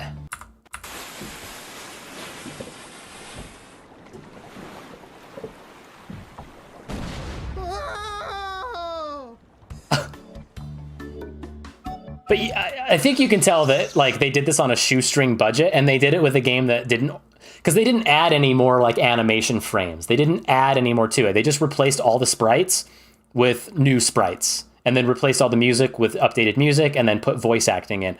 So they really did it on like a shoestring budget, and you can feel it. It's really rough around the edges. It's kind of not fun to play this one, honestly. The first one's not that fun to play. Do I eliminate it? No, it's still better than any bad game I've ever played. It's still better than most games on this list. It's freaking Monkey Island. I can't eliminate it. I can't have it up for elimination. It's got to move on. It's a 2-star. That being said, there is also... Where is it? Did I go right by it? Monkey Island 2, LeChuck's Revenge Special Edition. I think this came out like the following year or thereabouts. Well, Guybrush Threepwood, you do. And again, because they only replaced like the sprites and didn't add any more frames of animation, like it's still kind of rough, but you can tell that Monkey Island 2 came out later than Monkey Island 1 because there's just more polish all around. There's more frames of animation. There's more fluidity and everything. There's more bells and whistles that they can embellish with the new art style. You can still switch back and forth on art styles on the fly like you can with the Master Chief Collection, right? With Halo. But when you do it, you can actually still have the voice acting persist, which is awesome. Up in the strangest places. Hi, Elaine. Hey, how'd old Pegbiter get loose? Haha, how did old Pegbiter get loose? I better go catch him. We love it. Cheese squigglies. One of my favorites. And this one's really good because you go from island to island solving puzzles, and something you get from one island helps you solve a puzzle on another one, and so on and so forth.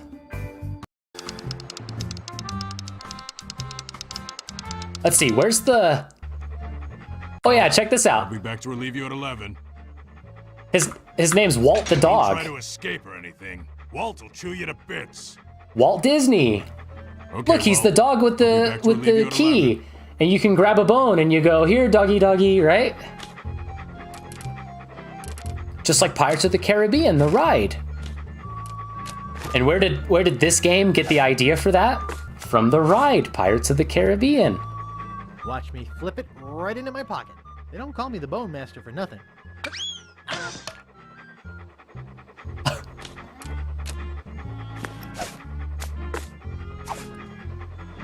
Here, doggy doggy.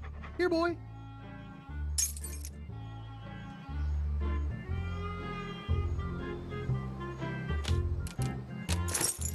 In fact, these first two games borrow a lot from a book called On Stranger Tides.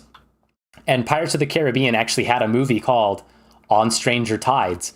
And I was kind of excited. I was like, oh, they're going to do a... Because, boy, there's a lot of lore here. The Curse of the Black Pearl was actually made from fragments of an unfinished script that was going to be a Monkey Island movie. And there's concept art and storyboards and bits of script that like survived to this day, but just never got made into a movie. So the closest we have to an actual Monkey Island movie is Curse of the Black Pearl. And you can kind of see there's similar story beats and similar characteristics. So anyways, when they did On Stranger Tides, I was like, oh, I'm really excited. There's going to be more similarities. And then really the only thing that On Stranger Tides had in common with the book On Stranger Tides was the name. Was the fact that it was named On Stranger Tides. I was so disappointed. This one's great. You dress up in a dress for a costume party, and you piss off Elaine. And LeChuck is around. Where was he? I just saw him down here. Well, maybe. Oh yeah, here's Stan. He's selling coffins. You came to the right place. I'm looking for a good used coffin. Oh yeah, used coffins. You in a spit contest? Big ones for fame and fortune. Spit away. Oh yeah, here's Word to LeChuck. report that we have finished building the new torture chamber you requested. Very good. Do you have anything else to report? No. Well, there is one other small little thing. I assume this has to do with Guybrush's capture? Well, sort of. You've allowed him to find the second map piece, haven't you? You fool! You ought to ready your ship and sail after him yourself. Find him, or die. That voice is like ASMR to me. I love that voice. It's so cool. Where? It must have been right before that cutscene. Yes, when you're climbing up the tree.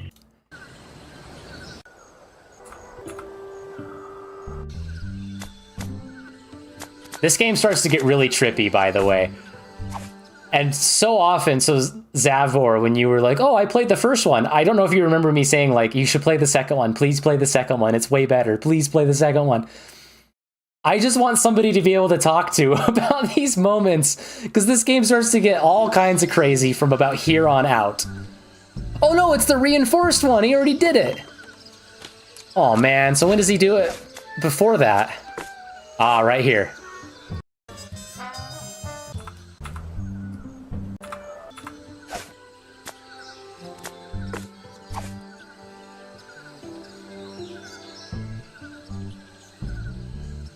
All right, here we go.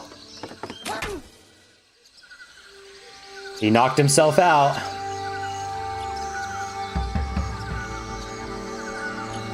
Ouch! That really hurts. Ooh, wait a minute. Something very strange is going on here. Do not attempt to adjust your set. Maybe someday. I know, it's okay. Dad? Mom! What are you two doing here? We came looking for you. Where have you been? You came looking for me? But I thought you abandoned me. Why would we do that?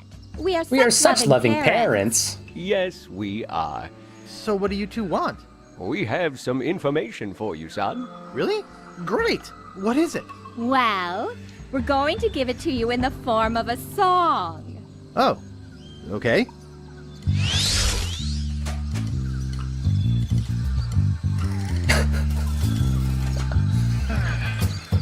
This is the best. I love this.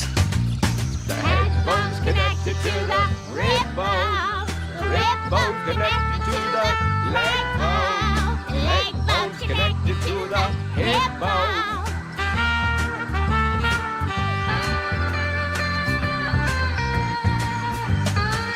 So they are really giving you important information. So he starts writing it down. Yikes. What is it? What's wrong? Why did you leave me again? Boo! LeChuck! But I killed you! You didn't kill me, you little moron!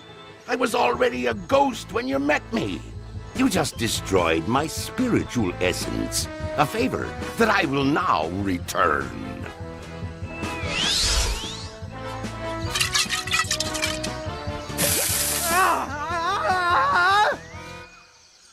Wow. What a dream. But did he really dream it? I don't know. Because if we go to the end of the game in the waiting room... Oh, spoilers. Uh-oh. Well, good thing I'm blocking it, so never mind. Maybe not spoilers. I was going to say somewhere... Oh, there you go. At the end of the game, there's a lost parents section, and there's mom and dad.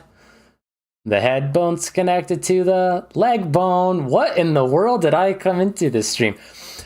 Monkey Island, the greatest video game franchise ever, as far as I am concerned.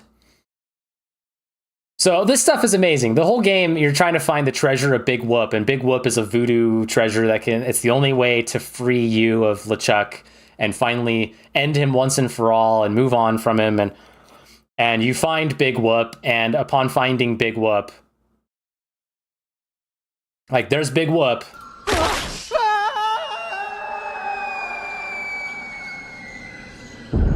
Oh dear. Right, and upon finding Big Whoop, you turn the light switch on, and look, there's Big Whoop, and in the debris of Big Whoop, LeChuck is standing. So did he actually find Big Whoop? Where the hell are we? Oh, look, a voodoo doll. Look, there's an elevator. Not the next room. Shoddy materials. And look, you can even go back up to Monkey Island 1. What the heck? It's a 4-star. This game's amazing. It's amazing, okay? One day we'll talk about it. One day. How about the Old Republic? I gotta turn it way down. And yes, I mean the Old Republic, the online MMO one. I played so much of this, man. I even got some friends to play this with me. It went free to play and was like, oh my gosh, it was so good. I have multiple characters. I played through their like main campaigns multiple times. They killed a Jedi named Lauta. His body is in these ruins. What should I do? We'll reclaim our fallen later. Just got a distress call from the Twi'lek settlement. They spotted Ben Gulmur. Our forces... And one thing with me is, like, if you're gonna go kind of batshit crazy with Star Wars, you need to have it far enough removed from the events of the movies for me to be okay with it. And this is the Old Republic. This is a perfect time for you to go batshit crazy and pants on head insane with your storytelling. Because this is like thousands of years before the prequels. And thousands of years before the original trilogy. Like, go nuts. Who cares?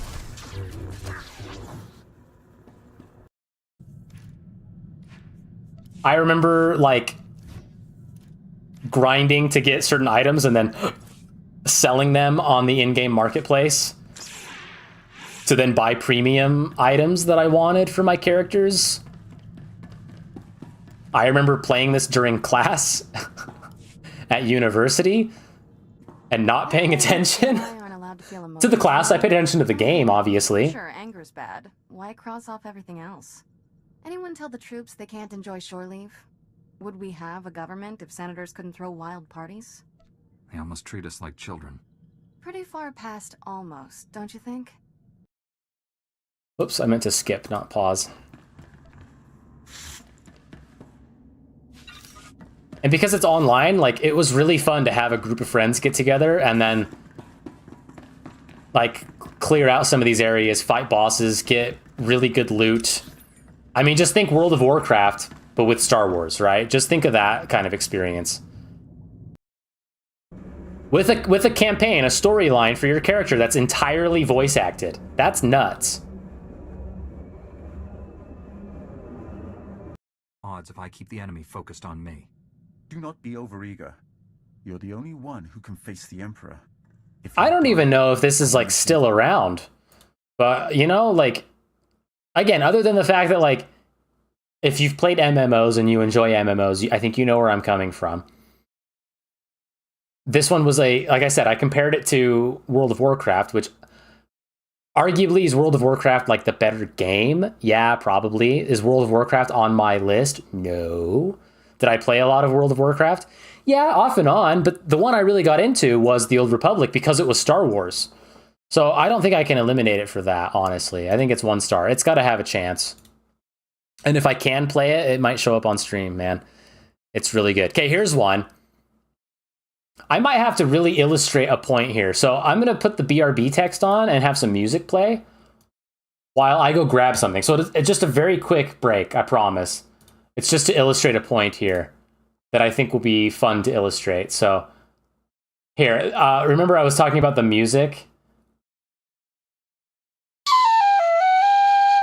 It's because I knew that was coming up. So, okay, I'll be right back. I'm going to grab something.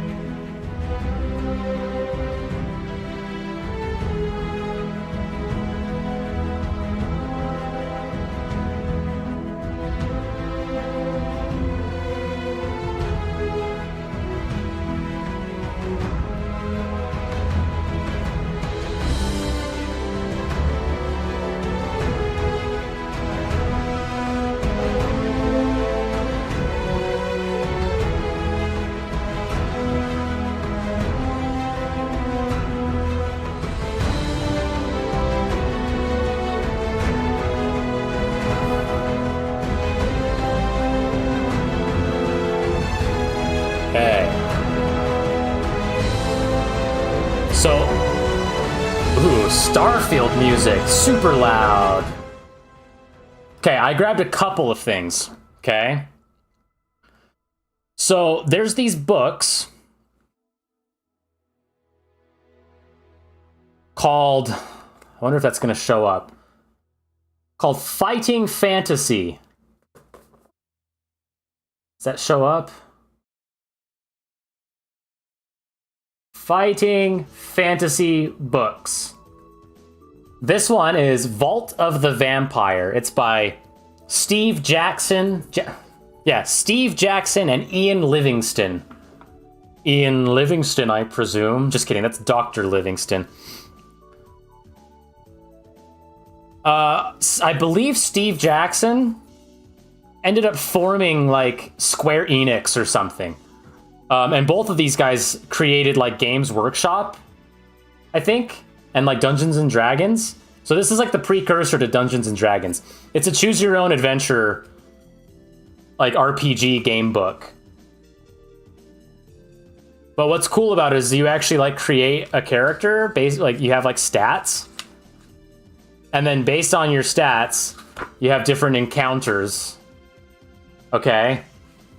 And I'm trying to be kind of careful with this one, because this is like an OG, and this one's potentially worth some money. But it's really fun. I mean, I've actually done multiple playthroughs of this, and have had different outcomes. Like, Steve Jackson of Steve Jackson Games? Yeah, dude. So, Fighting Fantasy. A spin-off of Fighting Fantasy that takes place in the same universe is Steve Jackson's Sorcery. And there's 4 books. I spent a pretty penny on the collection here, the box set of Steve Jackson's Sorcery. And it's Fighting Fantasy number 9, number 11, number 13, and number 15. Okay? And these are incredible. I mean, you have... there's a reason this is here, because I'm going to rank the video game Sorcery in just a second here. But these are so cool. These are obviously a reprint. This isn't what they actually looked like. But this is Steve Jackson's Sorcery, the Shamutanti Hills. And at the time, you could actually buy a separate book that was the Sorcery Spellbook. And the spellbook, you could only cast certain spells if, like, if the stars were in a certain alignment, and you had maybe a particular item on you.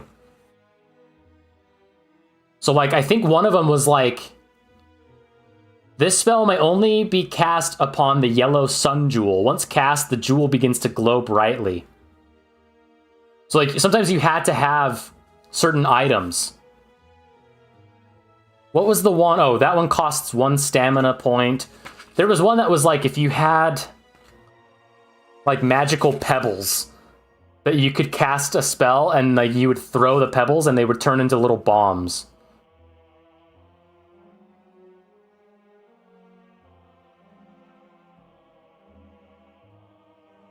Hang on, I'm looking at it now. Pop? A potent little spell, but one which calls for great mental concentration. This spell must be cast on small pebbles. Once charged with magic, these pebbles can be thrown and will explode on impact. Apart from being dangerous to anything within shatter distance, the pebbles make a loud bang when they explode. So then, like, you have to keep an eye out for, like, pebbles that you can imbue with magic and then throw them. So, like, the spellbook ends up being a whole different, like, strategy in and of itself. And you can cast Zap, which I always think of Plankton going, I see you, Zap, right? In Plankton's dream. Anyways, these are incredible. They work really well as a book, but they work so well as a game as well. So we're going to go to the games now, because the games are actually so cool how they did it. Steve Jackson's Sorcery.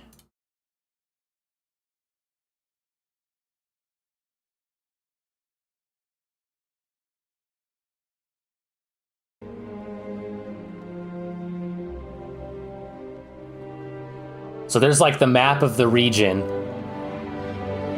the Shamutanti Hills from the first book, and you can pick to play as one character or the other. Oh, apparently this came out on the Switch. This was the only video of the actual game I could find, was the Switch version. I actually played it on phone. I have it on Steam, and I have tried to get OBS to capture it, and it will not capture it.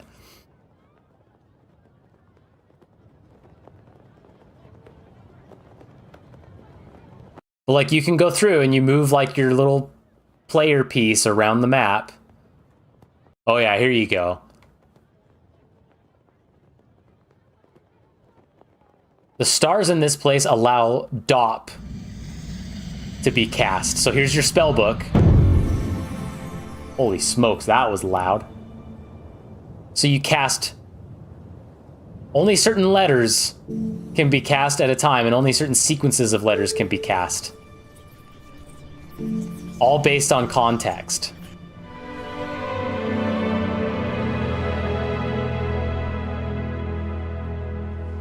And there's tons of ways you can fail and lose the game.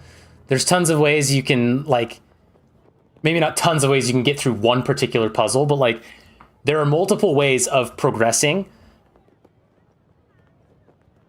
And it gets really, really fun to experiment. And then if you do ever fail, a main mechanic of the game, because when you're reading a book, right, and you're reading Vault of the Vampire, and you get in the vampire's, like, chariot at the beginning of the game, and you don't pass the faith test, right? Your faith is not strong enough, and, like, the guy in the back of the hearse chariot basically kills you at, like, the beginning of the game. What are you going to do? Go, well, I guess that's it. I lost. No, you're going to go, all right, let me turn back a couple pages and try again, right? So in the video game, they actually had, like, a mechanic where you could... Where is it? I haven't even gotten to combat yet. Oh, yeah, you got your inventory.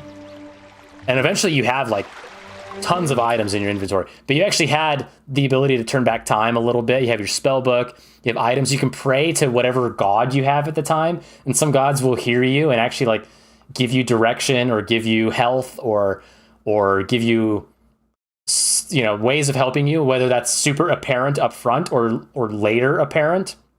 And sometimes the gods will completely ignore you or actually make you worse off.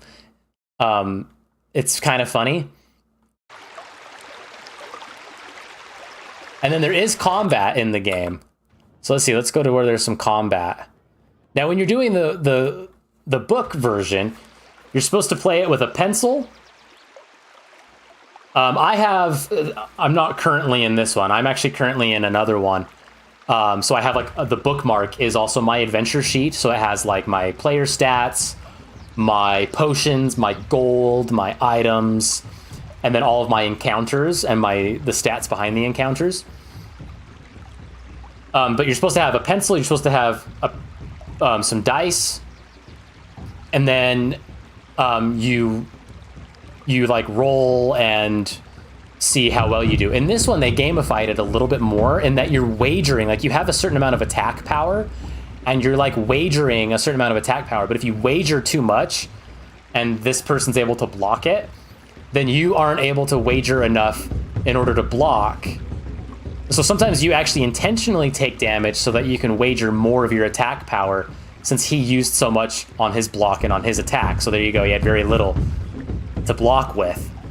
So it ends up being a really cool, like, you're balancing how often you're attacking full on or when you're laying back or staying back and trying to defend a little bit more.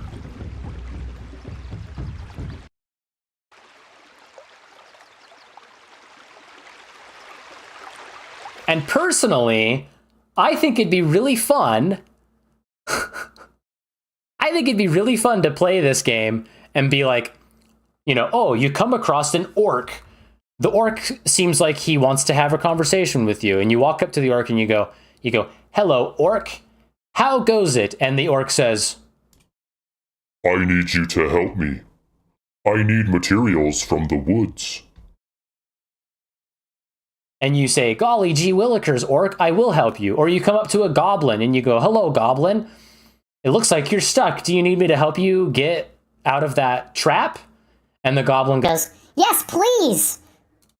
Right? Like, do you see where I'm going with that?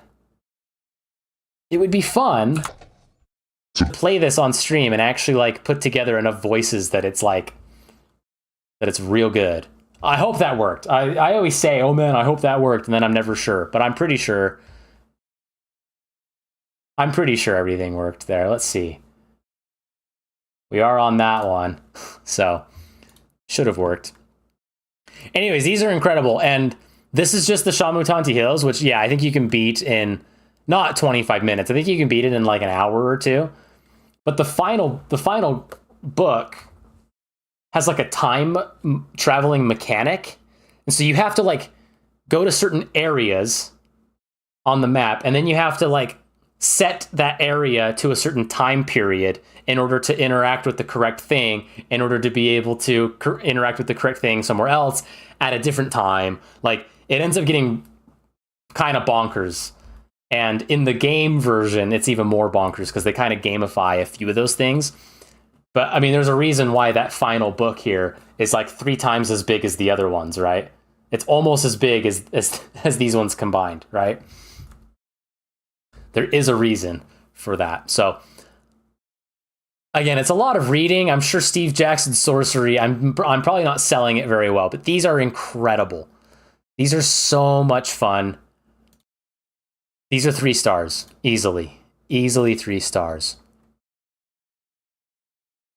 Okay, how much more do we have here?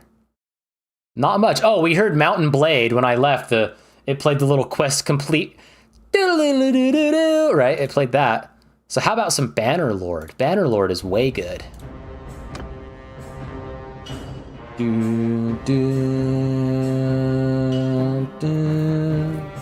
There you go. For 500 years, the Calray... I don't care about that. Let's get to the character creator and the banner creator. And let's get to some gameplay where you're like... It's basically Sid Meier's Pirates, but you're like Attila the Hun. And you're going around on horseback killing people. It's freaking incredible. Like, you got the big overhead map, you catch up to some bandits, you fight the bandits, or they just surrender. Oh, sometimes they surrender. It looks like they didn't, so he's attacking now. You get to strategically place your units with you and then lead them in battle. It's incredible. Infantry! Dude. Get moving! Like, here, let's watch this battle. Horse! Move! Bowman! Move! Pike room! Horses! Forward! Okay, I'm a little tired of... Horseman! I mean, you do have to strategically, like, put them just right. And then battle around this town. But it doesn't look like it's that many dudes, so let's just... Yeah, there we go.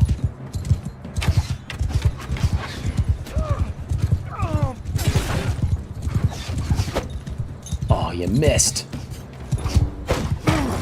Charge! Line up!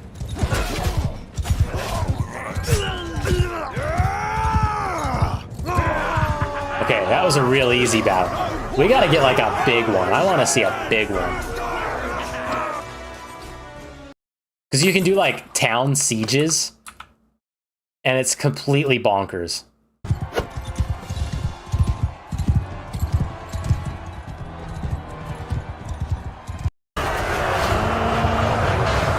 Yeah, look at how big this battle is. Yes! Oh, dude, this is like 1,000 dudes.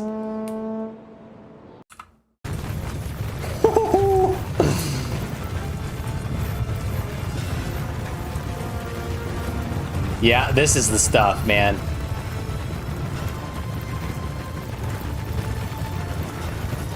So then after you, like, kill other armies... Oh, I gotta turn it down. After you kill other armies, like, you can take their prisoners, and then you can, like, sell the prisoners, right? You can ransom them. You can take their horses, you can take... If you capture some of their units, you can actually convert the units to join your army.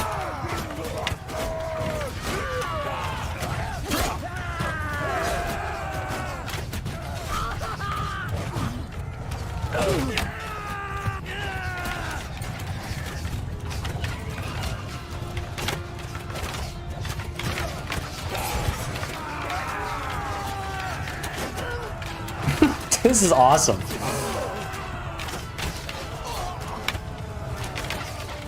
And it is. It's the game where when you complete quests, it does the little flute jingle. There you go. They picked up weapons from their fallen foes and fallen comrades.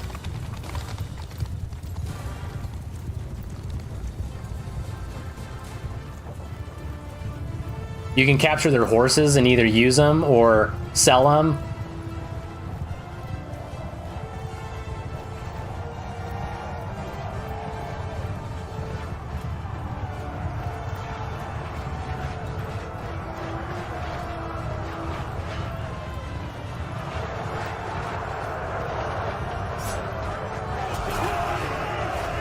So this is actually the sequel, or it's not really part 2. They just made Bannerlord as a better version of Warband, I think was the name of the game. And Warband had a ton of mods. Like they had Star Wars mods, so you could play through a bunch of Star Wars battles like this. There was somebody that turned it into a pirate game using mods.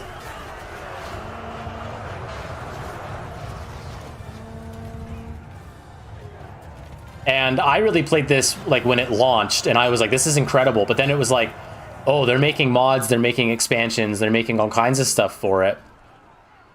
I think I should wait, and then I like haven't really come back and played it. So I had a lot of fun playing it, but I haven't played like any of the new stuff on it, and I've been wanting to real bad. I want to see some of the like sieges too. When you start taking down actual towns, it starts getting totally bonkers.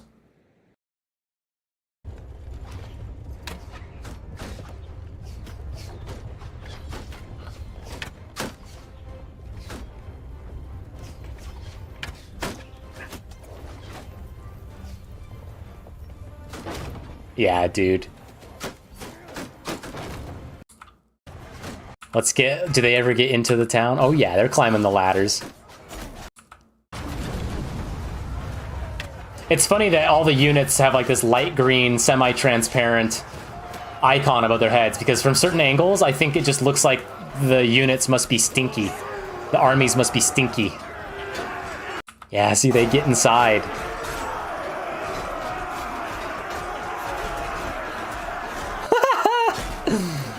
Yes. Run him down. Get him. Yeah. Oh, this is a fun one for sure, dude. Hell yeah. Is it 4 stars? I don't know, because I don't know what all they've added to it. But it's so good. It's 3 stars. Easy peasy, man. That's so good. Oh, man, I still got so much. All right, is Rovom still in chat? Because he's going to love this. So here's Anno 1404. When it came out in the States the first time, it was known as Dawn of Discovery. And then they made a game called Dawn of Discovery Venice. And then they packaged them together.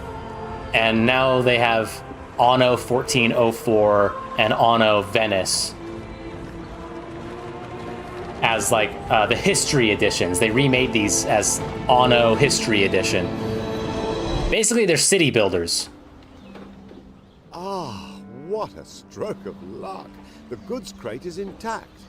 If you lay those tools out in the warehouse to dry, you will certainly be able to use them.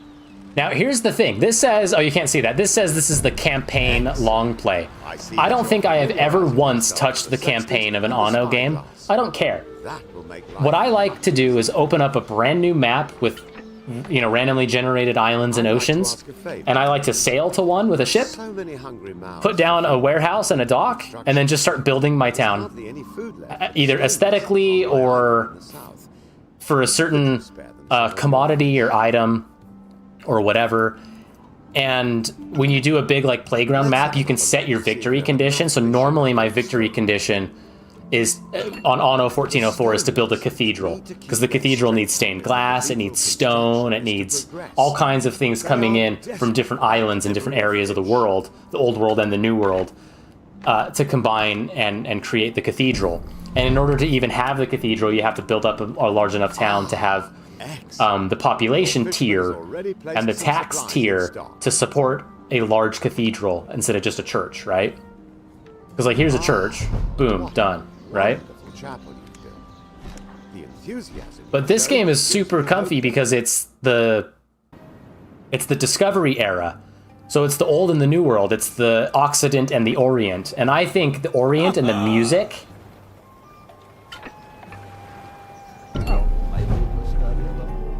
Some of the children are looking for are stranded here. I have looked after them well. I don't know if you can hear the music very well. The sounds and the voices are louder than the music. But the Oriental music, like, sounds like The Mummy and The Mummy Returns. It's so comfy.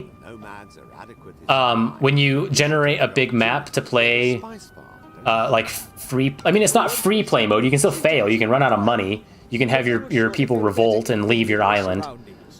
But when you play that free play mode,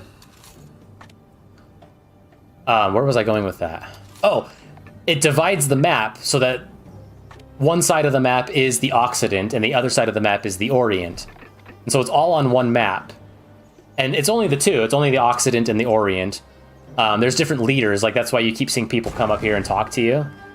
You can't even see my cursor again. Right? People come up here again. Marvelous. These spices will add a certain something to our oh-so-bland food.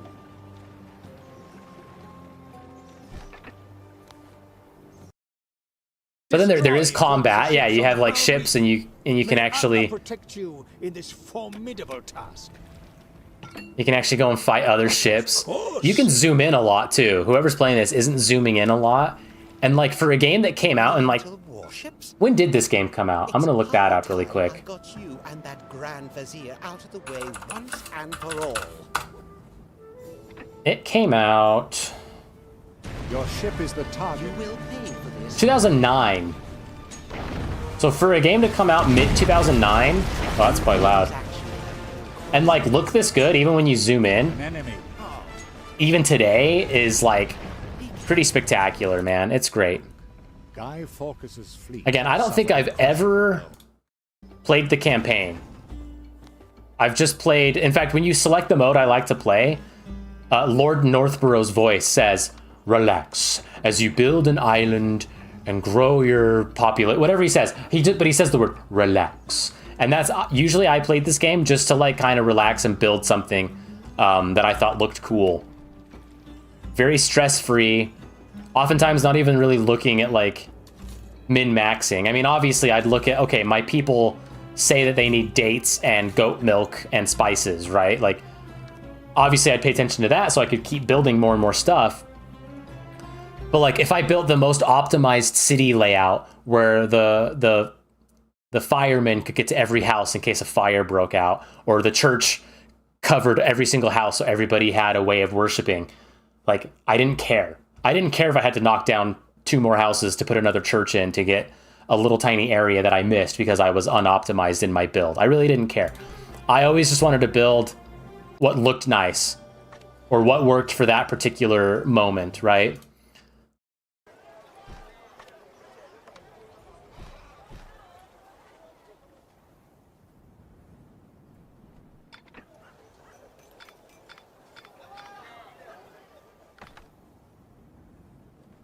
What now?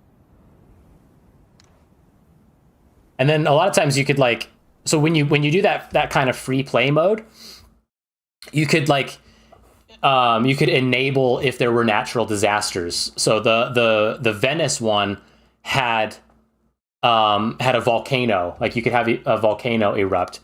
You could have like desert sandstorms, right? The rude sandstorm. You could have like illnesses break out, I'm pretty sure. And normally, again, all those, maybe not all of them, but a lot of those major negatives that could just bring down the fun, I would just turn off. You could just turn them off in the options when you were setting up a new like free play game or non-campaign game. And then you could also set up like, oh, I don't want any Corsairs. I don't want any pirates that I have to worry about. I don't want any like beggars, right? What's the Odyssey meme? Somebody get these beggars out of here, right? I didn't want any beggars because if you turn the beggars away, they actually get large enough that they come back and declare war on you, which sucks. And if you keep the beggars in your town, it makes your town less attractive, so it's harder to build up and harder to achieve what you're looking for. Like, so sometimes I would just turn off almost all the negatives, except maybe fires or the volcanic eruptions. But I would go through and deliberately say, okay, then I want a lot of these like side settlements. I want them to be the peaceful ones that have cool side quests. And then maybe I do want 1 or 2 other players to like do trade deals with and kind of do some diplomacy with, but I would make sure I picked the ones that were friendly. So certain characters are more geared towards being friendly by default. You can still pick on them and then have them declare war, but I would always pick the friendly one. So I'd have either like 1 or 2 friendly people and then like the little side settlements be the friendly ones with cool quests. and then just build up my islands. And that's how I play this game. So this one came out in 2009. They did like a colonial one. So this is Dawn of Discovery. You're still building colonies, but they did like a colonial one that took place in like the 1700s. So what would that be? Like Anno 1701 or 1710. Because fun fact, every single number in the Anno title adds up to 9. So 1404. 1 plus 4 plus 0 plus 4 is 9. Right? They had one that took place in like the 1600s. So it was like Anno 1620 or whatever, right? Anno 1710. And then they did Anno 2250 or something, where you build like lunar colonies. You build a futuristic colony, and then you go to the moon and you build lunar colonies. They did one where you had to build underwater colonies. They did all these weird like futuristic ones, and people were like, this isn't Anno. Like, sure, it's a city builder, but this isn't Anno. So after doing all the weird futuristic ones that people were like, I don't know, boss. I don't know, chief. This ain't it. Then they came out with Anno 1800. So, okay, Anno 1404, it's a 4-star game. It's a 4-star game. Easy. Anno 1800 was a return to form. It's a Victorian era, so there is kind of a, not futuristic, but there is kind of a, like, early game starts out very comfy because it's, you know, it's still ships sailing around, it's still building farms, it's still building all that stuff, but by the end of the game, like, you're building, like, railroads, and you have to be so optimized for everything to work properly. You're building electricity, like, you're doing trains and telephone wire and all this stuff, but then they also added, like, they have the New World, so not only do you have kind of the Occident area, but then you have, like, a South American looking map, and then they added the Arctic, and then they added all this stuff. But what, to me, what kind of sucks is the Occident takes place all on one map. And then if you want to go on an expedition and unlock one of the other maps, you actually sail off of the map. And then when you go to your settlements on that, on like at the Arctic, you actually have to load into a new map. Now I know, like, the loading takes like a couple seconds. It's really not that bad. But for me to try to balance everything between those maps and having to load in and out of the maps and then make sure that, like, my ships are going to the right place, and it just kind of got overwhelming. To me, I think they put a little too much emphasis on turning the game into a sweaty tryhard. I have to optimize everything. And to be quite honest, I don't even know if he's here because I kind of called him out and he hasn't put anything in chat, so he might not be here. I tried getting him into Anno 1404 and he didn't like it. He didn't like it at all, and he still to this day is like, no, 1800's better. 1800 actually tells you that your population needs these things, and so you know what to build. Well, 1404 says that too. I just never showed him that because that's not how I play 1404. But I remember playing 1800 with this guy, and I was just building whatever I wanted, wherever I wanted on my island. And then he came over and saw my island, and he was like, well, that's not how you build that. And he started moving my buildings around, and I was like, all right, if I can't play the way I want to play, I don't want to play anymore. And so 1800 to me put more emphasis on building perfectly and building optimized and building things to set up future successes. And if you don't know, those future successes require buildings to be just so. You know, this is a 10-hour playthrough. If you don't know that back here you have to place certain buildings just so that over here you have enough room to have trains running down the middle of your town, I'm sorry, but I don't want to sit here and waste 10 hours realizing I built my city wrong when I built it how I wanted to, right? So to me, there's just too much emphasis on being, like, perfect and optimized that it takes a lot of the fun out of it, right? I can't build what I want in this game. Would I ever come back to it? Maybe. I think I joked when I was teasing the game ranking streams. I think I eliminated this multiple times, and I was like, just kidding, I'll restore it. It's either a 1-star or an elimination. If I can see some of the characters. It's funny because Lord Northborough or whatever is in the game again. Like, that's the thing. Sometimes when I look at this game, I go, why wouldn't I just play 1404 if I just wanted to build comfy Occidental and Oriental settlements? Why wouldn't I just go play 1404?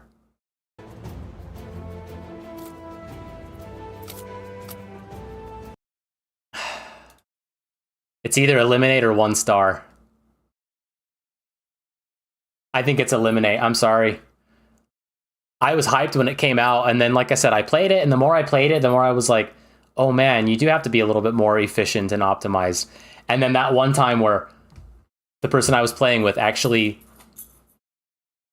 took my buildings and was like, well, that's not how you do that, and moved them, I was like, all right, I'm done. So I'm eliminating it just because of that experience. That being said, well, hang on, let's finish ranking everything before I spoil something here. Gosh, we still have so many games here. All right, I think I can get it done, though. All right, how about Payday 2? Payday 2 was one I remember playing a lot of in college with some friends. And I had a... All right, he's still a friend. I just don't play games with him as often. Every time we hang out, we're like, dude, we should play Payday. And then we don't. I'll have to message him and be like, dude, let's play some Payday. But he was so good at Payday, we would do almost every mission stealth. I mean, some missions you couldn't. Some missions, stealth was not an option. But any mission where stealth was an option, we could just about get through all of them stealth. Because he was so good at it. So we would do like this one, we would do the bank, we would do the museum. I remember one of the last times we played it, they had like the car dealership mission where you had to like steal cars. So we would stealth around the car dealership. And then what blew my mind about that was you actually drove the cars like out of the dealership and away. Like, oh my gosh, it was so good. Follow me.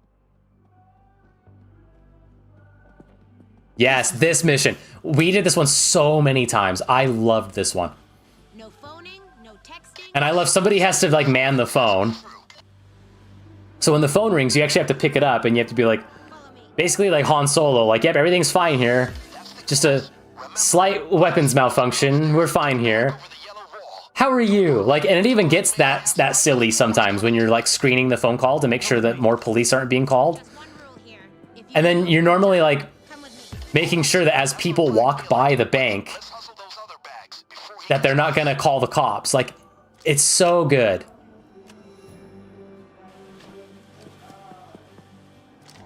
Follow me. Now, I'm really bad at this game by myself, so if I were to stream it, it would have to be with that one friend. Or with a group of friends that are pretty good at it.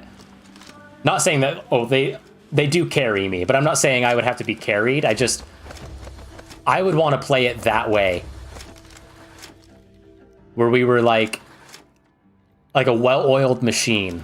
Where everybody had a particular job, and it wasn't me trying to juggle all the jobs, right? That's the kind of experience I would love to have again. One of you guys answer the phone and pass me through.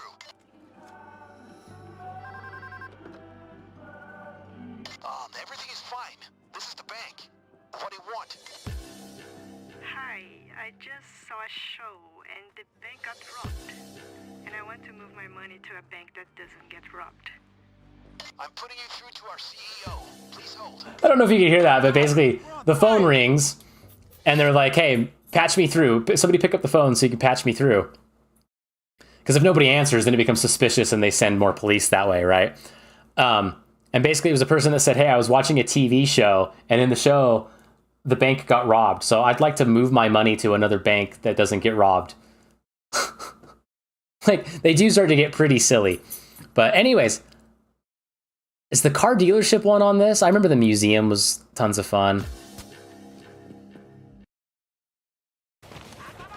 But driving the cars out of the dealership was like completely bonkers to me.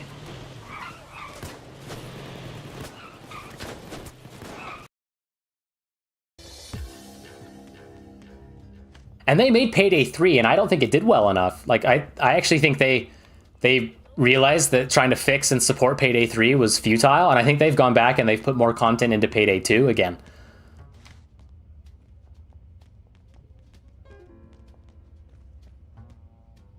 And Payday, the heist, Payday 1, was still pretty fun, but not quite as like... It's not open world, but not quite as like open where you can just do whatever mission you want practically. You kind of like start and you like do it in order. Kind of like a Left 4 Dead or like a Back 4 Blood kind of game.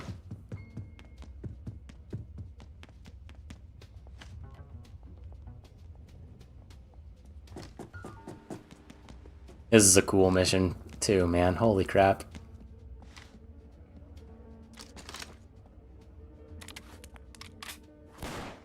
This is also the one, so the whole reason I played Hitman Absolution on stream was because of the pager mechanic that's in Payday 2.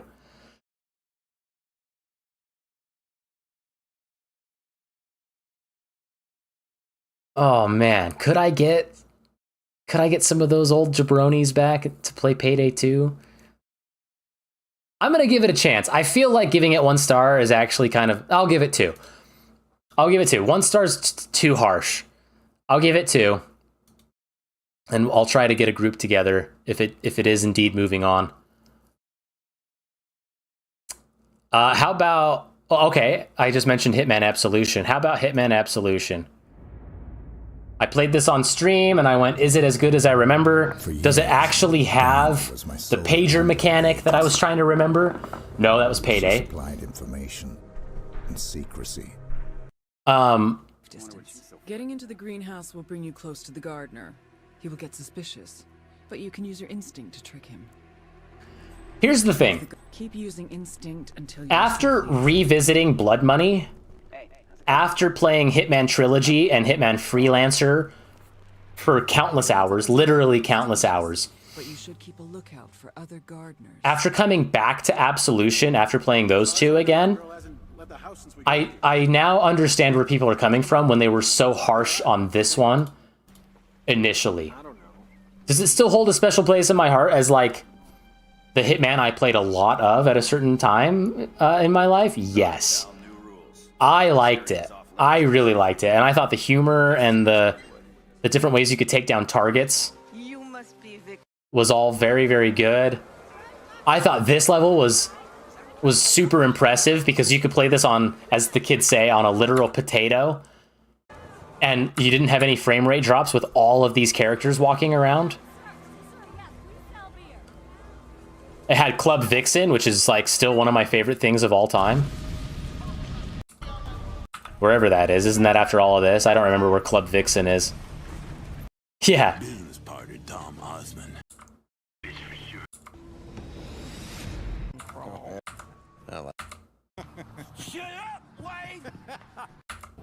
Where is Club Vixen? Wasn't it like right there? Weren't there people dancing? You got that? That's a lot of hassle for one chick. She must be special. I was gonna say, whatever, we'll just skip to it. There we go. Here's Club Vixen.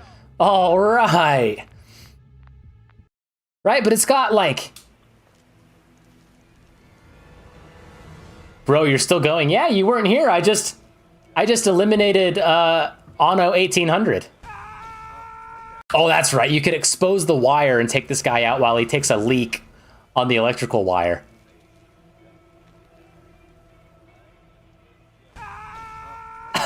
See, this game had some really good takedowns. It's just it's too linear. It's too railroaded. It's the same issue. It's the same issue that I had with 007, First Light. Was that First Light had moments where it was a lot like Hitman, but then it had moments that were like, you have to do this and only this. And you can't deviate from this. Whereas Blood Money and Hitman Trilogy are like, here's this big playground for you to experiment in. Have fun. Oh, I can eliminate Anno 1800, and I did. So, I'm going to give Hitman Absolution 1 star. Playing it again on stream, I was like,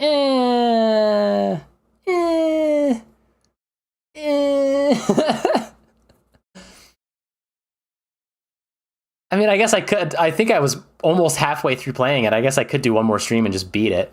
I have to go back and see what you said about it. I pretty much just said it's not nearly as comfy as 1404. And I did kind of reference a time where I was, and I feel bad like saying this because I don't know if you're fully aware of this, but I did reference a time playing it with you, and you saw how I was laying out my buildings, and you changed the layout of my island, telling me that it was all wrong and it had to be this way. And that's about the moment I was like, I don't want to play this anymore. It's that vibe. That's why I like 1404, is I can make mistakes. I can build things the way I think looks the best. Maybe isn't the most optimized, but looks and feels the best in that moment. Whereas like 1800, yes, you have to know that you're going to be building like power lines and train tracks like down the middle of your town 10 hours prior to the fact. And I don't like that. I don't like that you, not you personally, I don't like that that game focuses so much on making the player like plan for peak efficiency super early on. I'd rather it be more organic and more exploratory. That's my major, and my other major issue is that all the different areas, like the Arctic, like the South America, like, you know, New World area and the Occident are all on separate maps that take a little bit of time to load into, whereas 1404 has the Occident and the Orient on the same map, divided by the equator or whatever, right? So those are my biggest complaints, was that it's too much peak optimizing and peak efficiency and not enough just letting somebody like me play and have fun. And it's too much like juggling multiple maps and too overwhelming for somebody like me. It loses the comfiness that 1404 has. There you go. Hitman Absolution, 1 star. I'm giving it a chance to be revisited. I already played it once on stream. I didn't finish it on stream. I'll give it a chance. How about Might and Magic 6, The Mandate of Heaven? It's really the only Might and Magic game that I've actually spent time playing. And I so badly want to get into it, man. Okay. I just might need to have like an actual map in front of me telling me where the different trainers are and where the different people are and all the different things. So yes, Kat, having you help me play this was one of the only times it was starting to kind of click and connect. No way. That person was letting the geometry clip in order to interact with people up here. That's awesome. See, that's the stuff that I don't really want to rely on that in order to actually play this game. Like, I don't want to have to do the big cheat at the beginning to become overpowered. I want to play it as intended. Now, maybe the developers were like, hey, if you don't know that you can cheat at the very beginning of the game, this game's going to be brutal. So maybe the intended, unintended way is to cheat. But I feel like cheating at the start of the game is not how I should play this game. I feel like actually learning how to build up a proper party. Yes. Okay. So that I can handle the ginormous dungeons and actually like blob around these dungeons would be so much fun. So yes, having you help me in chat was one of those few times that the game was starting to click. Now I'd almost what's the word I'm looking for? I'd consider playing the 6, 7, and 8 all combined into one game mod.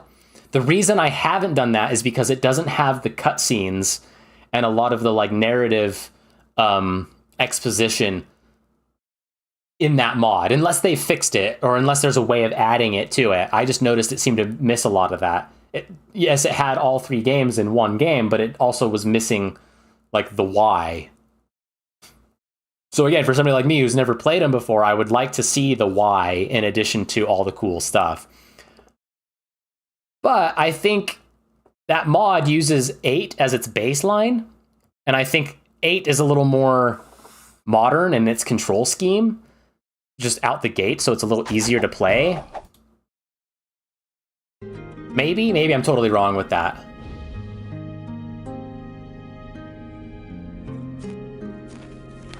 But like, man, do I want to play this and get so good that I'm literally flying above all the enemies' heads, and then like casting Fireball, casting Armageddon down while I'm flying over them. I have no idea. Right? Like I do want to get to that point where I'm flying and casting Armageddon. Meteor shower, whatever they call it.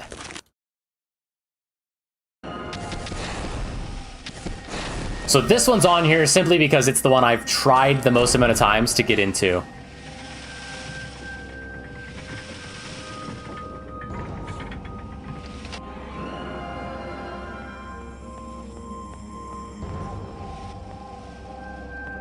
It does. It makes me want to play it, man. Oh boy. There's really not much else other than I do like the Might and Magic universe. I will play this with you, but I don't think the YouTube chat is the way to do it. Yeah, you can also cheese that merge mod easy because it has invisibility. See, that's what I mean. I don't like hearing, oh, and you can cheese it if you do it this way. I want to play it like straight up, as close to straight up as possible. Let's come up with a plan for playing. You open to playing with a Discord call? Yeah, I don't know how it would work with streaming software. If you didn't want to be picked up, like if you didn't want your voice coming through the stream, I could tell OBS to record just my microphone audio and the game audio specifically, and it would not pick up Discord. Usually when I stream, it's just doing desktop audio, but I could do specific software. If you didn't care, then I could do desktop audio and just have your voice telling me what to do, and we're just chatting, which would be fun. Either way. But there are ways that I could. I'm happy to sit in the room with you too. We could BS together. Yeah, you could come over too. So again, I don't know if I can give it 3 or 4 stars just because like I really haven't gotten that far into it. I don't think I can give it 1 star or eliminate it because I still, like, to this day, I'm like, I should reinstall that and try it again. I think I give it 2 stars. Like 2 stars is the let's give it another legitimate chance. So let's really put it in there and give it a go. So that said, you might have noticed that was okay. I watched you call me out. I don't remember that personally, but I do remember you saying maybe we should control our own islands. Yeah, see, I'm sorry. And I did. Before I finished that story, I said, oh man, I'm going to feel bad. Yeah. And it's not, okay, it's not you personally. That is that moment playing with, because you're the only other person that played Anno with me. So playing with you was fun. But because you had played through the campaign and you were like, oh no, you want to build your island this way, it was like, oh, that's not how I like to learn how to play games. I like to learn by doing. So we learn different ways. I think that's part of the reason why you didn't like 1404 when you were playing with me, was because I just told you to build buildings however you saw fit. But when you played 1800, you played the campaign and you learned properly. And so you like that one. And that's totally fine. I think 1800 has more of a, you got to be a sweaty tryhard. That's not really the right word, but like you got to know efficient building to actually succeed in that game. In 1404, you can relax a bit more. I would say. Little mistakes along the way aren't going to bite you in the ass 10 hours in. So, okay, so Might and Magic. Yes, Might and Magic 6 is the same universe as Heroes of Might and Magic. Now, here's where I get to get on my platform a little bit here, on my soapbox a little bit here. If anybody watching this has ever been curious about Heroes of Might and Magic, most people, and I hate this, I hate when people are like, oh, go download Might and Magic 3, sorry, Heroes of Might and Magic 3, and then download the Horn of the Abyss mod. No, don't do that. Please do not do that. Instead, what you should do is open up GOG and go look for Heroes Chronicles. Heroes Chronicles 3DO is like multiple bite-sized. Hey, remember when I was rating battle tanks and I said when the 3DO logo comes up and it says 3DO, that my brain fills in. Ba-na-na-na-na-na, ga, ga. It just did it again. I heard the Battle Tanks theme after that. Heroes Chronicles is like multiple, I won't say bite-sized campaigns, but they're multiple smaller campaigns that are by far easier than the Heroes 1, Heroes 2, Heroes 3 campaigns. It's called a vision, and Queen Allison had a nasty one. Right? There's only, this is what, Conquest of the Underworld? I don't know if that's the first one or not. I can't remember. This is really the only full gameplay with no commentary I could find was Conquest of the Underworld. It's basically the rise of Tarnum. So if you know the heroes, kind of, you know the lore, it's Tarnum. It's how Tarnum came to be. But like, okay, there's 1, 2, 3, 4, 5, 6, 7, 8 missions. That does sound like a lot. But when you load into Cerberus Gate and you actually see like how big the map is, like this, what we're seeing on screen here. Okay, I don't need to read. I mean, I know this is a long play, so that's fine. Whoops. What we're seeing on screen here is like 1/6 of the entire map, right? And we all know that some of these maps can get ginormous because I've played this game on stream and I've struggled with Heroes 2 and 3 campaigns on stream because they're super difficult. Whereas Heroes Chronicles, they're smaller maps, they're much easier campaigns, they're much easier missions, so you really learn how to play the game. So if you're ever curious about playing Heroes of Might and Magic, I am dead serious when I say play Heroes Chronicles. Give Heroes Chronicles a try. And I think you can buy them individually on GOG for like a few dollars. They're not that much. So you can buy one of them, and if you don't like it, you don't have to waste money on the rest. And if you do like it, I can tell you that this is basically Heroes 3, right? The factions, the city building, the units is just Heroes 3. So then if you do like it, feel free to jump into Heroes 3. And then after that, if you're like, oh man, I can't get enough, play Heroes 2. I personally think Heroes 2 is better than 3, but I understand when people say Heroes 3 is the better one. Like, I understand where they're coming from. There are quality of life improvements to like unit management, to actual gameplay, to clarifying like how like battles work and how spells work during battles. I have a knack for skipping to what looks like something on screen down here, and then as soon as I click, it's not that thing.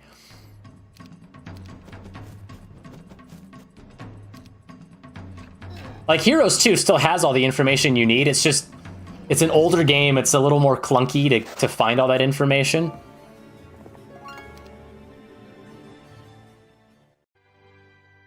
But Heroes 3, I think, or Heroes 2, excuse me, sticks to the overall tone of it being like a children's fantasy book. Like you're opening up a fantasy storybook at bedtime and reading about knights and kings fighting dragons, right? 1 definitely has an art style like that. 2 has an art style that's, if you were to put 2 and 3 up next to each other, I'd have to be like, that one's 2. That one is. That one's 3. Oh, wait. No, that one's 2. That one's 3. They're really close. But 2 just looks slightly more like 1 than 3 does. So I like the art style of 2. I think the music in 2 is better than 3. In the Anno conversation, did you ever try that new Roman era one? No, I have not. I would be curious about trying that one for sure. In fact, I forgot it came out.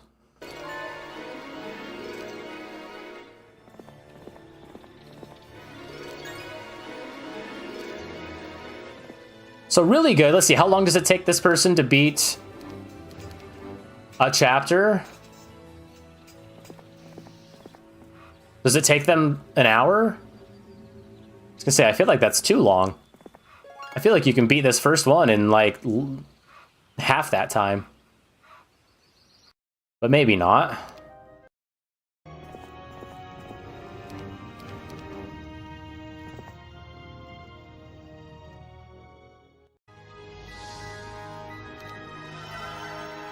Okay, well, I guess they did do it in about an hour. I seem to recall I could beat some of the... Now, okay, when I say that they're easier, see, again, I'm like pausing it, and then when I actually pause it, it's not on the thing that I wanted to see. I can remember, like, whichever one I did get stuck on one of these, and it was like on mission like 6 or 7. It introduced the underworld, so you had to balance both maps, so the overworld and the underworld. And like that became too time consuming for me, and I was like, man, this is a lot like Heroes 2 and 3 as far as complexity. So by the end of some of these campaigns, they do get more challenging, but that's why I say just go spend like the $3 or $5 on GOG on one of these and see if you even like it, if you're that curious about it. Let me never play co-op with you, or else you might not like it. Again, I felt bad bringing that up, but that really was like kind of the moment where, because I remember we came up with that rule. Okay, you have your own island, and don't mess with my island.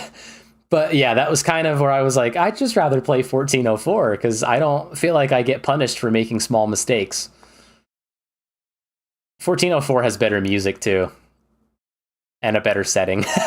I'm sorry. I like 1404. All right, Heroes Chronicles. I think I've done the campaign of Heroes 2. I've done the campaign of Heroes 3. I think Heroes Chronicles absolutely deserves a spot. I think we're giving that a 3. Any one of... There's like 7 or 8 Heroes Chronicles chapters. It's basically another whole game. And what they did was they took the engine of Hero 3 and all the art and everything and just made a whole other game in order to fund development on Heroes 4 because they were running out of money. So they just put out Heroes Chronicles on like literally almost 0 budget in order to fund Heroes 4. I've never played Heroes 4. It made a huge directional shift, and I don't know if I could ever get into Heroes 4. Maybe we'll look it up so that we can kind of see it. Okay, now we're going to do the history lesson here on Heroes of Might and Magic. So I said, if you're a person watching this and you've been curious about Heroes of Might and Magic, and I said, go play Heroes Chronicles, that's your best introduction to the series, in my opinion. Don't listen to the jabronis that tell you to get 3 and then immediately mod the hell out of it with Horn of the Abyss. Do not do that. I promise.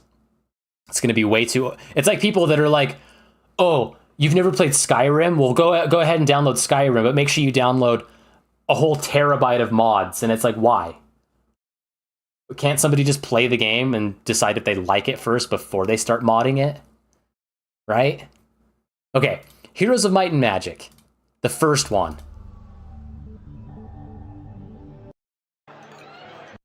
It looks like a children's storybook. I love it so much.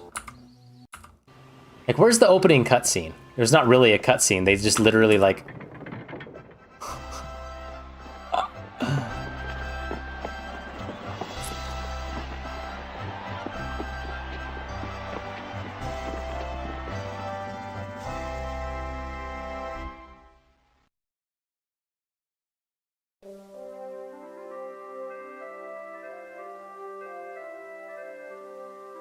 So there are campaigns. There's Lord Iron Fist. I've, not on stream, but I've done Lord Iron Fist's campaign before. These are actually fairly easy as well. The reason I don't say, hey, start with Heroes 1 is because it is pretty rough.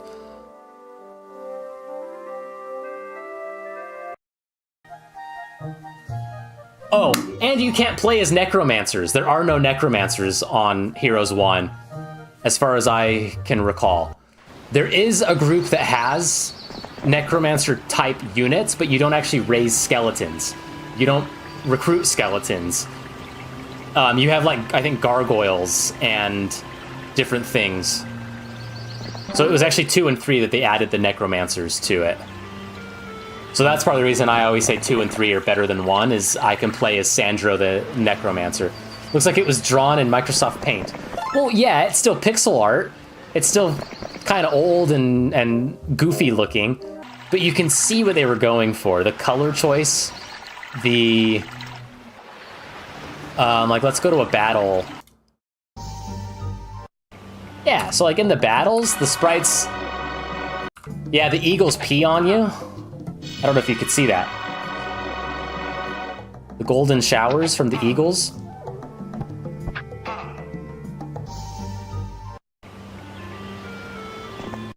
To me, it looks like a children's like fantasy storybook about knights and kings, about King Arthur, about Robin Hood, about... And I love that.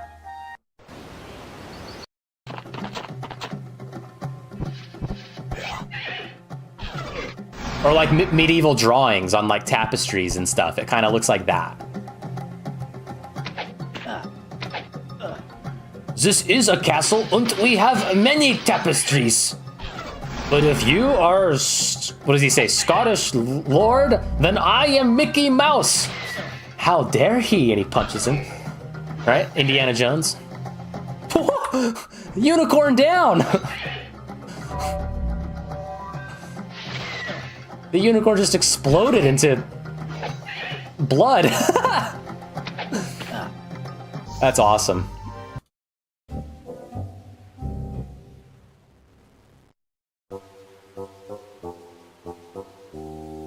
I mean, there kind of has to be, like, how far back must you go if you really want to dive into Heroes of Might and Magic? If you play Heroes of Might and Magic, then you must know that this is actually not even the first one in the series. Even though it's Heroes of Might and Magic, it's actually the follow-up to King's Bounty. King's Bounty was the actual first, I'm riding on a horse, collecting artifacts, and building up my units, and then fighting other armies on the map, and taking over other castles. And it was made by the same people. King's Bounty and King's Bounty 2 were made by the same people. I think King's Bounty 2. King's Bounty and Heroes of Might and Magic are basically the same game. So do you have to play Heroes of Might and Magic? No. Not really. I mean, I guess you can see how Lord Iron Fist becomes, like, the main king. But basically what happens is, like, you control the dragons. And so Iron Fist becomes the king. That's basically what happens. I'll give it 1 star. I'll give it a chance. It's the other Heroes of Might and Magic campaigns that I haven't played on stream yet. These game reviews are funny. The game I like get eliminated. All the games I'm just okay with get 4 stars. Yep, I know. And again, this whole stream wasn't some elaborate way of saying, hey, Zerovam, the games you like, I don't like, and the games you don't like, I like. It was seriously just me being like, I want an ordered list of games that I like from 1 to 200, from 1 to 100. And I know my tastes are very different from other people's, right? Okay, now let's get into the meat of it here. Heroes of Might and Magic 2, the best one. I've only done 1 campaign in this. There's multiple campaigns. I did Archibald, which is the evil campaign. This looks like it's Roland. So I haven't done Roland's campaign yet. Although he's like controlling evil units, so I don't know. Maybe this is the evil one. Oh, dude, the grass theme? The grass theme is 4 stars alone. You were thinking of doing a list like this too? See, that's why we're friends, is because we both like things like this. I want to put a spreadsheet together and a list together of like every Metallica concert I've been to. So I can just do a whole bunch of stats about how many times I've heard a song versus how many times they've played it versus like however many other songs show up from that album. Like, I want to go deep on some of the Metallica concerts that I've been to. Are you able to control the amount of stars? Yes. Well, when I wrote the HTML code, I set it to be 1 through 4 or eliminated. But like, yeah, you could have more tiers for sure. Ha. Okay, so I played Free Heroes 2, which is like an open source community-driven endeavor to keep Heroes 2 playable on modern machines. It doesn't actually have like some of the same animations for whatever reason. But it's the only one that still had the cutscenes. Because there's a mod to play Heroes 2 in Heroes 3, but it doesn't have the cutscenes. And so this one, if it ever has the rainbow, I wanted to show the rainbow in this one. The rainbow during battles is Way better than the rainbow in the version I played.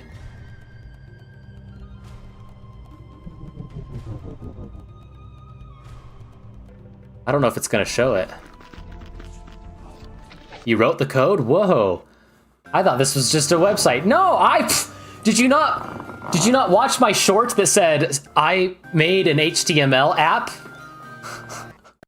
That was the first sentence. I made an HTML app. I wrote the HTML code.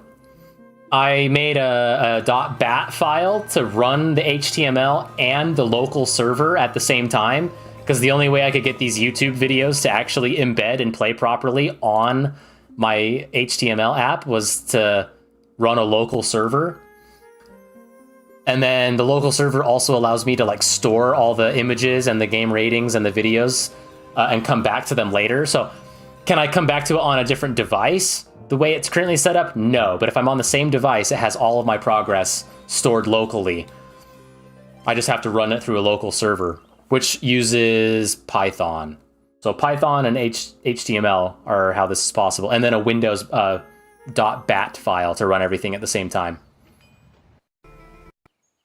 Look, I've already played one campaign on stream, and I constantly talk about how much better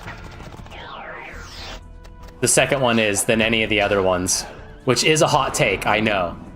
Sorry, I was hoping maybe this battle would have the rainbow, because it's all one... Nope. Well, just trust me that the rainbow when your units are lucky is way better on the original game than it is on any of the fan-made mods. This is 4 stars. Easy. Easy 4 stars. I thought you meant you used some DCC to make it. I made a game, but I use Unreal, for example. Well, did I have AI help me because I've never coded in HTML before and I didn't know the syntax? Yes. But I still typed code and I still prompted things that I was like, I need this to work a certain way and I can't get it. And it troubleshot it for me and explained to me why mine was wrong and why I should do it this way. And I learned a lot from it. That's the thing. It's been a fun thing. But yes, like it's HTML code. Heroes of Might and Magic 3.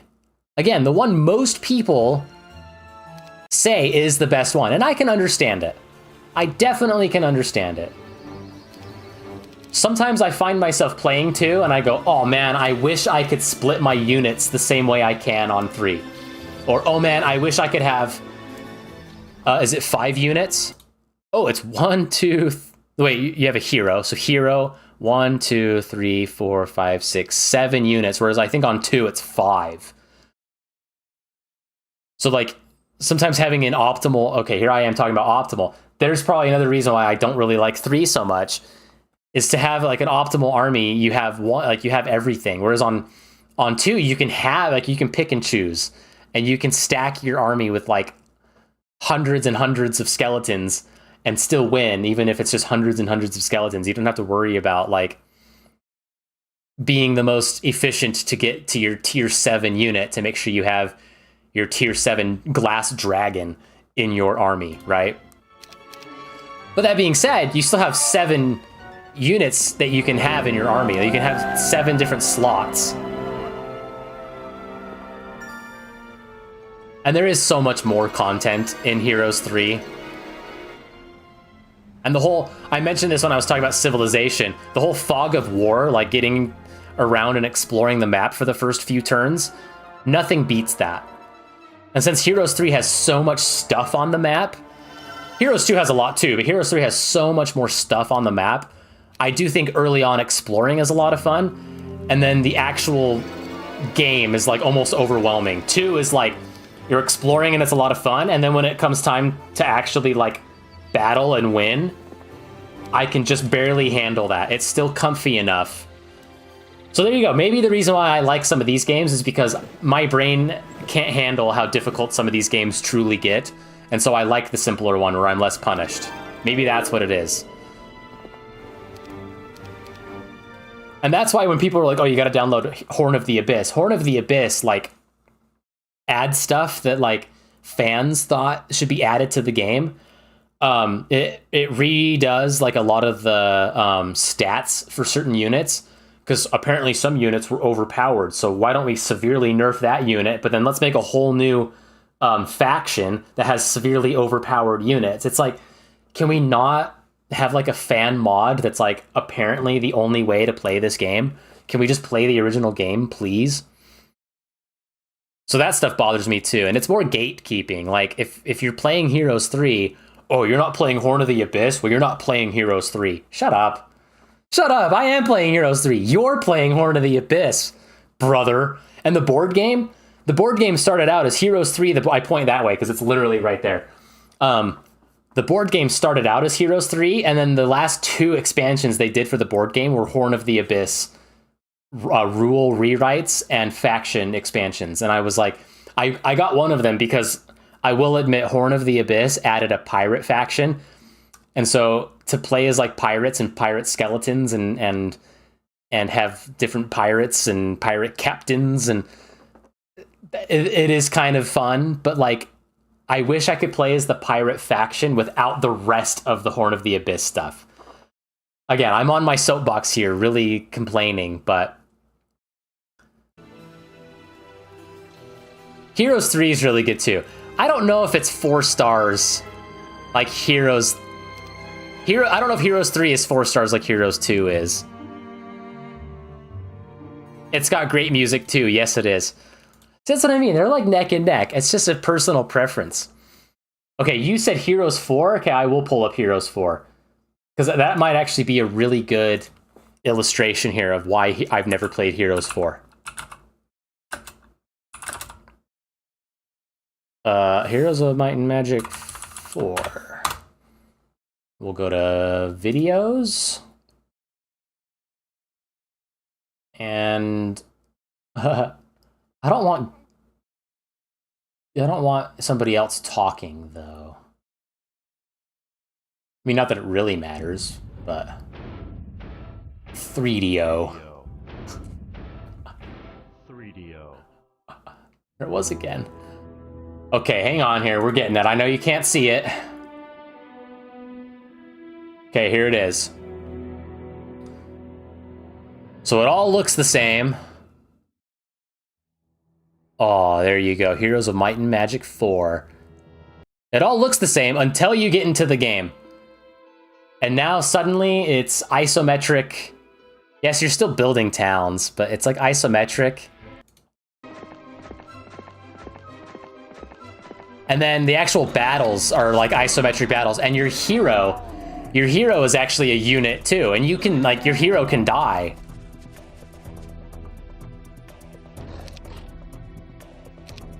So everything I've seen about this just looks really sluggish and like it just isn't fun. Would I maybe visit it? Yes, but I've never played it, so it just can't exist on my top games of all time. I've just heard everybody that says, oh, Heroes 2 and 3 are fantastic. They've all said Heroes 4 was a total misfire. So it is good that you said, now let's do Heroes 4. Because Heroes 4, you can see, was a deviation from the series, right? You can totally see how it was, right? So that now leads us to, after a hiatus of many years, I mean, they did Heroes of Might and Magic 5. They did do, I think they did they do 7?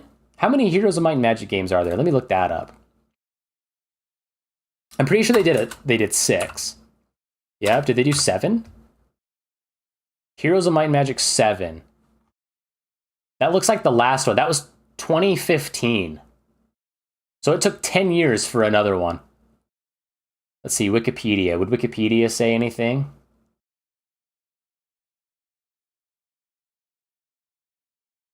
Heroes of Might and Magic.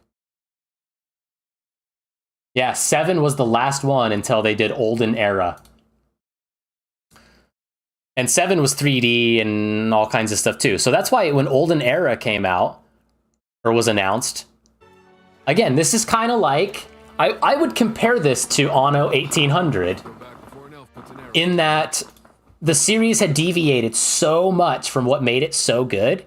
And then all of a sudden they were like, hey, why don't we just make another Heroes of Might and Magic game that's like Heroes of Might and Magic instead of trying to make it something it's not. And so by actually like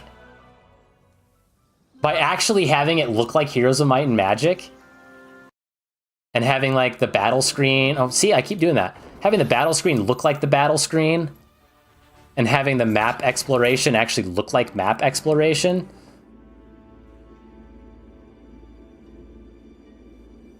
Now, I will say the game suffers from a problem that most modern games suffer from. It's that looking at this, I honestly can't really tell what I can interact with and what I can't interact with. Obviously, there's some that are like, oh, well, that's gold. Obviously, I can go pick up the gold. Oh, that's crystals. I can go get the crystals. Oh, that's lumber. But can I interact with that mushroom? I don't know. I don't think so. Oh, look, I didn't even notice there's ore there. The ore kind of blends in with the background. Like, oh, look, there's headstones here. Can I do something with those headstones? Maybe. I think there's a readability issue, which there's options in the settings to try to increase readability and add like outlines to interactive objects and stuff. So I think you can get it dialed in, but a lot of modern games just have too many details that things that you're supposed to see get lost in all the background stuff that has too much noise, right? And I'm not saying like, oh, games need to be bad graphically. No, art direction needs to be stellar from top to bottom. Like I would say this battle map looks phenomenal. I would maybe make the units a little bit larger, or make the text of how many units are in a stack a little bit larger.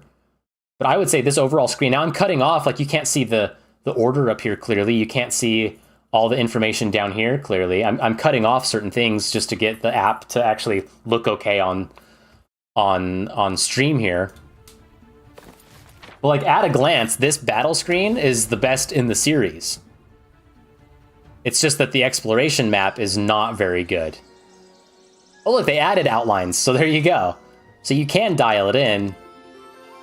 And that works. I think that's a little better. But anyways, this was, and I've said it before, yep, it's Heroes of Might and Magic. It's a return to form. I don't know why they haven't been making a game like this for the last however many entries, because after 4, they did 5, and 5 was, whoa, 5 was okay. And 6 and 7 were also just okay. But this one, they really like, no, we're going to make it look and play like Heroes 2 and 3. It's kind of like the new Halo remake of the first one that just came out. Like, yeah, people are complaining that it's not very good and that it wasn't necessary to remake Halo 1 again. But at the same time, I'm playing through the new missions. I did all 3 of the new missions, and while I'm playing it, I'm like, yeah, but it's Halo. You can't really mess up Halo. I'm having fun running around shooting aliens. This is great.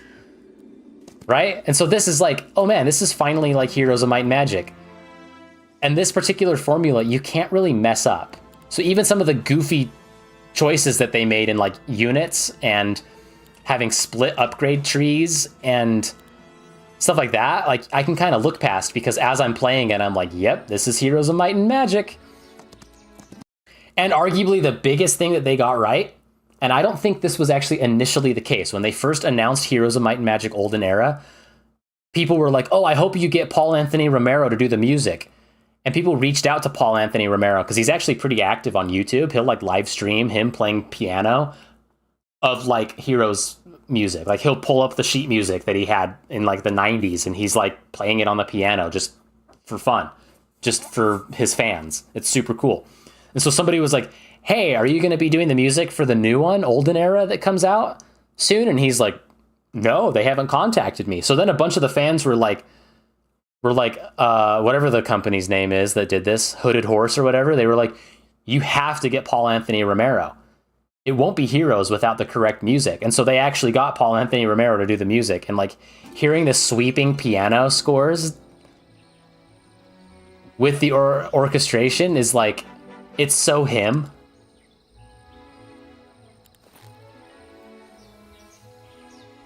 Yeah, like it's so him. It's great. It's actually great.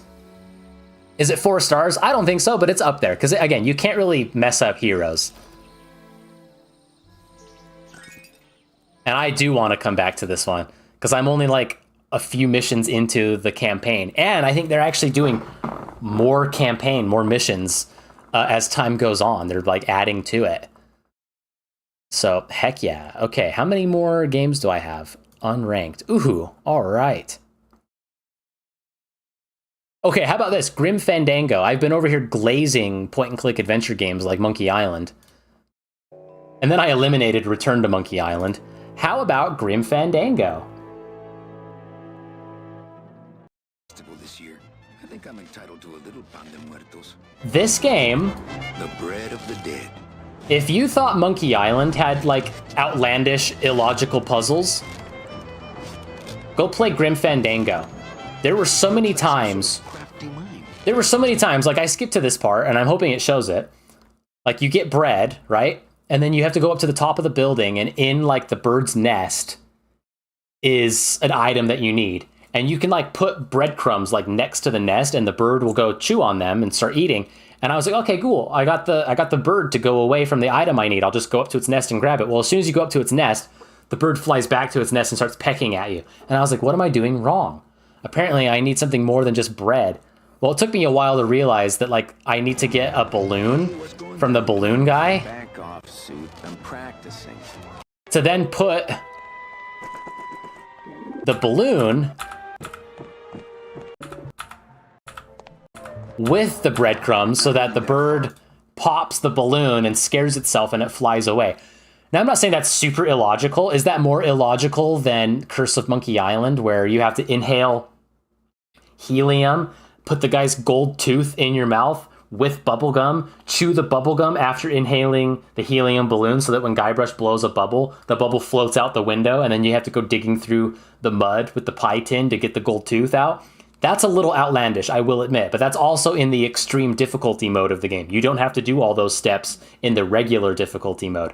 Grim Fandango only has one difficulty mode, to my knowledge. But to me, they might have... And I found so many of the puzzles had like an extra thing that I didn't consider that was just getting way too frustrating for me.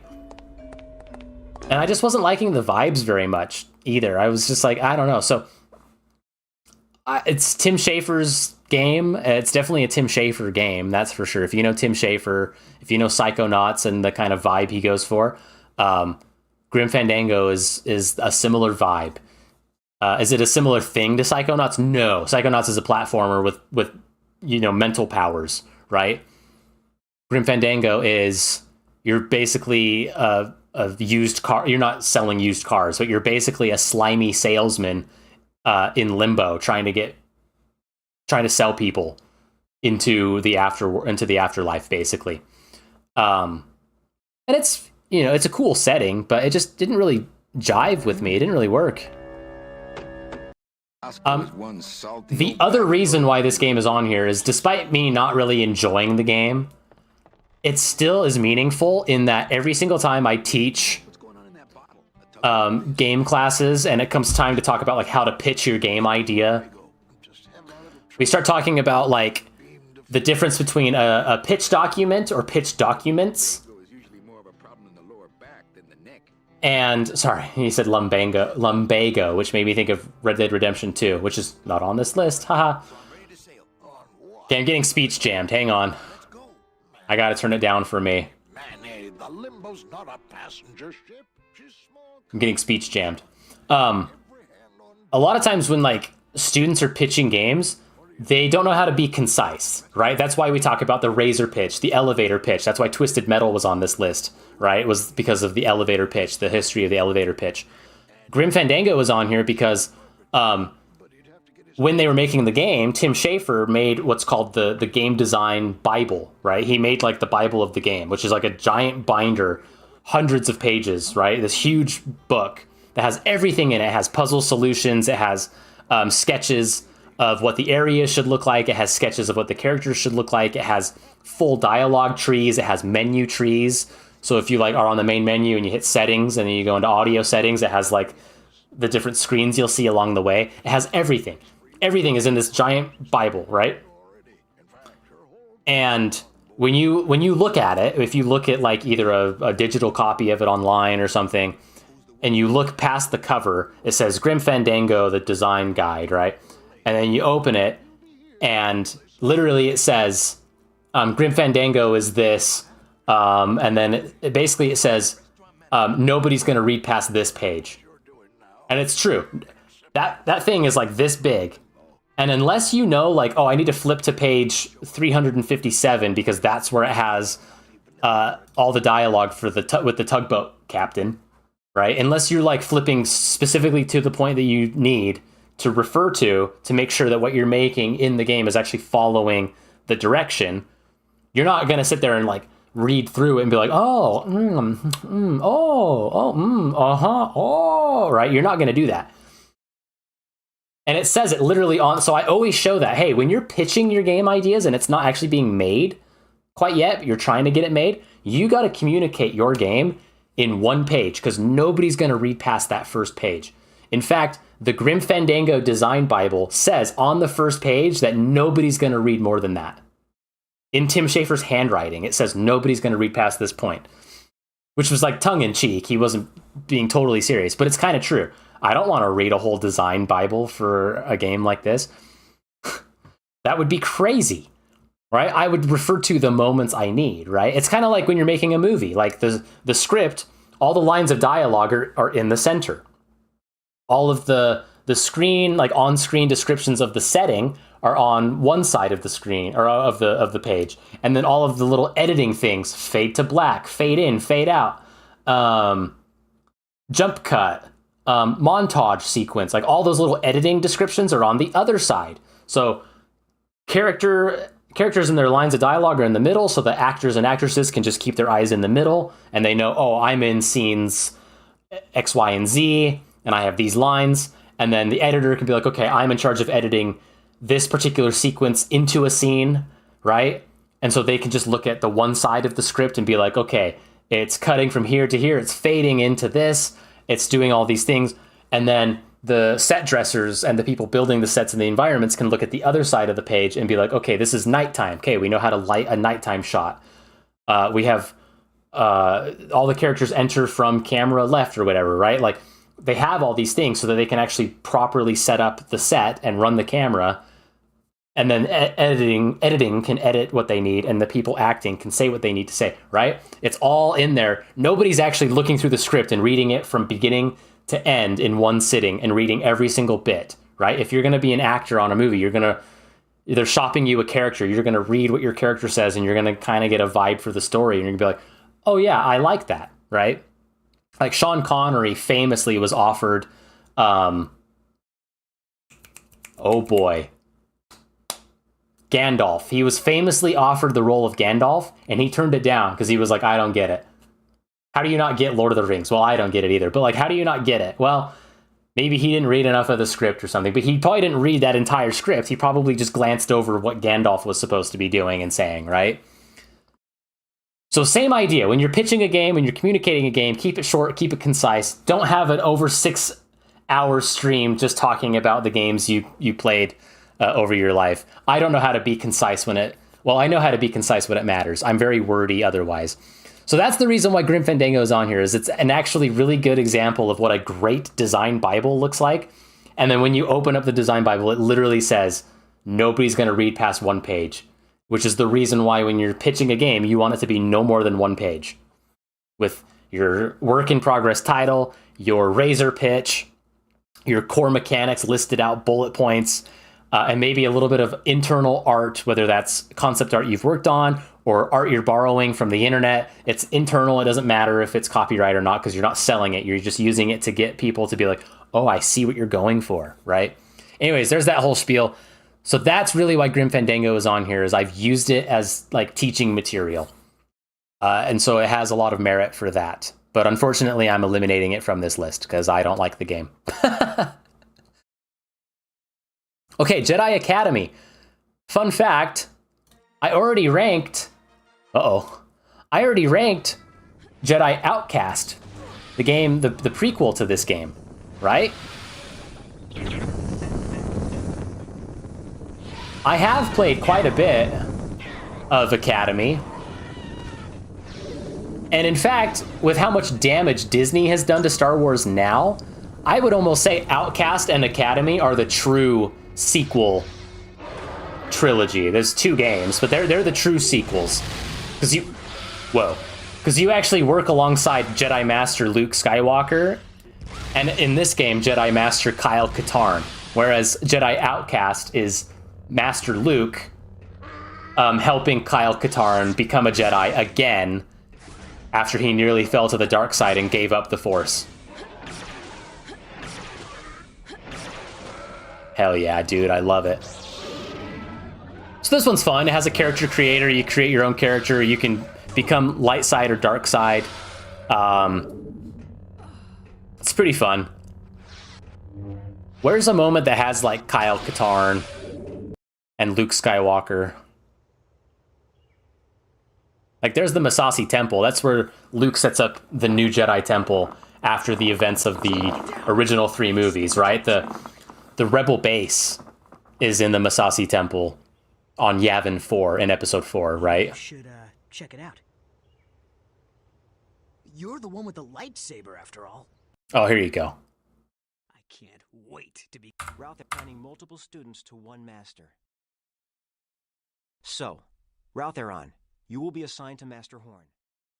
I can't wait to begin my training. Rosh Panin, you will be assigned to Master Katarn.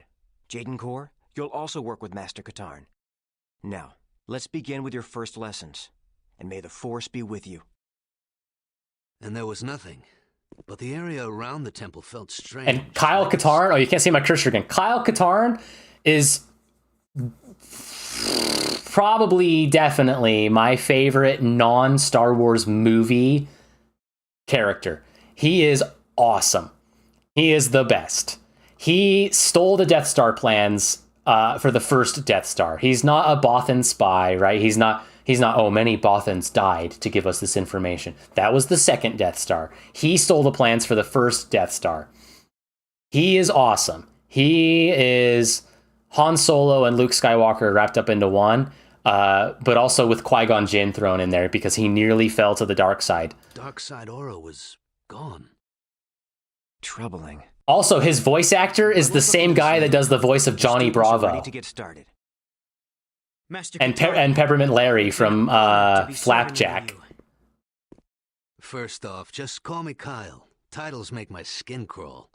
Secondly, you're not serving under me. So you play as him in the Dark Forces games and in Jedi Outcast. So it's cool that he's still here, but it's unfortunate that he doesn't really join you on missions other than to, like, talk to you. Like, sometimes he'll be like... He'll, like, remind you of your objective after you've completed enough of a mission or whatever, right? So, unfortunately, I don't think you really ever play as him.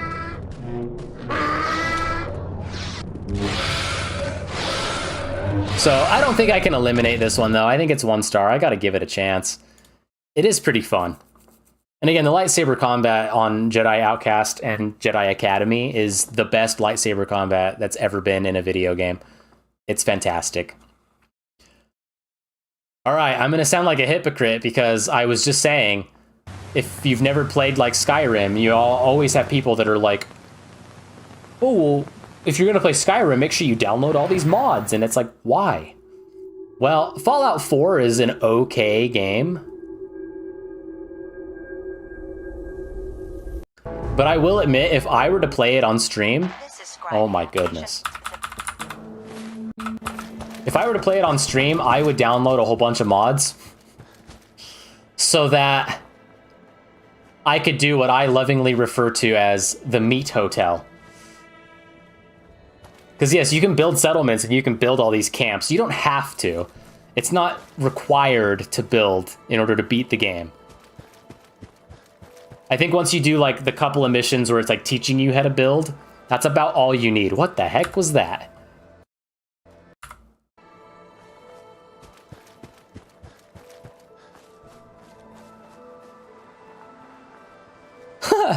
But the mods I'm referring to just make it that much easier to build. Like you can stack buildings on top of each other that shouldn't be stackable. You can have conveyor belts without the need for like buying the DLC.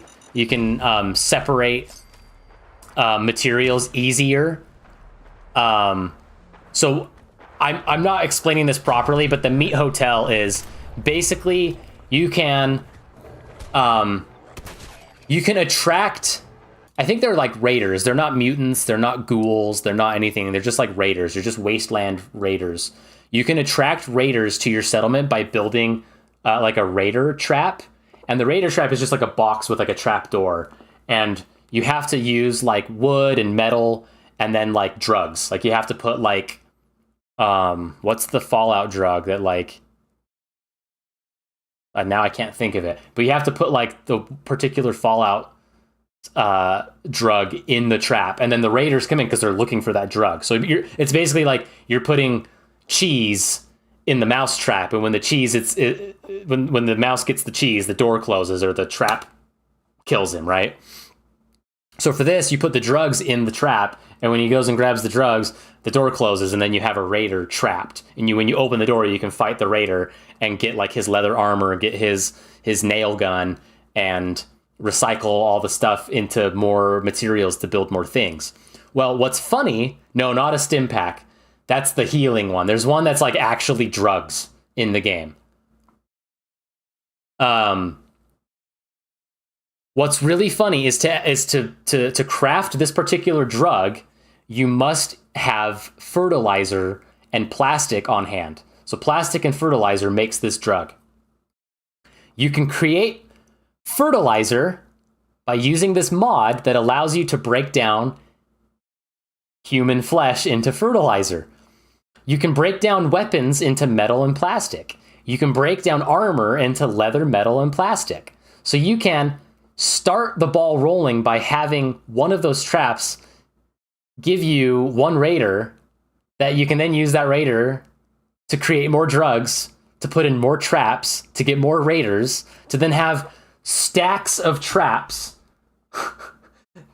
It's not Radaway either. It's like, it's one that like you can become addicted to. Mama Murphy's addicted to it in the game.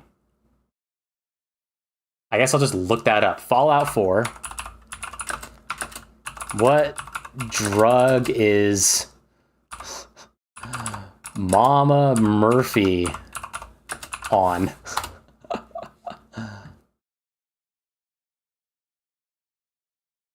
Jet.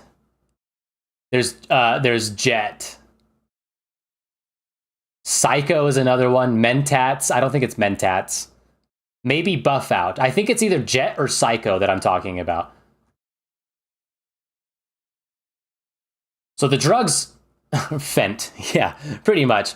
So that's, if I were to play Fallout 4 again, it would be to have those mods so I could basically have stacks of raider traps that literally just go way up into the sky. And then what happens is you can build a conveyor belt down on the floor, and then you can have like gun turrets. And so basically you go by, you press a button that opens up all the traps that have a raider in them. The raiders come out of the traps, fall onto the conveyor belt, get shot and killed by all the turrets, and then their bodies and their weapons and their armor goes along the conveyor belt. It goes through all the sorters onto different conveyor belts. So you have leather armor being processed in the leather armor processor. You have body parts and bodies being processed by the human body processor. You have the weapons being processed by the weapon processor. You have one that's taking their valuables like stim packs and bottle caps and putting it into a separate stack. So you can go over and grab bottle caps and stim packs. Like, it's the best. It's so much fun to build that. Sips has done it. Sips has done some crazy ones, but I've also done it. And if I were to play Fallout 4 again, I would build that. And then I would just go around the wasteland and then come back and then collect everything and then reset up all the traps and go do some more quests and come back. It's a lot of fun to do that. I don't think I would actually play like the campaign though. The campaign is kind of stupid, I will admit. It's sad because the gameplay is fun. The gameplay overall is fun. For a Fallout game, it feels the best as far as a shooter goes. Fallout 4 feels the best of any of them. The story is not... the story on this one's not even as good as 3, and the story on 3 is not that great either. Well, it's fine. 3 is just a little boring. 4 has a really good story. Fallout Shelter's fun. I didn't put that on this list, though, but I have played it. It's fun. The whole Institute thing and all the all the robots that look like humans. It's too weird, man. Too weird. I'll give it 1 star because I would like to do the Meat Hotel, I think. All right, you mentioned Emperor's Tomb is on this list. Yes, I think this game is awesome. And it's very much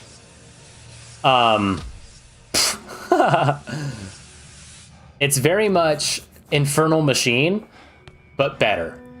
Gameplay-wise, graphically, scope.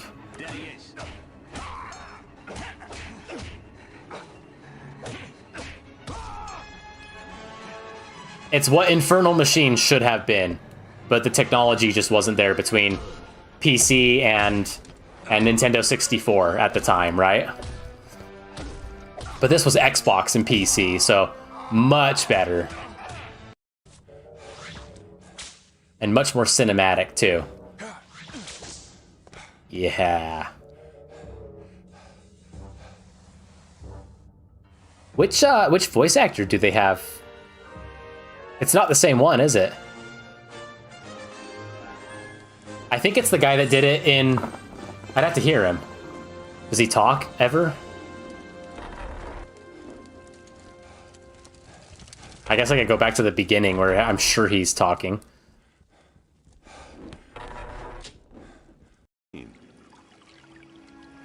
Well, that's right! Your health and your healing is filling up fresh water in your canteen.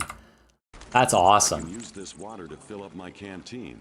No, it is the guy from what the hell? It is the guy from The Fate of Atlantis and the Infernal Machine. I thought maybe it was the guy from Staff of Kings. So the guy that did it in Staff of Kings, like, I don't think ever voiced Indiana Jones again, but he sounds way more like Indiana Jones than this guy. You've beaten this game twice? You think? I don't know if I've ever beaten it. I remember getting pretty stumped in one area. And not stumped like I don't know how to get through this part. I remember getting stumped like I'm not good enough to proceed. This is too many enemies on screen. This is too nuts, too crazy. But now in my old age, I mean, I said PC, man. I gave this one last try like when I was older and I was in college and I was like, man, this is fun. And then I just never got back into it. I would like to play it again. I have it on GOG. After playing the Indiana Jones and the Great Circle, I think it's absolutely worth playing this one again. Because I kept thinking, oh man, Infernal Machine and Emperor's Tomb were a lot of fun. I just have never finished either one. I think I finished Infernal Machine. Maybe not, though. Now I can't remember. This one I never did, though. I can't remember what I ranked Infernal Machine. I'm sure I gave it a chance. I didn't outright eliminate it. I don't see why I would have. And I think this one is overall better. Like, just more polished. More cinematic. I'll give it 2 stars. I think it deserves a chance. That's what I'm saying. All right, Daggerfall. I have played countless hours of this and tons of hours on stream. Daggerfall Unity, but still Daggerfall. Whoa. Yes. The freaking... Hang on, where was it that this person was looking at the map? The freaking map of the dungeons. And some of these dungeons can be larger than the entire map of Skyrim. It's crazy. This one's obviously not that large or that complex, but they can get pretty nuts. And they can get to a point where sometimes, because they're like randomly generated, it can get to a point where you can't actually proceed. That you have to cheat. Or maybe have a spell that lets you teleport somewhere to actually complete some of the objectives in some of these dungeons. Now, the story dungeons, to actually complete the campaign, to actually do the storyline, those ones are handmade dungeons. Those ones you are guaranteed you can beat them. But the more, what do they call them? Radiant quests, as they've been calling them. The more radiant quests, there are moments where you might not actually be able to proceed, which kind of sucks. But man, this game's good. It's even got, well, I shouldn't say it.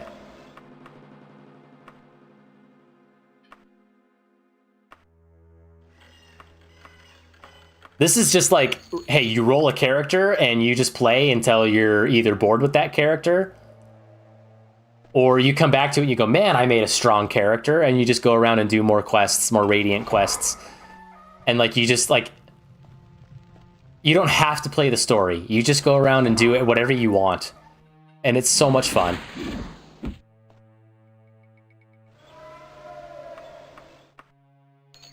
And I have been getting the itch to play this again. I don't think it's 4 stars, but I do think it's 3 stars.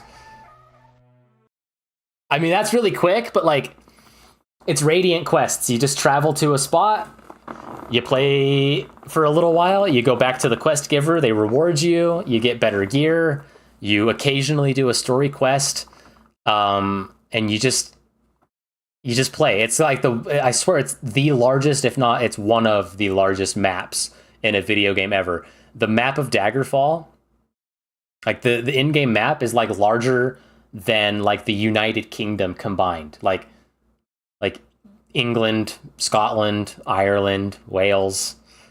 It's like, it's bigger than those islands combined. It's crazy.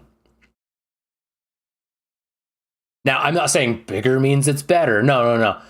You have to fast travel everywhere. I'm just saying, like, you can go off and do all kinds of random things, and there are mods. So, like, I haven't modded Daggerfall too much, just whatever's in Daggerfall Unity specifically. But there are mods where, like, you can, like, buy and sell houses in it and stuff. Like, there's quite a lot that you can do in Daggerfall now. I would love to return to it and keep playing it. So 3 stars, absolutely.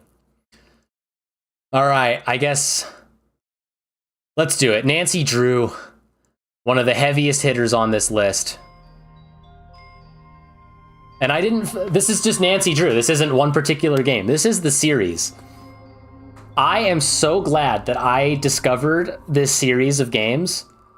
And the first one I ever played, I mean, I was aware of Nancy Drew. I was aware that there were Nancy Drew games. But the first one I ever played was Tomb of the Lost Queen, the Egyptian one that I played on YouTube here. And that's the one that started it all for me. I had so much fun playing that I was like, I gotta play the next one. I gotta play another one. So I went and found the Creature of Kapu Cave. That one blew my mind because it had the Hardy Boys in it. And when you like made a phone call to one of the Hardys, you then started playing as the Hardys. And then when you made a phone call back to Nancy, you started playing as Nancy. That one blew my mind when you could do that. I've mentioned multiple times on stream that when I'm playing a Nancy Drew game, that like, I just want to keep playing more Nancy Drew games. And then sometimes I'm like, oh, I should play a different game. So then I like find it within myself to play Skyrim for a couple of streams, and then I'm right back to Nancy Drew.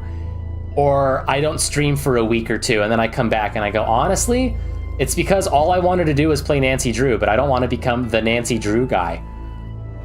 I'm like borderline obsessed with Nancy Drew. The fact that like, if I'm on archive.org and I'm not like finding old episodes of wrestling, I'm literally on archive.org finding Nancy Drew games to download and play. And there's like 35 games, and I've played, can I list them all off? I've played Tomb of the Lost Queen, Creature of Kapu Cave, Message in a Haunted Mansion,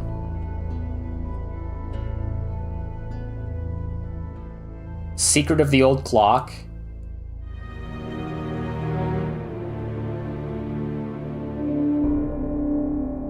Treasure in the Royal Tower, is that what it's called?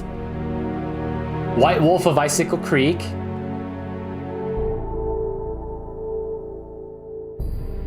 I feel like that's all of them. So there's 35 Nancy Drew games. I've played 6 of them. There are still 29 games left for me to play.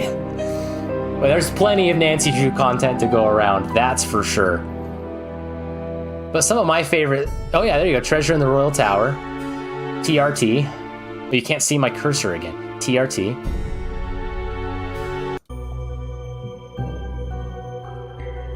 Oh, and we just played... So I've played, 6 or 7 of them. We just finished Sea of Darkness. I do like the wintry vibes of a lot of them too. Yeah, there you go. There's Sea of Darkness.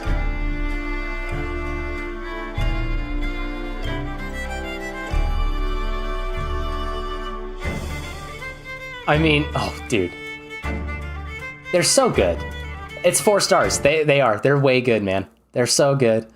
And, like, I know I've been playing them just, like, in any old order, but, like, I kind of want to start with Nancy Drew #1, Secrets Can Kill, I think is what it's called, and just play through them. And if I've already played, like, if I go until I hit one that I've played, then I'll just skip over it. Like, I'll just skip that one and go to the very next one. So I think from here on out, I kind of want to play them in order. That's just that way I can like keep track of it and like mark them off. And because again, I like data, I like numbers, I like keeping track of this stuff in that way.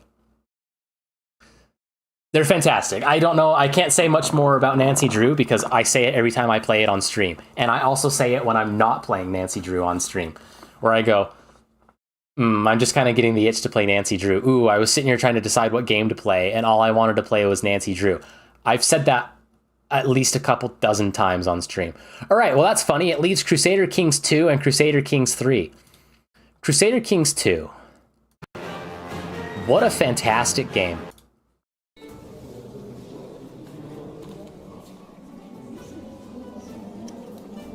Does that mean you're going to always update this list? No, not necessarily. Maybe I add to it and I go over all of this again after I have another 200 plus games. But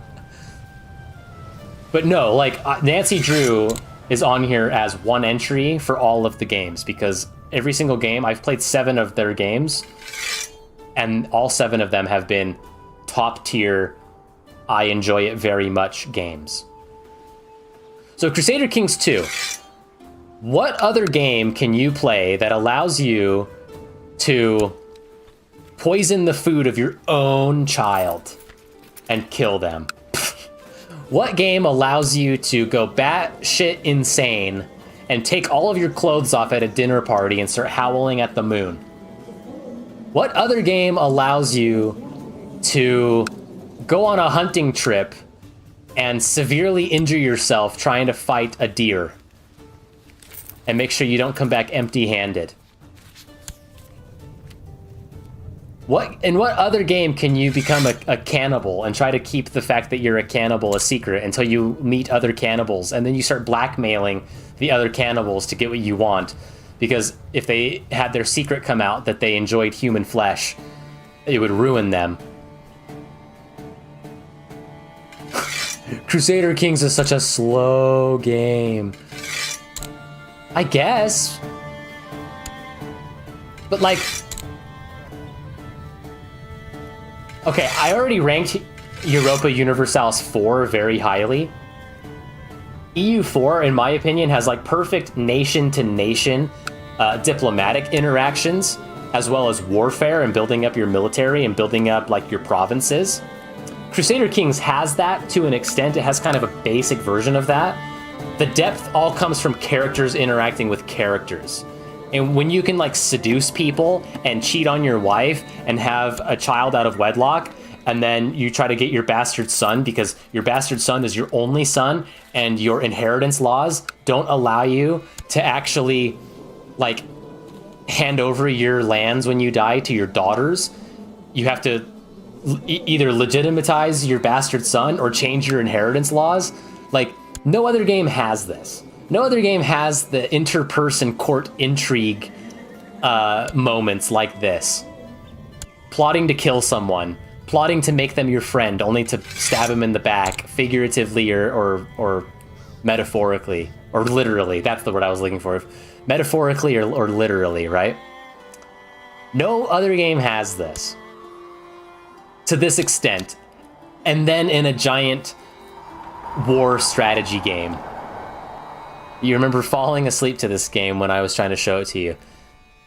Yeah, well, You just didn't stick with it longer than an hour.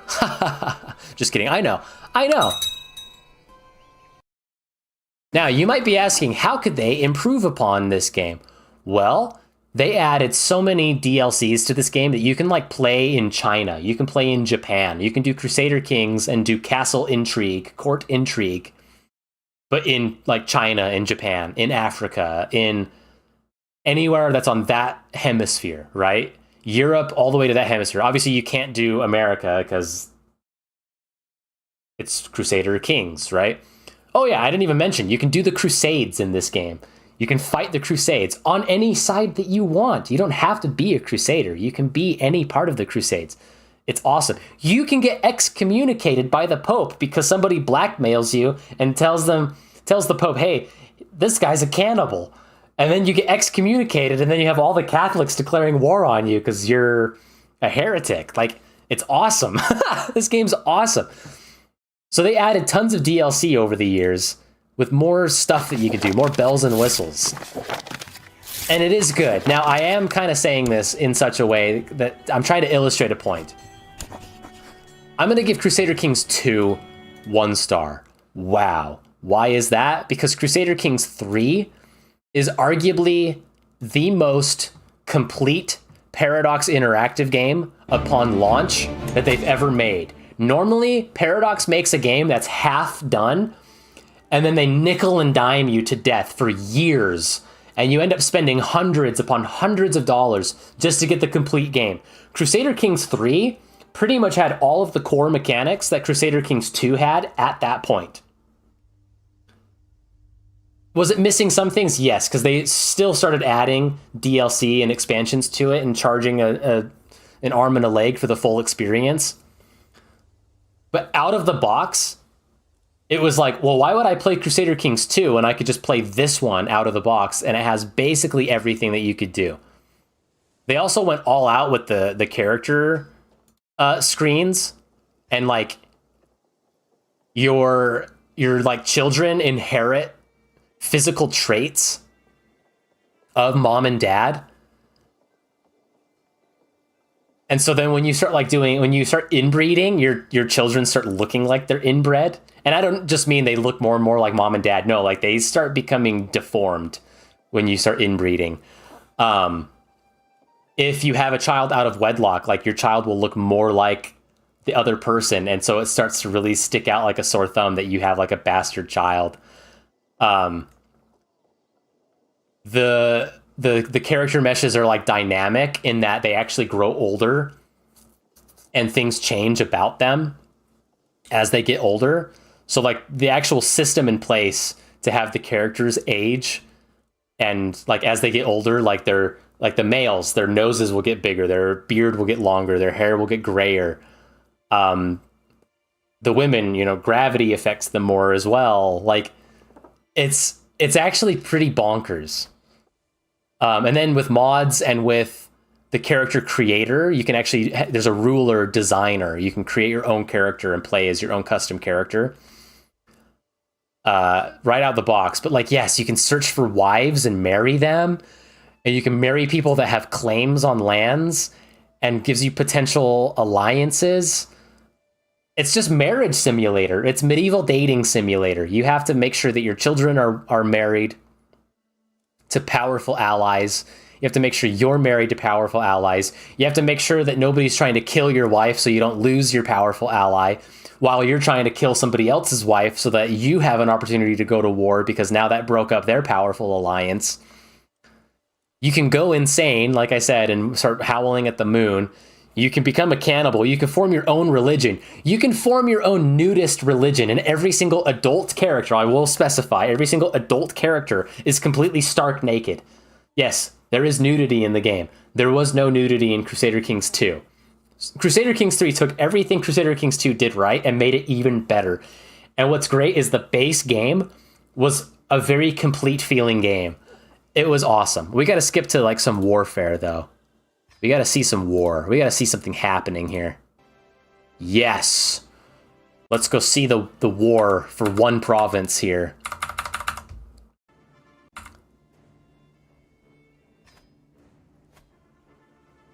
Raise armies. Let's go. Go capture Desmond. I gotta turn the music up, dude. It's epic. You guys probably couldn't even hear any of the audio from the game. It was so low. Okay, apparently I didn't... Nudity. Neurons activated. Oh, yeah. Oh, yeah. And yes, there are genetic traits that take effect.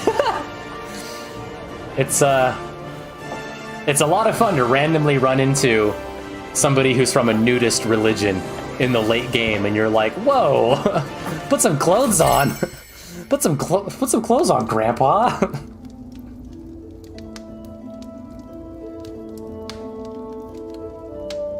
Oh, I love it. Then you can become paranoid. And so, like, when your wife is pregnant, your default response is like, how can I be sure it's mine? And it's like, because you just seduced your own wife, dude. I love it. This game, you have to get into the inter-character, the interpersonal interactions in order, because, like, yes, watching number go up on screen and watching things can get a little boring. The improved, like, military animations are kind of fun to zoom in and look at. But after you've seen them once, you've seen them all. But it's just the crazy, like, yeah, like sending a spy out to, like, steal technology from a different civilization, right? To steal somebody's maps, to file to fabricate a claim on land. Oh, they have better siege equipment than us. Hey, spy, go over there and steal their siege equipment so we can have better siege equipment for us. Like, it's all so good, man. This is one I did play on stream, but I don't think the way I approached it on stream was the correct way. Even I was kind of like, oh, brother, this isn't going well. So I think I kind of need to do it how I would do Europa Universalis 4. In that I need to scroll through the achievements list, and then I need to be like, that achievement right there is what I'm going to try to do on stream. Is it 4 stars? What did I give? Well, I can't base it off of what I gave the other one. Did I give the other one 2? It's 3 stars. I haven't played it since they added a bunch to it. In fact, I haven't even bought, like, the expansions, but you can make your own weapons in the game. So, like, you can go out and, like, apparently, you can find treasure or have, like, somebody find, like, jewels in a mine and then, like, craft, like, a really elegant, extravagant sword that you can either have hanging up in your halls that, like, add prestige to your kingship, your kingdom, or you can, like, use it on the battlefield or in duels or in tests of strength and stuff. Like, you can use it in different ways. Like, it's so cool, man. And I haven't done that yet. Like, the royal court is something that they added. All the court, like, you could have courtiers and you could have people in your court, but you couldn't see them interact, and you couldn't go into your court and, like, see the changes, the visual changes and all the stuff they added to it. You couldn't do that yet. You can now. And I haven't played with those expansions enabled or purchased yet. And I would love to do that. So 3 stars because the base game was very good. It took everything that Crusader Kings 2 got right after years of refining and was already great from the get-go. So I would love to play it with all the bells and whistles in there and see what I've been missing out on, because I think that would be a lot of fun. And with that, to answer the question in chat there that just came up on my end, is that every game? If I go to all and make sure it's on unranked, everything's ranked. So there we go. All games have been ranked. Okay. I have been live for almost 7 hours. Holy smokes. I got to turn this off. Let me tell you what I'm going to do about the eliminated games. They are eliminated. They are done. They are no longer part of the ranking process. However, before I start a head-to-head, because I can't do a head-to-head of the eliminated games. I can only do a head-to-head of tiers 1 through 4. So stars, 1 star, 2 star, 3 star, 4 star. I can't do elimination. They're eliminated, right? Here's what I'm going to do with the eliminated games. And it's up to my discretion. I am going to go through the games that I eliminated, and anything that I'm like, oh man, that one's really on the cusp, I'm going to pick like 2, maybe 3 games from this list of eliminated games to play on stream anyways. Okay? So that could be Anno 1800. That could be Breath of the Wild. That could be Fallout 3. That could be Kingdom Hearts 2. It could be Marble Blast, right? Any of these where I was like, Monster Hunter World, any of these where I was like, should I really eliminate it? NBA Street, right? It could be any of these. Sea of Thieves, maybe, if I ever want to live through that excruciating hell. Return to Monkey Island, same thing, if I ever want to live through that excruciating hell.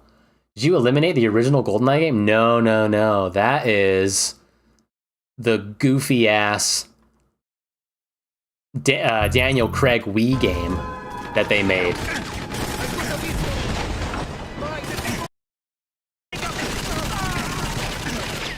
Not great. Not great. So before I start the head-to-head, because I've literally done over 24 hours worth of streams, because it's been over 6 hours for 4 streams talking about games.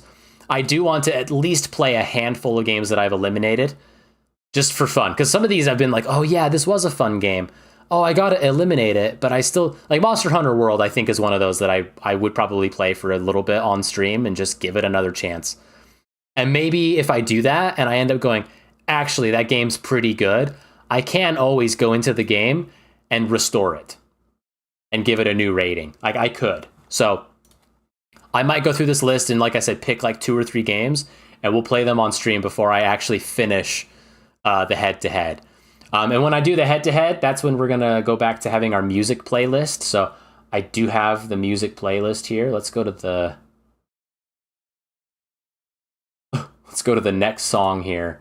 And we'll... This is music from Cruisin', the one that came out on the Wii, which should be eliminated. Yeah, right there. This Cruisin' game had this song on it. It's pretty loud, I know.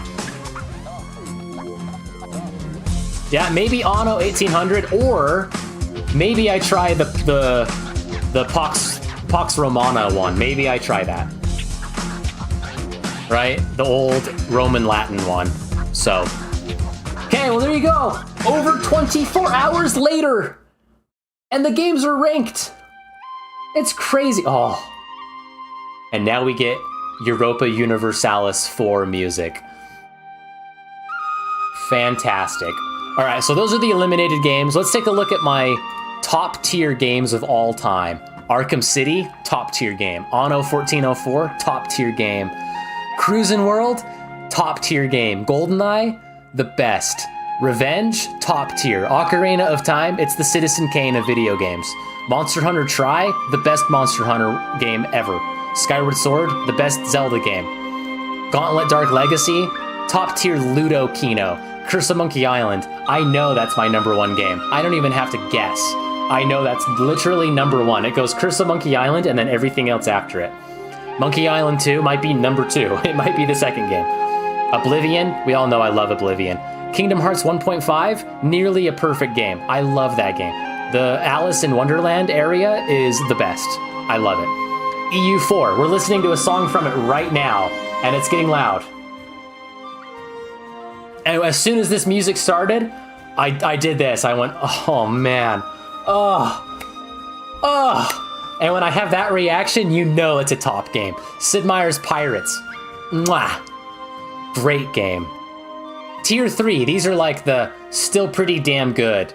Plague Tale, Innocence, way better than the sequel. Danny Rampage, who's sometimes in chat, plays horror games on stream, and I have told him, play this game, and he never has. It's fantastic. I love this game so much. Gauntlet Legends, fantastic. Mario Kart, NFL Blitz, Super Mario 64, Twilight Princess.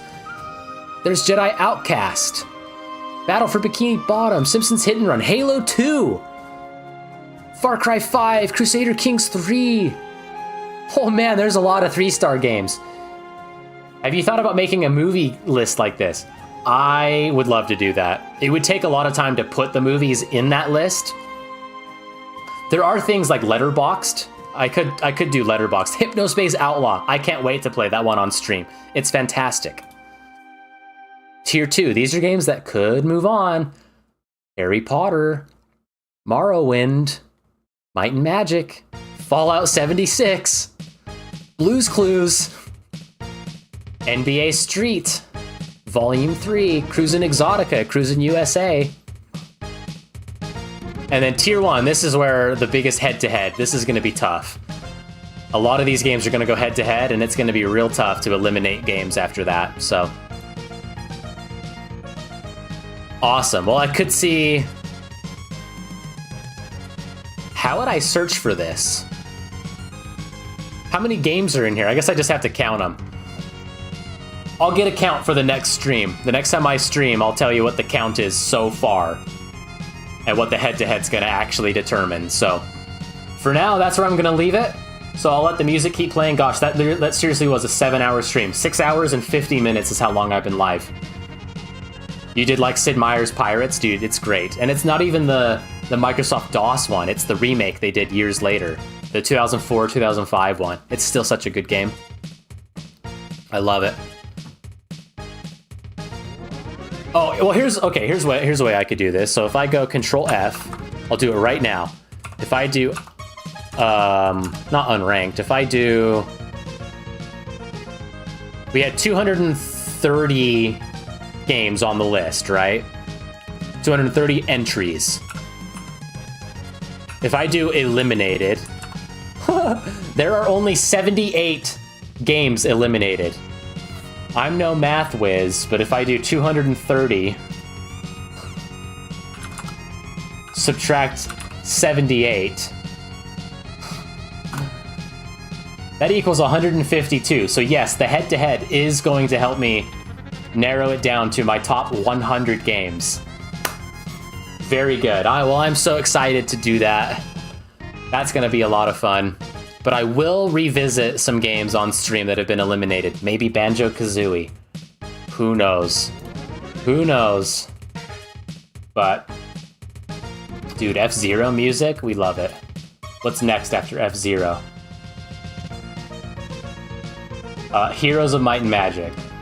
So we'll do that, and I'll let the music play us out. And that's what I'm going to call it. So let me get rid of the search feature here.